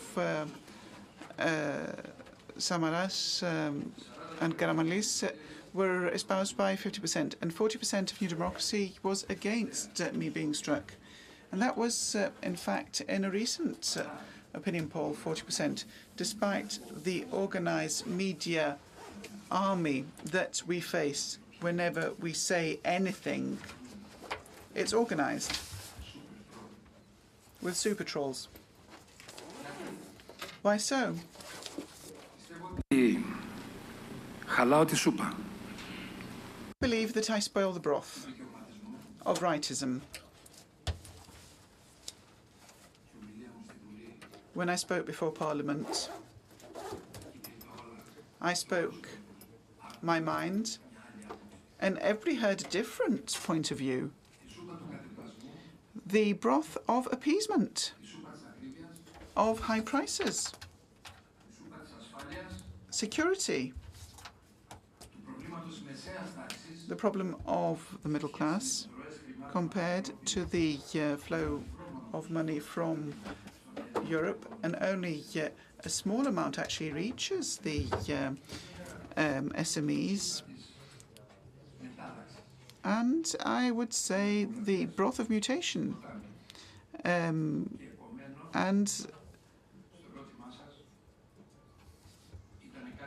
to your question, I will say that this was something that was predetermined. But, you know, we cannot cancel out somebody's history, nor reality for that matter. Well, President, I do understand what you are alluding to. You're absolutely clear. But the public opinion, the political system, the media are wondering, what will you do next? We see that there are, in fact, members of New Democracy in cadre that are stepping down. Well, resignation is not a curious phenomenon. I would like to say that after the national elections, 1.3 million proponents of New Democracy didn't go to vote. I mean, This is an actual fact. It's not my figure, because I think that New Democracy actually doesn't remind us of the political party that we all knew. But what I wanted to say is that I will remain present and combat-worthy, if you like. So, in your speech, I noticed that you made a reference, a historical overview, and a comparison, even if it was brief, with the leaderships of the past and the present. Which leaders in your many years of experience have impressed you? Να το πω ίσως καλύτερα με ιστορίες. So let me tell you some stories. I think I can best describe it that way. I was foreign minister and I had a bilateral contact with somebody I consider one of the greatest minds that I've ever met, Jim Baker. He was the foreign minister of Bush Senior, Father Bush. I was outside the office and all of a sudden he says to me, "It's urgent, please wait for another 15 minutes. I waited. He opens the door and says, "Let me introduce a new friend." It was the first time, his first time in America. This was Alexander Sasa Bezmernich, foreign minister of Gorbachev at the time. I greeted him. He said a few things about Greece. And when he left, Baker said, "It's an important moment. I believe that we will make it." A short time after that, just a few days later, we had the time that the wall began to fall, to crumble. Let me tell you a second story. And this is quite interesting and savory. When I first met as a foreign minister, the 12 leaders, because we had 12 leaders and 12 foreign ministers all together in a room, and then we had the Prime Minister Zolotas.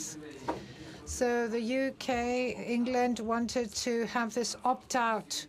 It wanted to opt out from matters pertaining to EU social policy. I was back at the time of Thatcher.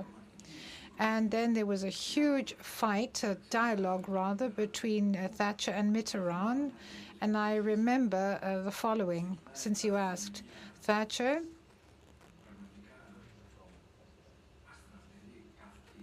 used a very powerful speech against the need for Europe to have a common social policy. And she was really, really working in a very strange way.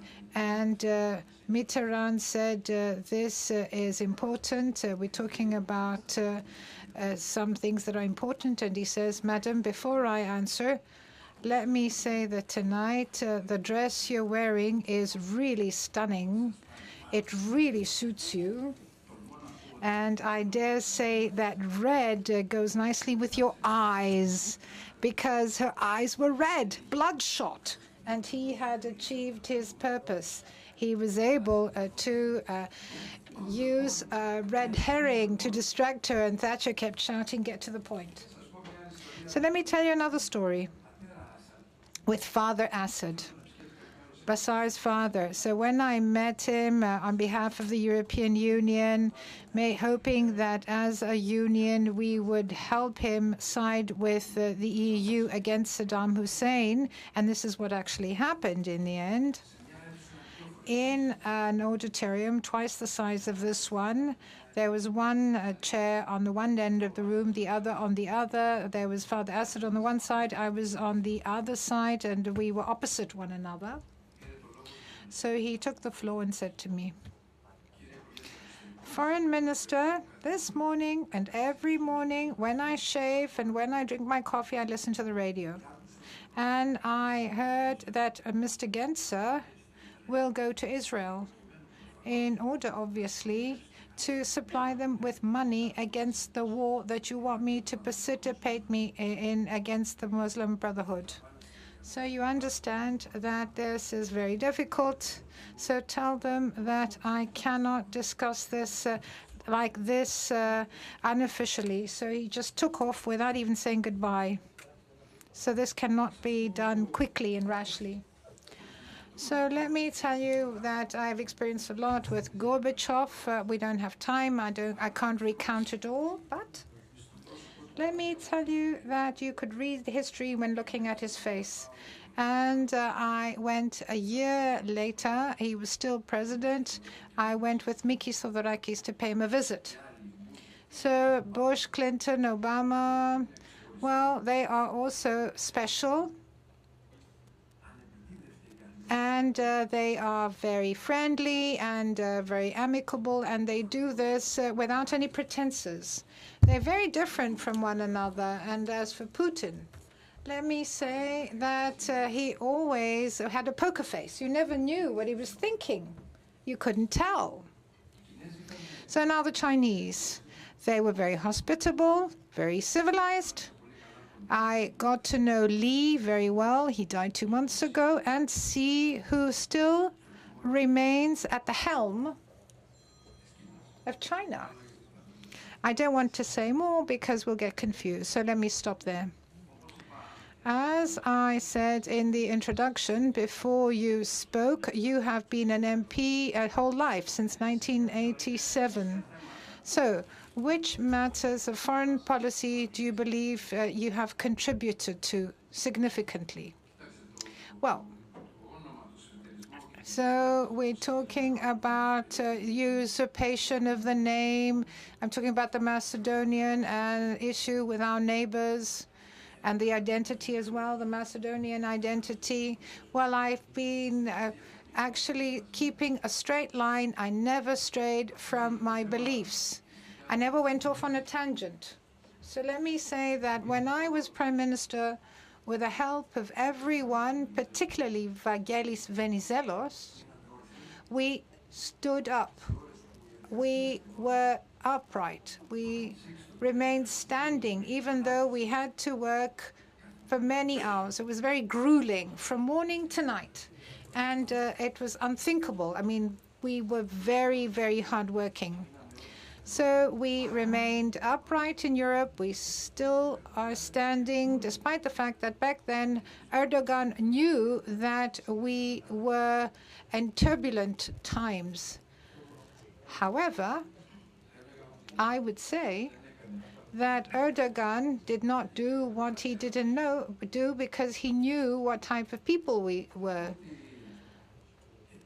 So at the time of Kostas Karamanlis, when he was Prime Minister and I was the Minister for Culture, I actually participated in the inauguration of the Museum of the Acropolis.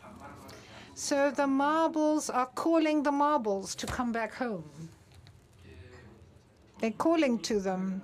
And as a Prime Minister, I fought for the return of the marbles. So we invited the best office regarding intellectual property rights from England, and Mrs. Klona was a member. So I talked about two triangles: Israel, Egypt, Israel, Greece, Cyprus, Egypt, Greece, Cyprus. So these two triangles are very important. And in my opinion, we need to go back to a more active relationship between the three sides of the triangles. So now that I come to think of it, because I had very difficult moments when I was talking to the Troika, very difficult negotiations. Yannis is here. He can attest to that. And let me tell you that the most difficult negotiation was when I said no, I refused to give all the assets, all the property of the Hellenic Republic to the fund of funds. And this was given for 99 years by Mr. Tsipras, who was so much in favor of Greece. This was a very difficult exercise, and we were able to do what we needed to do. We were adamant. So, you also talked about one of the greatest assets, and this is my personal opinion, one of the greatest assets of the Greek foreign policy, meaning alliances with Egypt and Israel, these tripartite alliances, and you were the one who laid the foundations. So how did they come about? Because this is no easy feat. Well, we engaged in all of this together with Cyprus. The Cypriots are our brothers. They've always been our brothers. Now, in 1990, when I was a foreign minister, well, Greece had not even recognized Israel back then. It had been recognized by Spain. So who can remember Franco about the Jews? It was incredible because Spain had recognized the State of Israel. So we recognized the State of Israel in 1990, and we were in fear. I said nothing would happen, and this is true, nothing happened. We had even placed police officers in front of our embassies in Arab countries for fear of something happening, but nothing happened. So we were ready to have good relations with Israel, and they responded immediately to our calling, and we have more and more tourists coming from Israel. Now, with Egypt. Well, there was a problem. Obama, when he first went abroad, he visited Egypt to visit the Muslim Brotherhood. And from the outset, when I saw how things were unfolding, I and others did everything to convince the European Union, to persuade rather that the European Union, that Sisi would actively be our ally. And what we saw is that there was a historic compromise, a necessary compromise between Israel and Egypt. And as you see under Trump, we had the so-called Abraham agreements. That's all. One of the biggest issues facing the world today, maybe one of the biggest crises together with the Middle East, is the war in Ukraine, which has been going on for almost 3 years. In your speech, you didn't mention anything about that. So Greece has played an important role. Could you say something on the war in Ukraine and the latest developments? Well, Russia is to be condemned. Their action was very wrong. It's good that we stood by the side of Ukraine, that's correct. But I'd like to make 2 comments. First of all, let me put it that way. We sent Russia to the arms of China, and we sent India to the arms of Russia, in a way. So we're talking about India went closer to Russia and closer to China. In foreign policy, this means that you are creating alliances amongst opponents. This was done indirectly, but it happened nevertheless. And let me make a second comment now. From the time of George Kennan up until Kissinger, everybody had said, those that were analyzing the situation, that it is not possible next to the borders of Russia to have a country that would then join NATO, and this country having nuclear power. So historically, where did this emanate from? So I don't know if you remember this. I remember it very vividly when we had the Cuba crisis. Khrushchev, with the nuclear cones, went right outside Miami and outside Cuba. And with Kennedy's intervention, because we nearly had a Third World War, these were withdrawn. And what was the excuse? That you cannot have next to Miami, meaning off the coast of America, nuclear missiles, and to have you next to me, a nuclear power with this arsenal.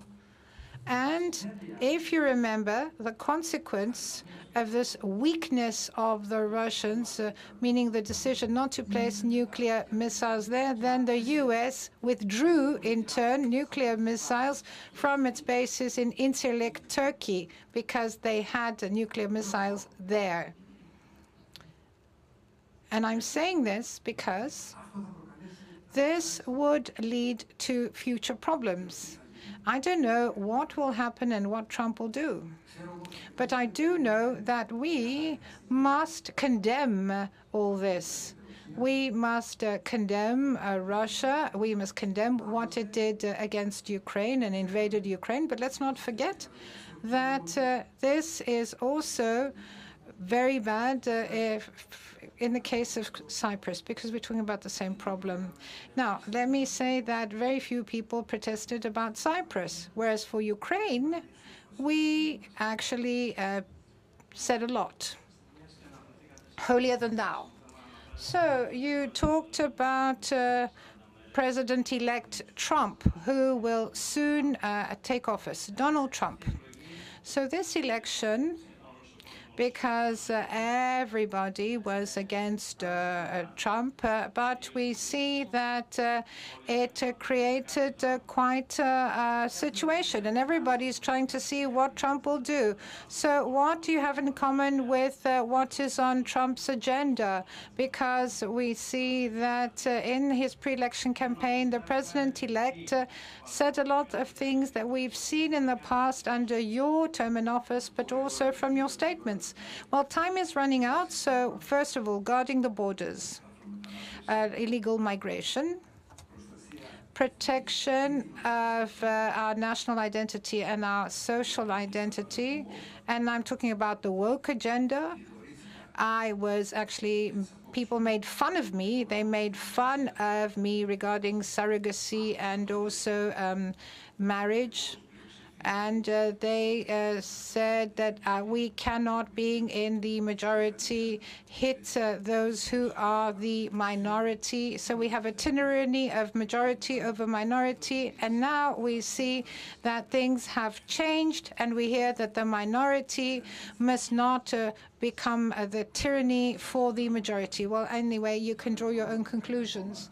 But I also had another position. It's got nothing to do with Trump, but it happened to be something that we share. There's a common denominator, and I'm talking about my views on the energy policy. I think that the green growth or green transition, well, it's all been done very quickly, and it's very costly and not even sustainable, and I don't think it can be achieved that easily. Well, we have overstepped our time. I'd like to thank the audience for their patience. Just two last questions. One is somewhat difficult. You analyzed everything at length. You talked about Turkey, you talked about the Aegean, you talked about the EEZ, you talked about the Blue Motherland. Now, you didn't declare an EEZ either when you were in government. In 2011, I was the political leader and the only one that spoke in Parliament and said that we should talk about the EEZ.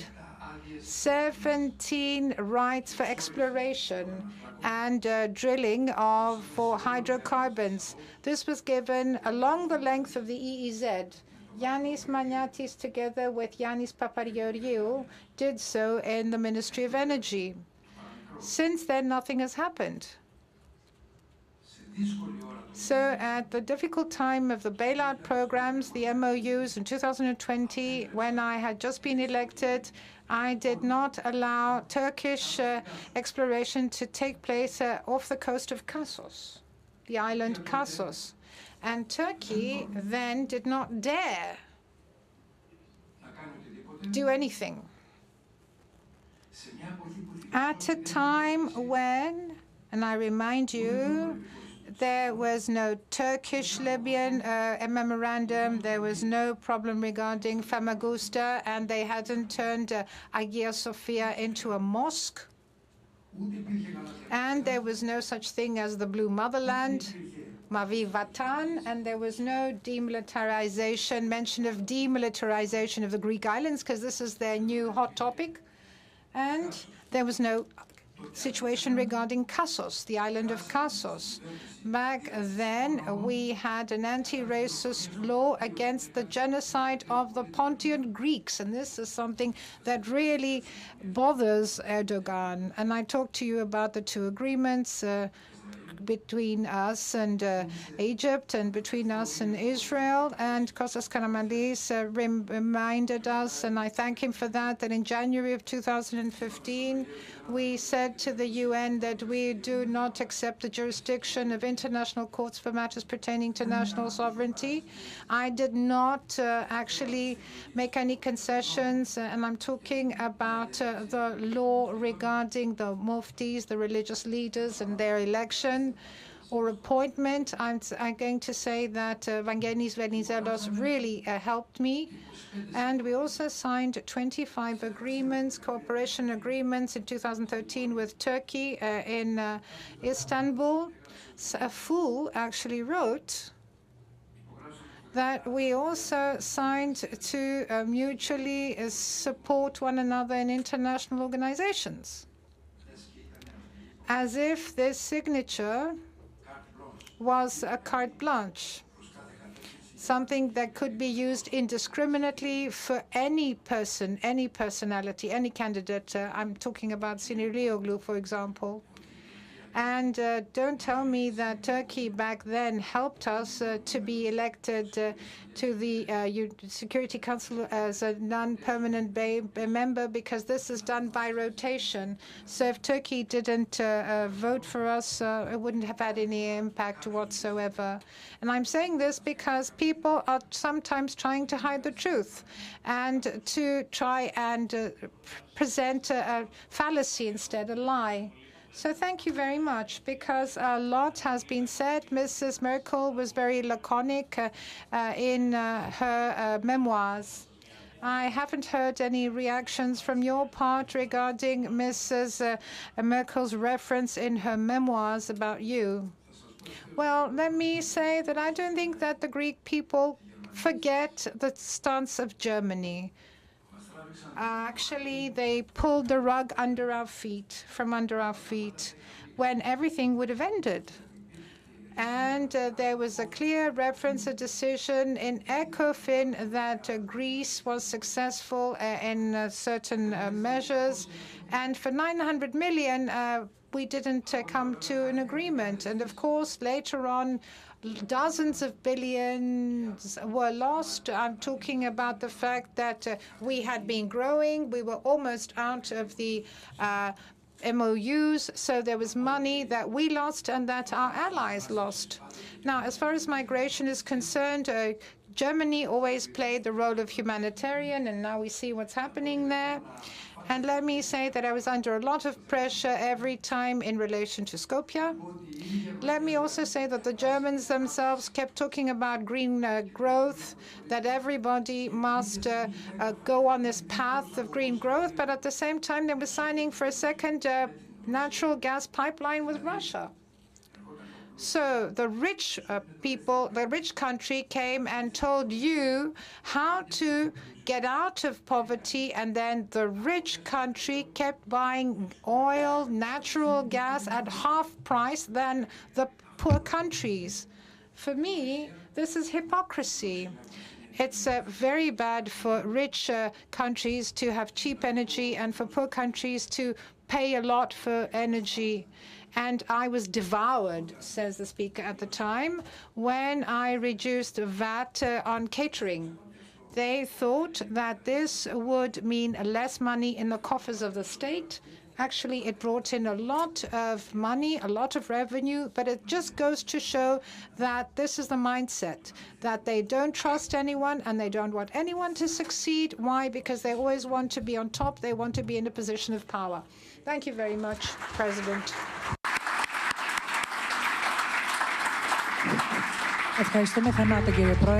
Oh, thank you, President. And now for the next panel, we'd like to invite Mr. Philippidis to moderate.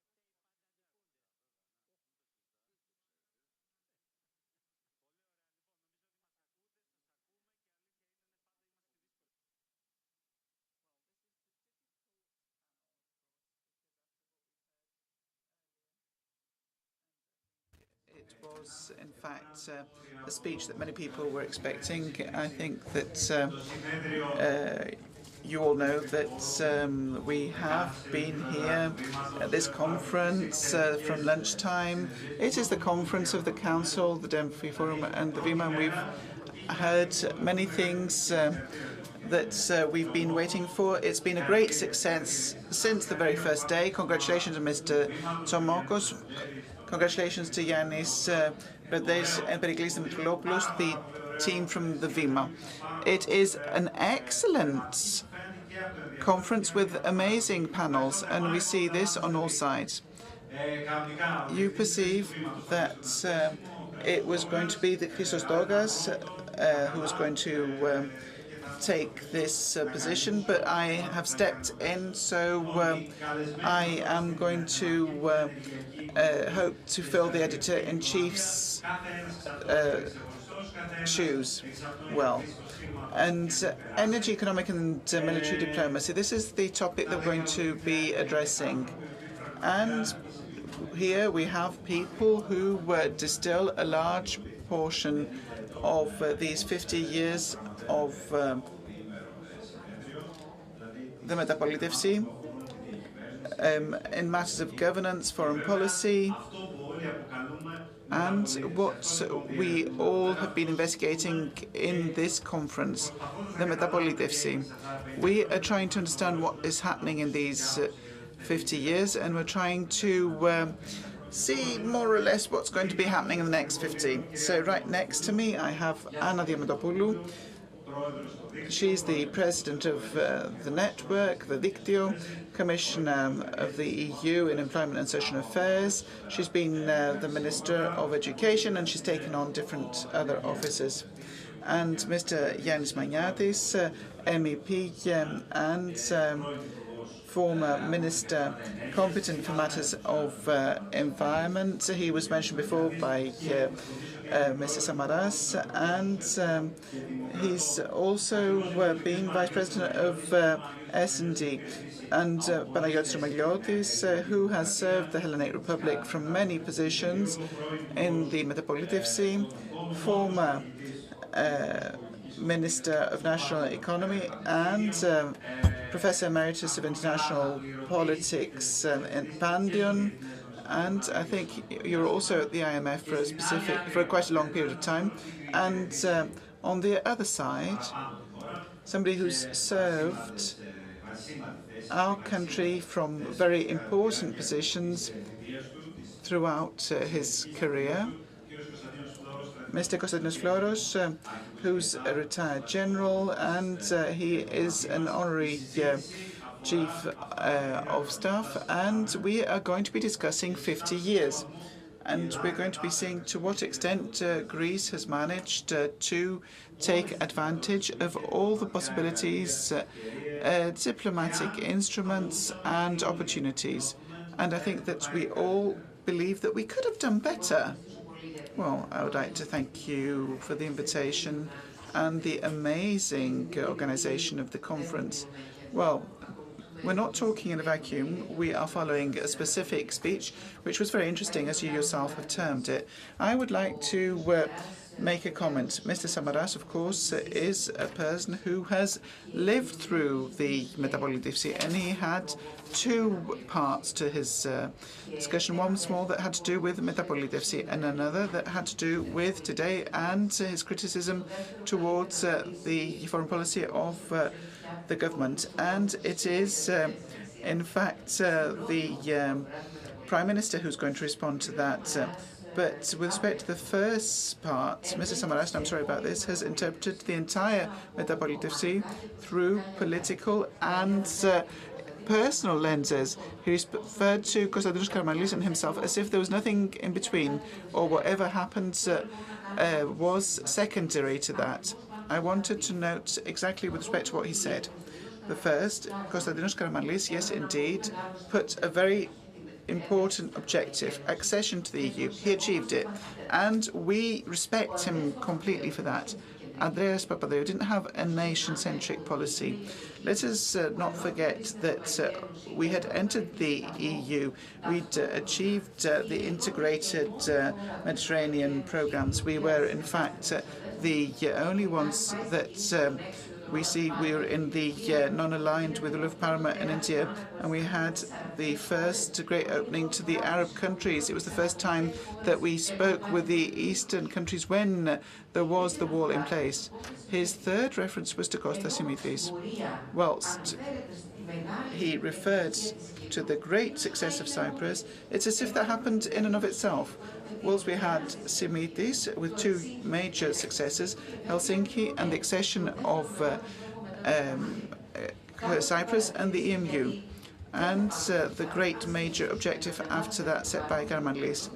I think that we will never advance it if we look at the present and the future through political lenses and our personal pursuits.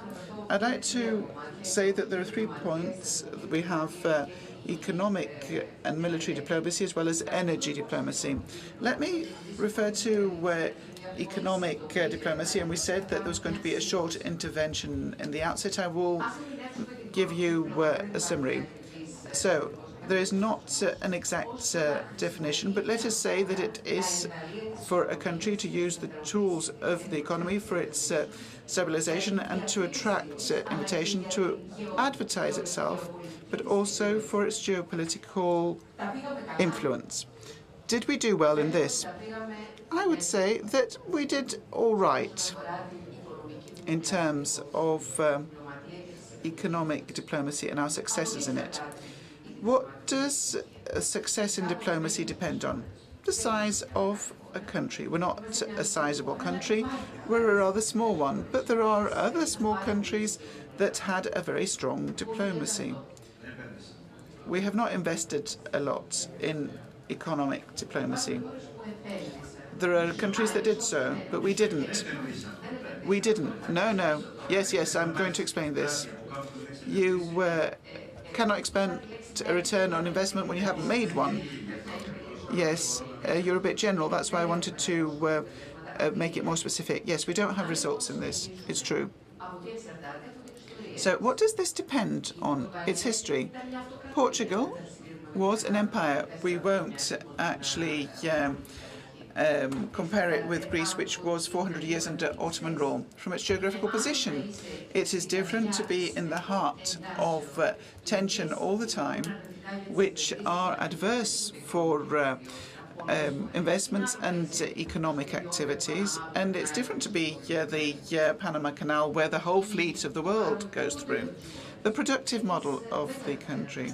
We didn't manage to create one which would enable us to say that we produce this and export this. There are other small countries. Taiwan, which is an amazing productive model, or Korea. I'm taking countries that are small to illustrate the point, or Switzerland. They're completely different in terms of productive success, but we don't have to show one such. Natural resources. This is not something that we could have produced in and of ourselves, but economic diplomacy are undertaken by the UAE due to petrol. These are the specificities, the competitive edges. Of course, Greece does have such competitive edges, which it has not capitalized on. And what are these? The first, shipping. First in the world, in Europe, it is, in fact, a great shipping power in the centuries, and although we have this huge strength and we have great influence in the international organization, the relevant one, 11% of our fleet has the Greek flag. So that means that we are at risk of this large power, which can give us might in the economy and diplomacy. Well, we're at risk of losing it. The second competitive edge is the matter of ancient literature and history through a different lens. When I was the Minister of Education, we had created a program on Plato, and we'd asked of more than 100 countries if they would be interested to work with universities on ancient Greek literature, and 75 countries responded. And, you know, we had a huge conflict about whether we would be using English in the university.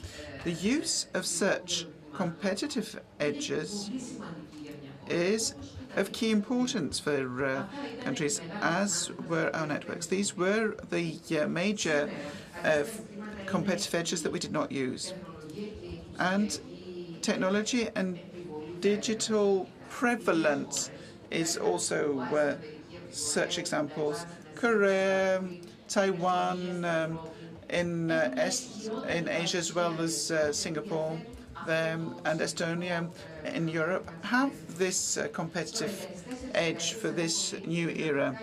Now, I would like to refer to the decade 74-80. Economic diplomacy is working for the accession of our country in the European Union. Second decade, 80 to 90, we consolidate our position in the EC. We have the IMP negotiation, and that's a great capital for our diplomacy. It's the beginning, yes, it is. That's when we started entering the institutions, and we have the openings that I talked about to the Eastern world and North Africa, amongst others. The next decade, we have the convergence goals. We have this first turn towards the Balkans, and we have real results, slowly but surely, with our neighbours. The year 2000 and the noughties, we achieve our second great objective. The two major objectives were accession to the EU and entering the EMU. We achieved the second target, and at this moment in time, we have the greatest internationalization of Greek companies in the Balkans and Northern Africa. And we have the expansion of Greek banks in the Balkans. This helps us and stabilizes Southeastern Europe. The Olympics became a driver for growth and development, and we promote the image of a well-organized modern state. Then we had 2010. And this is, in fact, where we see this set of destructions. This was catastrophic, not only for the economy and the Greek people, but also the image of our country. And there we needed a huge diplomatic economic capital in order to remain in Europe and to negotiate with the major international institutions. This brings me to the fifth decade, up to date, and the country has been stabilized. It has a serious presence. It has managed to do more than just tread water. And we heard before a speech which was from the past, in my view, because I think that Greece cannot live solely with the fear of Turkey.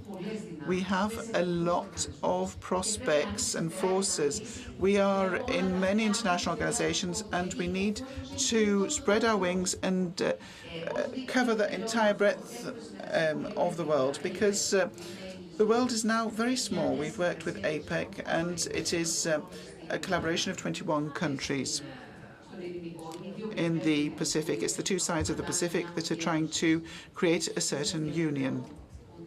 I would like to say that everything is being transposed there. And when we're talking about economic diplomacy, Greece should not only be Eurocentric. The planet is too small in order to be so restricted. Okay, we're going to talk about that afterwards. Mr. Maniatis, let's listen to you now. Now, if we were trying to talk about energy diplomacy in the Metropolitevsi, we see that in the last decade we would focus on what happened. And I think that in the second cycle we will be able to say what will happen from now on.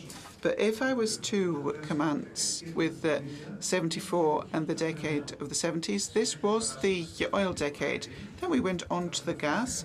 And the last 10 or 15 years, we are in the green transition, climate crisis, PV, wind parks. So that's, if you like, an overview of the last 50 years. Something else, energy. In the last decades was a secondary or even third-rate issue, which was under the Ministry of Development. In 2009, it became of primary importance because it became obvious that it was, in fact, part of the hard nucleus of foreign policy. And we saw that this is part of our foreign policy. And one has to really use one's dowry, endowed by geography and nature. And I think that the course of Greece in the last decades in the energy issues is a success story, which is, in fact, something that we see in the national issues whenever we have a change of the government. The successor does not in fact, demolish what the previous did. And I think that's very important. We see with very small differences or larger differences, but the successor built on what the predecessor did. Not in all cases. In terms of the deposits, they didn't do that. Well, allow me to give the overall picture, if I may. Now, if I can make a reference to a person who is not with us today, was able to look 30 years ahead. In 1987, with Andreas Papandreou as the Prime Minister and Sakis Peponis as the Minister of Development, Greece saw what was going to happen the next 30 to 40 years. In 87, with the Cabinet's decision, decided to create Revithousa. So that means the fuel which was not known, which was liquefied natural gas, was something that Greece brought into its mix. Germany discovered these units of liquefied natural gas last year, in 2023. Greece and Sakis Peponis, Andreas Papandreou, saw it coming in 1987. And I think we have to remember this, because in energy you have to see what's going to happen 10 or 20 years down the line and not only now. The next point I would like to note in order to come to the next decade, 2010-2020. Greece, and this might appear strange, that during the bailout and the Great Crisis had a lot of national successes in energy. First, we won the TAP, the Southern Corridor, and there was a huge rivalry in making certain that this would come through, or Nabucco, which was supported by the United States, and Barroso as the Commission, which was going to go through Bulgaria and Romania, circumventing Greece. This was a major national success in 2013-2014. This was a geopolitical success. And this is what sustained us in the crisis. Yes, indeed.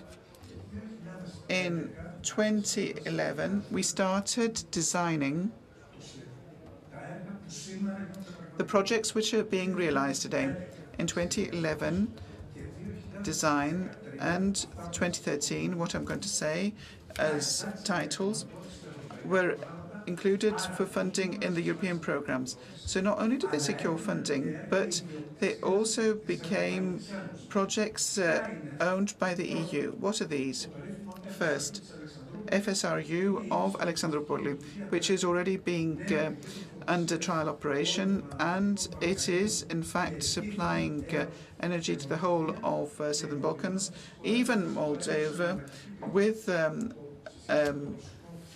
which is in fact an alternative source to the Russian natural gas. And we see the interconnector with Bulgaria, and it is already in operation. These were in fact designed in 2011 and which were put for funding. The new cable, Greece, Bulgaria, which is the one that Greece has created in the last 10 years, the new one. It was implemented last year and is used. Pump storage in Amfilohia, the greatest battery of Europe, whereby pump storage, in order to say it simply, you have, in fact, a reservoir of water, a lake, and when you have more wind than you can use, a surplus that is, or PV energy, you use it in order to raise the water up to the upper reservoir, and when you don't have green energy at night, you actually release the water, which actually helps the turbines work. And we have actually put that to use. The Eurasian Interconnector, the Great Sea Interconnector, the Great Cable Israel, Cyprus, Greece. I would like to make one comment only here.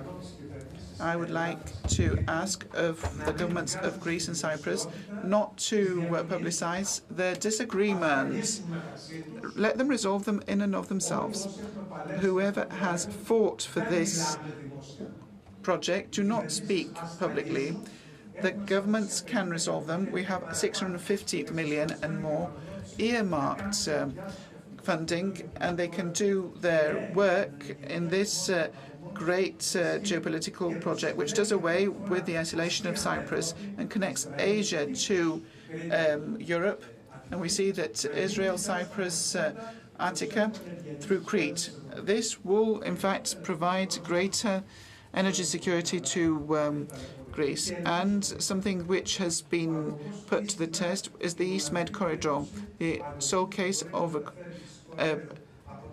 one that can bring the natural gas from the rich natural gases to Europe, and this will give us a greater energy mix and wealth. Okay, we'll talk about the deposits afterwards in detail. If we have the time, that would be good. I think it's good to focus on them. And let me say a few things about green transition. Now, I'm talking about these things as an MEP who's responsible for matters of international energy collaboration of the S&D. Whether we like it or not, with natural gas, we will be having this fuel for the next decades, batteries, in order to replace the natural gas, and for the whole of Attica to be able to be fueled with green energy alone will not exist. So we have to choose either coal or natural gas or nuclear as our base unit. Until we have the major batteries, each country has one of these three options. So Greece should choose what it sees fit.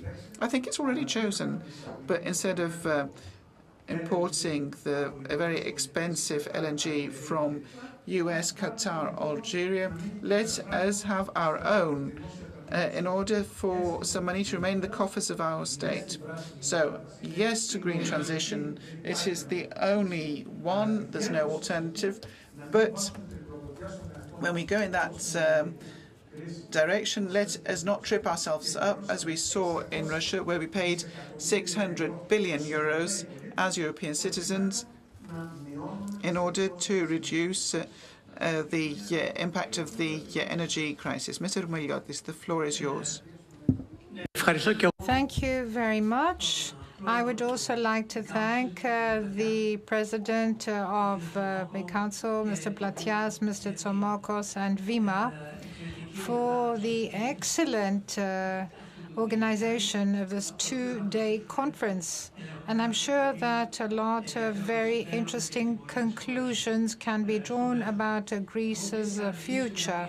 I've been asked to talk about economic diplomacy and how economic diplomacy from Metapolitevsi onwards was exercised and how it influenced positively or negatively the national foreign policy and the promotion of our national interests.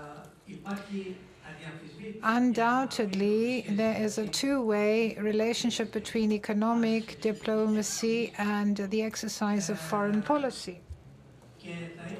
And I would also like to underscore from now the fact that no successful economic diplomacy can be exercised if it is not based on a strong economy, on a robust economy. So the prerequisite for economic diplomacy is to be propped up by a robust economy. So now let me give you some examples from Metapolitepsi to the present day, in order for us to look at the positive and negative impact of economic diplomacy, meaning where it worked well and where it failed. So the first example is the initiative by Konstantinos Karamanlis after the Metapolitepsi. We know that Greece's economy was in a bad state. Greece was isolated from the international community. And of course, democratic rights of the Greek people had been violated. So Konstantinos Karamanlis was faced with an uncertain international environment. Turkey had benefited at the time from Greece's weakness and Greece's isolation, and it occupied northern Cyprus. Then we turned towards the European Economic Community. That's what it was called at the time. So why did Konstantinos Karamanlis want Greece to become a member thereof? Because he believed that in this way the Greek economy could become stronger, that the economic policy waged could be more efficient and effective, and there would be political protection acting as an umbrella. At the time, there was no common security and defense policy. Back then, there was a solidarity, political solidarity among member states. So this paid off. The result of this initiative undertaken by Konstantinos Karamanlis, an initiative which then continued. Of course, there was some ups and downs, but this was continued under Andreas Papandreou. So Greece's position was further enhanced. We're talking about Greece's bargaining power in the European Economic Community was further strengthened.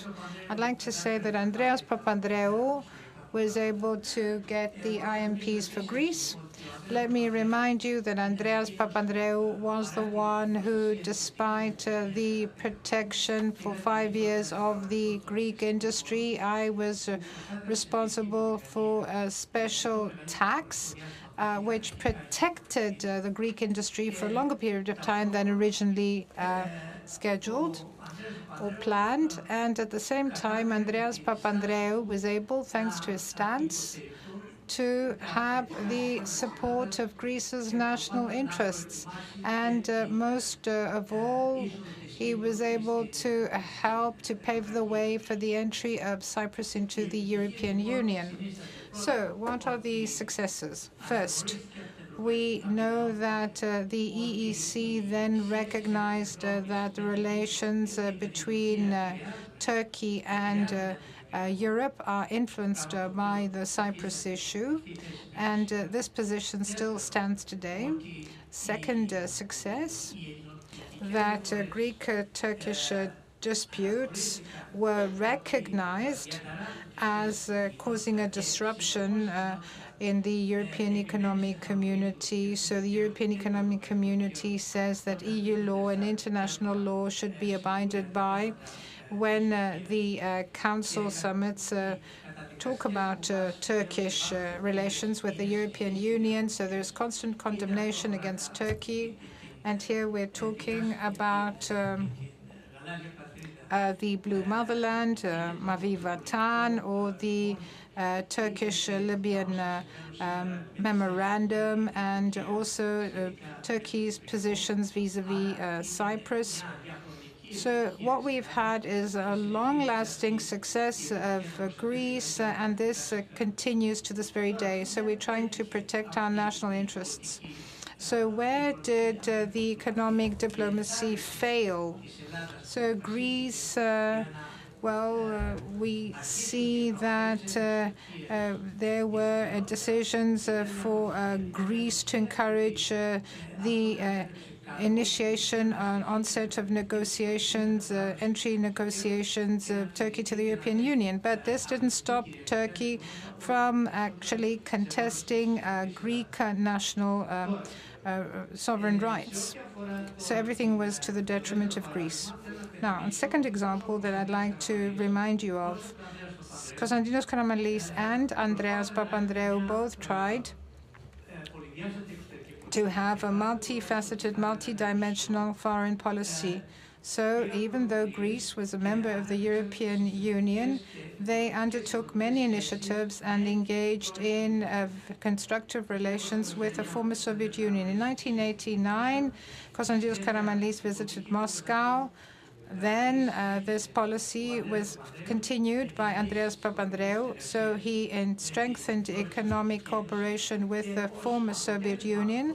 And as a result of this economic opening, if you like, Russia had a stable position regarding Greece on the Cyprus issue and later on in the Greek-Turkish relations as well. Now, the third example is the opening towards the Balkans by Konstantinos Karamanlis, and this policy continued even at a greater pace by Andreas Papandreou. Let me remind you that Karamanlis visited Romania, Bulgaria, and Yugoslavia in 1975, and in 1975, same year, in Athens, we had the first inter-Balkan summit.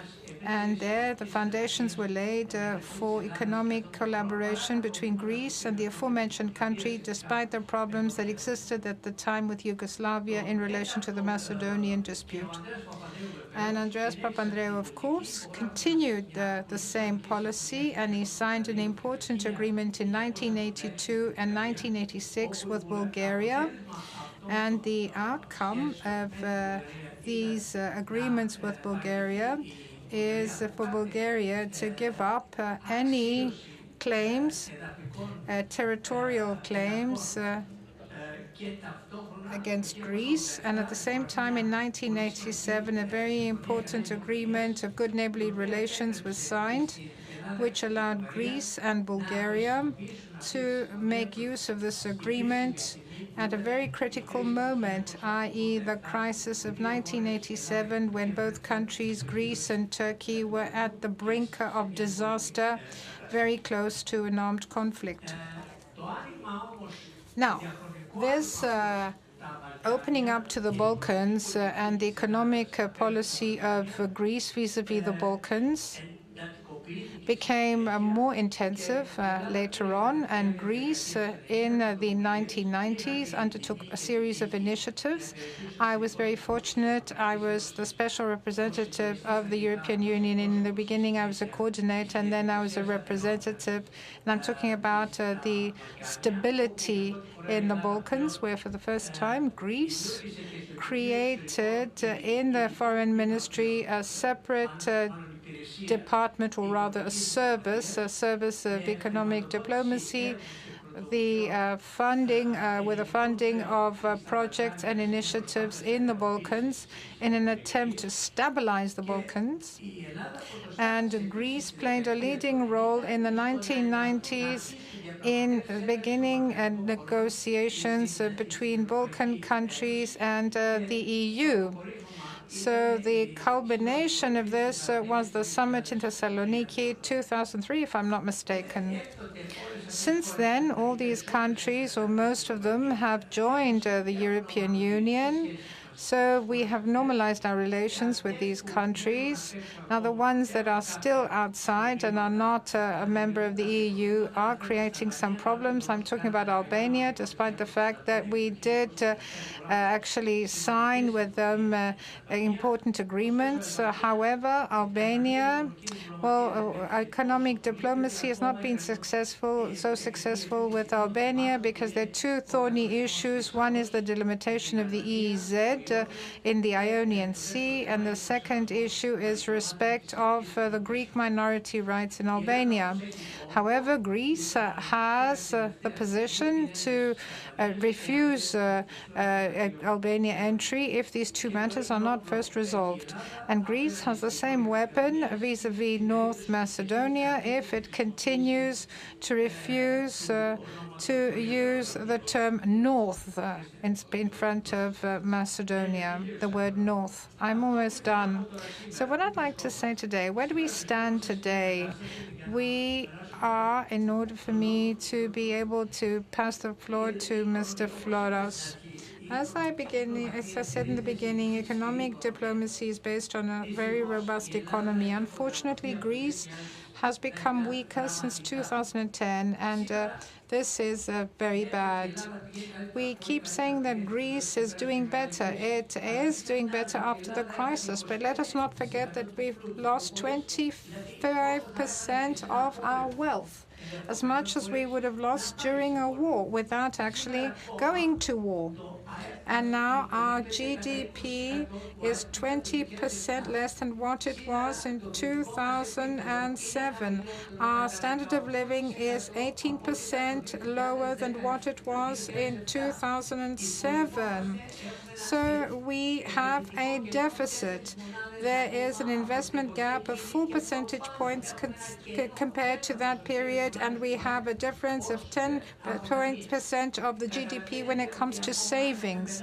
So as you can understand, we have a long way ahead of us, a long and thorny road, and at the same time we have a huge debt, 400 billion euro.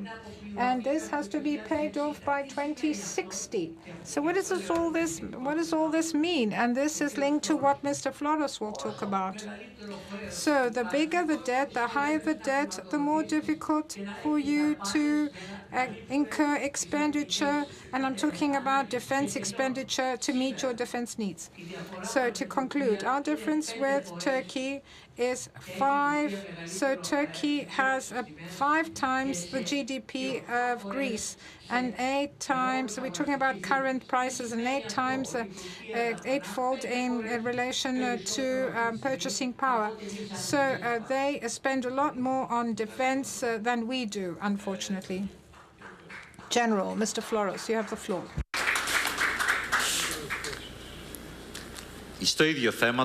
On the same subject, first comment.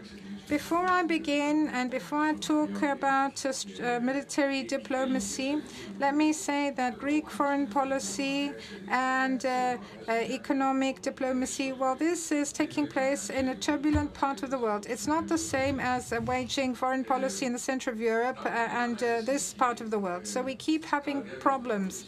During the Metapolitevsi, let's talk about the crisis in 76, when we had the pseudo-state being declared, the crisis of 87, the crisis in EMEA, the crisis of 2018 with the 2 hostages that were held for many months, and the 2020 crisis. So we see that we are in a difficult part of the world. We're in the Balkans, and we know that Balkans produce more history than that they can consume. And we see what's happening in the Middle East. Middle East is up in flames, but we see it now. That's the way it always was, even though we didn't feel it that much. And just one comment, I'm very happy that military diplomacy has actually been is now being discussed in this wonderful conference. This means that its value has been recognized as a part of diplomacy, the diplomacy of a state. So military diplomacy is something novel. It's recent. It came to the fore following the collapse of the Soviet Union and the end of the Cold War. So I think it's a product from Britain, and it's a method, an effort to resolve problems and to actually not end up being friends, but less competitive in order to alleviate the situation and to come up with solutions. So armed forces give up resources. So we're talking about dedicating funds from the Army and the Navy, so the armed forces. So we're talking about financial resources, human resources, in order to collaborate with other forces of other countries. And I'm not talking about operations. I'm talking about other activities. For example, exchange of personnel, or joint training, joint exercises, participation in multinational forum. I'm not talking about NATO or the EU, but smaller forums or fora. For example, the inter-Balkan, if you like, summit of TRODs and so on and so forth. So military diplomacy through the channels that I just mentioned tries to create what exactly? A sense of security and stability. So the collaboration that results from military diplomacy, of course, are part and parcel of the foreign policy of every country. It couldn't be otherwise, because in Western democracies, armed forces are under the government, so they serve this purpose. And they work closely with other countries that are like-minded.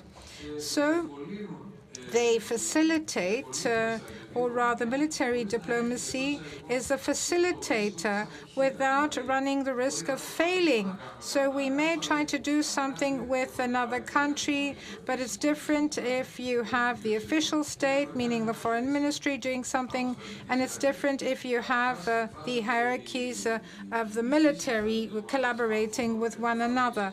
Of course, everything depends on the head of the armed forces, and the head of the armed forces is being supported by a lot of members of staff, staff that is knowledgeable, that knows foreign policy matters well. And of course, we have to adjust our possibilities in order to serve the general foreign policy of a country. So in the last 4 years, because I know this matter very well, we have developed our military relations with countries like Egypt, Jordan, the UAE, Israel, of course, and larger forces. So we're talking about the US, for example, and France, and Saudi Arabia. And let me just underscore now that in 2020, for the very first time, we had the Chod of Greece visiting Saudi Arabia, and the Saudi Arabian counterpart visited Greece. So we can see the results. So we had a big crisis. We had a hybrid threat from Turkey, and we know that Çavuşoğlu, Akar, Erdogan kept saying that we will send 100,000 illegal migrants via Greece to the European Union. So back then, we were in a very difficult position. The situation was out of control. It continued in 2020. And remember, we had Oruç Reis, and our armed forces were mobilized. And we were retaliating to the behavior of Turkey, because we have a deterrent force. So back then, I had to make some phone calls. I called my Saudi Arabian counterpart and said to him, do you want to carry out an exercise a joint exercise near Crete? And we were going to send Patriot to Saudi Arabia. So, as you can understand, so that was the artillery. So, and we're talking about 4 F-16s in Suda. Back then summer, the same happened with other countries, and we saw that from the United Arab Emirates there was another exercise, and they sent help. And there was an exercise in Sudan. And then there was an agreement to carry out exercises with other countries, meaning there was Cyprus, France, Italy, and there were military exercises between Greece and Cyprus. So these are signals that we send out, and these signals are actually sent to our opponents, and this is part of the foreign policy, and it actually helps and actually contributes to the overall image of our foreign policy. So military diplomacy has a great role to play. We have to have strong armed forces, particularly in turbulent areas. Otherwise, it's difficult for you to wage the foreign policy that you would like to wage, protecting your international interests, always having peace in mind, because we know that the armed forces guarantee peace. But in order for you to have peace and a dignified peace, you need to be very powerful, because otherwise, if you end up alone, we'll see that there were countries that were finally alone and did not have enough military might. So you talked about instability when it comes to defense. And everybody so we try to have stability. You're talking about the other instability. No, we're talking about the overall environment, that the environment we live in is unpredictable. Our neighbor is unpredictable. So this is something we see not only in the economy. Generally, there's instability. We see that France has a problem. Germany doesn't have a government. We don't know what's going to happen soon in the US, change of policy in China, in Japan. We see new emerging forces, for example, in Africa. We see a Europe that seems to be trying to find its path without any plan and maybe without leadership. And here we are. So we see these wars raging around us. So are we living on a cloud right now? No, we're in the eye of the storm. So I feel that we have our own little bubble. We're on this cloud and we're ready to fall. I think that many other countries in Europe face similar problems. We consider that we have huge problems, but there are other countries in the European Union that have problems, and we're not the only country where there are problems near our borders. So the only thing that is certain is uncertainty in the current times. And we now, and let me talk about the European Union and not talk in general, I think that every country should actually push for political integration. No country, neither Germany nor Malta, can go it alone. And every country must look at its own national interest to the extent that it is not separate from... So what's going on? Is this 112? Is this like a text message, some kind of warning? No, sorry. I was in Kiev yesterday, and we actually we did a drill. When the siren goes off, we have to rush to the bunker. Sorry. Now I realized, please switch off, erase, delete the app. This just confirms that there is instability in the world. Now, I'd like to come back to the issue that I'd like to connect to what Mr. Mayod said and the General. So, economic diplomacy has many different facets. I would like to refer to completely different matters concisely so we see the breadth. Countries that produce equipment have economic diplomacy as their main tool. We know these are in fact services that are comprehensive and which sell armaments. And there also needs to be economic diplomacy in those that buy armament. And we have, in fact, made very important acquisitions in recent times, and we did well. But in fact, we've never had any joint production. And that is very important. It's a matter of economic diplomacy and of economic development. And when you have a joint production, you also create a type of dependence. I know that you might well say we're not ready, but other countries have managed to have the conditions, Norway and Finland, that do go about such production. And I would like to say something that doesn't have to do with armament, but also all the supplies and procurements, buses included. So we have this rationale. So a country cannot be a customer and simply buy. So I'd like to go to a different subject matter, to look at the whole spectrum. I said before that we are a country of the EU. We're solidly part of them, of the EU, that is. But because the world is changing, we need to have strong diplomacy towards APEC.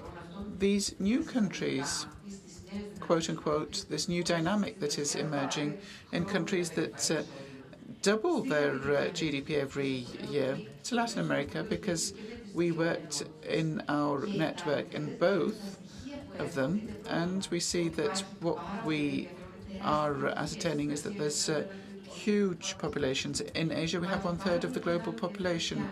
There is great interest for investments that can be attracted and collaborations that can exist in terms of innovation, technology, and tourism. So we see that things are happening. We are working with the Andes Observatory, and I think that's very positive. But I think we need to have a priority and focus on these new markets. And I would like to conclude by saying that we're not Turkey. And we have fivefold the GDP, and they have, in fact, huge needs, more than we do. So they have created 60 embassies in Africa. We can't follow suit, but we could make 15 selections. Choose those countries with which we want to have specific and particular collaborations, because from growth aid, hospitals that you'll help, and the investments that you can guarantee will take place there.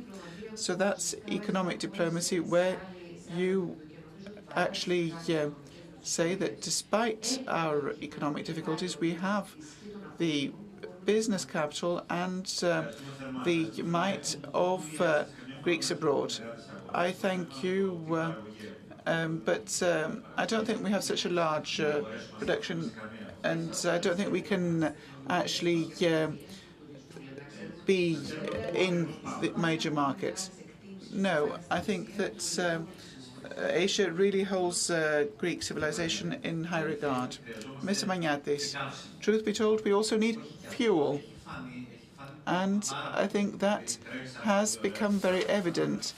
I think that we have, in fact, done very well in renewables, so much that we have managed to have a record result. But the rate in terms of the deposit is very slow. It reminds me of the case that matures. So I'd like to refer to what the General said in terms of defence, because in S&D I am responsible for defence. The 500 billion euros will be handled by the new Commission for Defence, which will procure equipment and armaments. Let's say that US has one type of tanks. Well, we have 12 in Europe, and we need to have an integrated armament. And so that means we need to have a common form of procurement, and we need to actually wean ourselves off the raw materials. We cannot be importing, in fact, 80% of our minerals for photovoltaics, for wind equipment and for batteries. So Europe is alone in global competition. It must take advantage of raw materials and process them. And the minds of our people in university have to be tapped into in order to create startups that need to find funds and the banks, etc., and a whole set of things. And I said a common success story, which might have seemed excessive. For a person who belongs in a specific political party. So the success story pertained to us, PASOK that is. 2010, the bailout program start. So we see that Greece is now the third country in the per capita production of PV and the seventh in the per capita production of wind power. From 2014 until now, we continue to be in the very high positions that we were then also. In terms of production per capita. So it's production of energy, yes. Yes, okay, a good clarification. So I consider this, that after 2014, 2015, the other governments managed to keep this alive, and we're still standing as in this respect is a very good narrative. What about hydrocarbons? Well, I think this is a tragedy for Greece. We're not going, in fact, ahead as a turtle. We are at a standstill. At Ioanna, there's an amazing deposit which in our northern borders, the Albanians are, in fact, exploiting, and according to all the geologists, there is a geological continuance under the borders of this deposit with the Greek one in Ioanna. There's the agreement of the region and the municipalities of the newly elected people by the civil society. So that is the elected regional governor and mayor. And this is the fifth time that people, in fact, go to the Council of State. The investors had paid 50 million euros. They said, well, that's the end for us. We will take it back. We lost 40 million, and the Albanians are exploiting the deposits. So Ioanna is the characteristic example of a country that shoots at its own feet. So Europe is looking for natural gas. It's desperate. Von der Leyen is going to Aliyev in Azerbaijan. We are begging the Qataris or the Algerians to give us more natural gas. And we see that the shale gas producers in the US are rubbing their hands, and they sell it to us at a huge price. Greece has, in fact, deposits, according to the state estimates of this administration, 680 billion cubic meters. So Greece consumes every year 5 to 6 billion, and we have 680. 250 billion euros worth. I would say that it would be very simple for this government to say to the other 26 capitals, so you have been begging Aliyev to give you natural gas. I can, within 3 years, with the East Med pipeline, to give you 10 to 15% of the natural gas that you need. And for me to make money from my insurance, or social security system rather, and for the youth of Greece to be able to find a job and to enhance geopolitical opposition. Greece doesn't want to do it because I think it is, in fact, something that suits us to have an importing of 8 to 10 billion worth of natural gas and oil, and to pay for it from our own pocket. And this is something that pleases the Saudis, the Algerians, the Americans, and so on and so forth. So I think that it goes with the saying that green transition is going to last 30 to 40 years. In the next 30 or 40 years, Greece has the following simplistic question.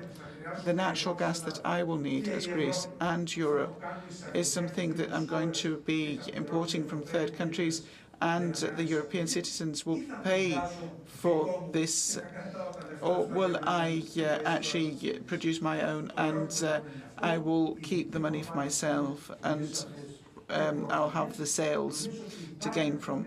So I think it's very clear that there's still a window of time for Greece to actually show that it's interested in these investments, and with the most stringent environmental regulations worldwide, which has been adopted by Greece, to exploit and export these deposits that exist in the north of Crete and in the north.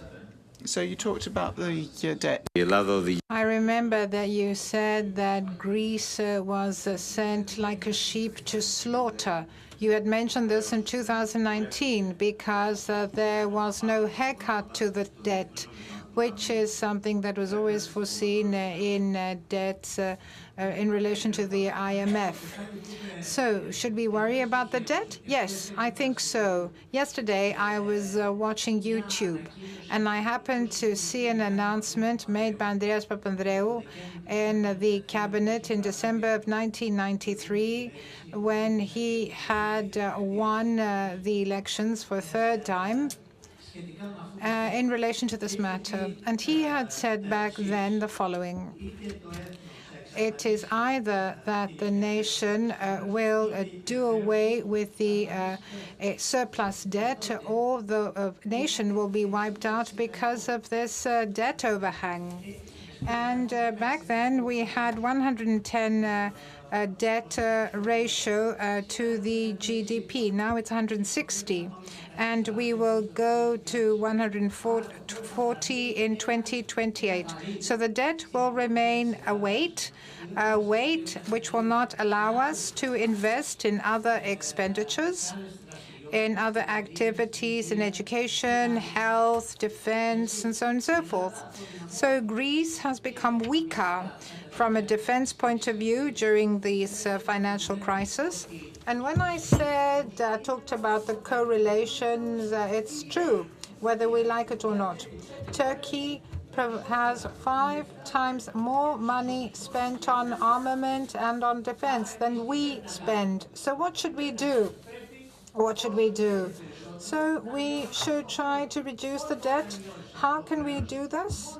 Only by increasing the gross, the GDP. But what do the IMF forecasts tell us? That 2 and 3% that we now have as a growth of the GDP, it'll be 1 to 1.5% by 2030. So how are we going to reduce the debt as a percentage of the GDP? How will we speed this up in order to free up resources so that we can spend them elsewhere? And another thing I'd like to mention, I looked at the data yesterday.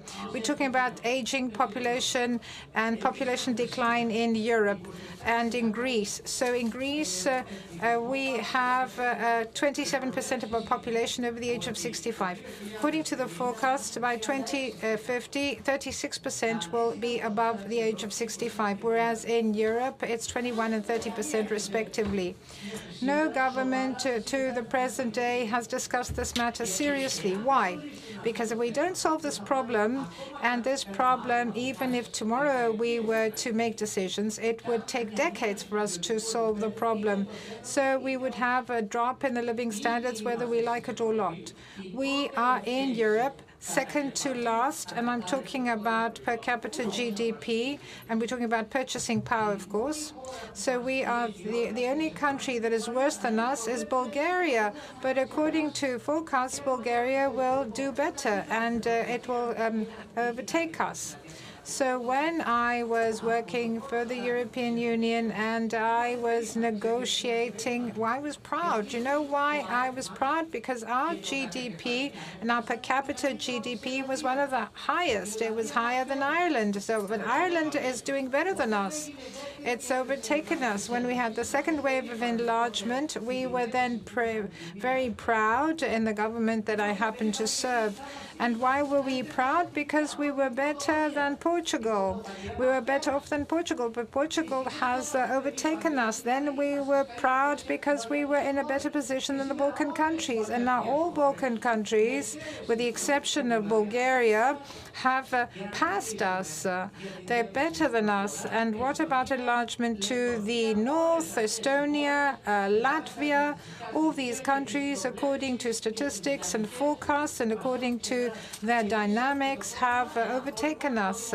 They've surpassed us. We haven't solved our demographic problem either. Regardless of what Yannis Maniatis talked about, he said that we have a huge mineral, if you like, wealth, and the government cannot decide how we will take advantage of our deposits, natural deposits. So Greece is a small country. Yes, that's true. Do we have a demographic problem? Yes. Then do we do enough by way of digitalization? Have we done what is needed as far as AI is concerned? If you look at the indicators, again, we're not faring well. So we have to speed things up. If we don't want our living standard to go down, we have to digitalize our economy even faster in order to offset the shortage of manpower. So AI must be a priority. So innovative enterprises and startups must be the top priority for the Greek government. And regarding our financial policy, and a friend said in July, Mr. Michalis Salas said that we are resting on our laurels.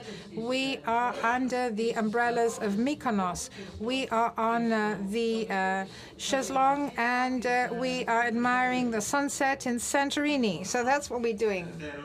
So last question to you, General, because I understand that after 2020, when we started dealing with the events, we had increased our defense expenditure. Now there's calm, but do we need to keep increasing our expenditure in the defense sector? Depends on how you look at it. In 2020, things actually were very bad, and then we tried to be more active and mobilized. But this doesn't mean that things ended in November, that there was calm after the storm. There were many provocations by Turkey in 2021 and 2022 as well. And this calm, which you mentioned, well, this was after the earthquakes, for their own reasons, of course. I remember, since we're talking about foreign policy, I think we then had Davutoglu, and in his book, Strategic Depth, he says that the policy of Turkey for the next years should be zero problems with our neighbors. And after 20 years of governance, Turkey, because you really see that it had no neighbors without problems. And so for their own reasons, there was this calm. But what calm are we talking about? This is not a real calm, because we have violations, we have infringements, we have, we don't have dog fights, but now we have dog fights again. We have drones or some other type of war, electronic war, but you're violating airspace, FIR. There's a violation. You're violating territorial waters. So as far as rhetoric is concerned, they kept talking about demilitarization of the Greek islands, about the blue motherland, about the fact that they claim islets and islands. So there is no calm when it comes to claims and contestations. So Turkey, for its own reasons, will continue to engage in this policy, see what's happening in Syria. So the Treaty of Lausanne, as far as the southern borders, well, that is being violated. So Turkey grabs whatever it considers it belongs to it. So we need, for as long as is needed, and this will be decided by the democratically elected governments, by the Greek people, so we need to spend as much money as needed on defense. And I hope this never happens. And I am a peacemaker. I know what war is, so I'm in favor of peace. So I hope this never happens. But if there is a war, there will be no excuse we can't say that Greece didn't have the weapons it needed. This is wrong to say. So Greece doesn't just need armed forces. It needs strong armed forces, modern to the extent possible, of course, based on all the economic data that the government knows. So what we need is resilient over time, battle-ready, and this is what we can see from the examples in Ukraine, and large armed forces. So we need a huge navy, a huge air force, and a huge army in order to be certain that it can protect itself against any threat, the latest one being Turkey, and in order for it to be able to play its rightful role in this complex between the Balkans, the Eastern Mediterranean, and the Middle East, where we have convergent interests with some and divergent with others. So we see that the international law is outdated, and by its very nature, there is no way to impose it. There is no super authority imposing it. So we have to be battle ready. We have to be an attractive partner for those who have converging interests with us. And then all together, we can try and offset the diverging interests. But we need to do this by ourselves and not just with others. Thank you very much, General. Thank you, Mr. Magnatis. Thank you, Mr. Roumeliotis. Thank you, Mrs. Diamantopoulou. I think that this was a wonderful first day. But tomorrow, we have a lot of things to listen to. Thank you very much, Mr. Tsomokos. Thank you, the Council. Thank you, TO VIMA.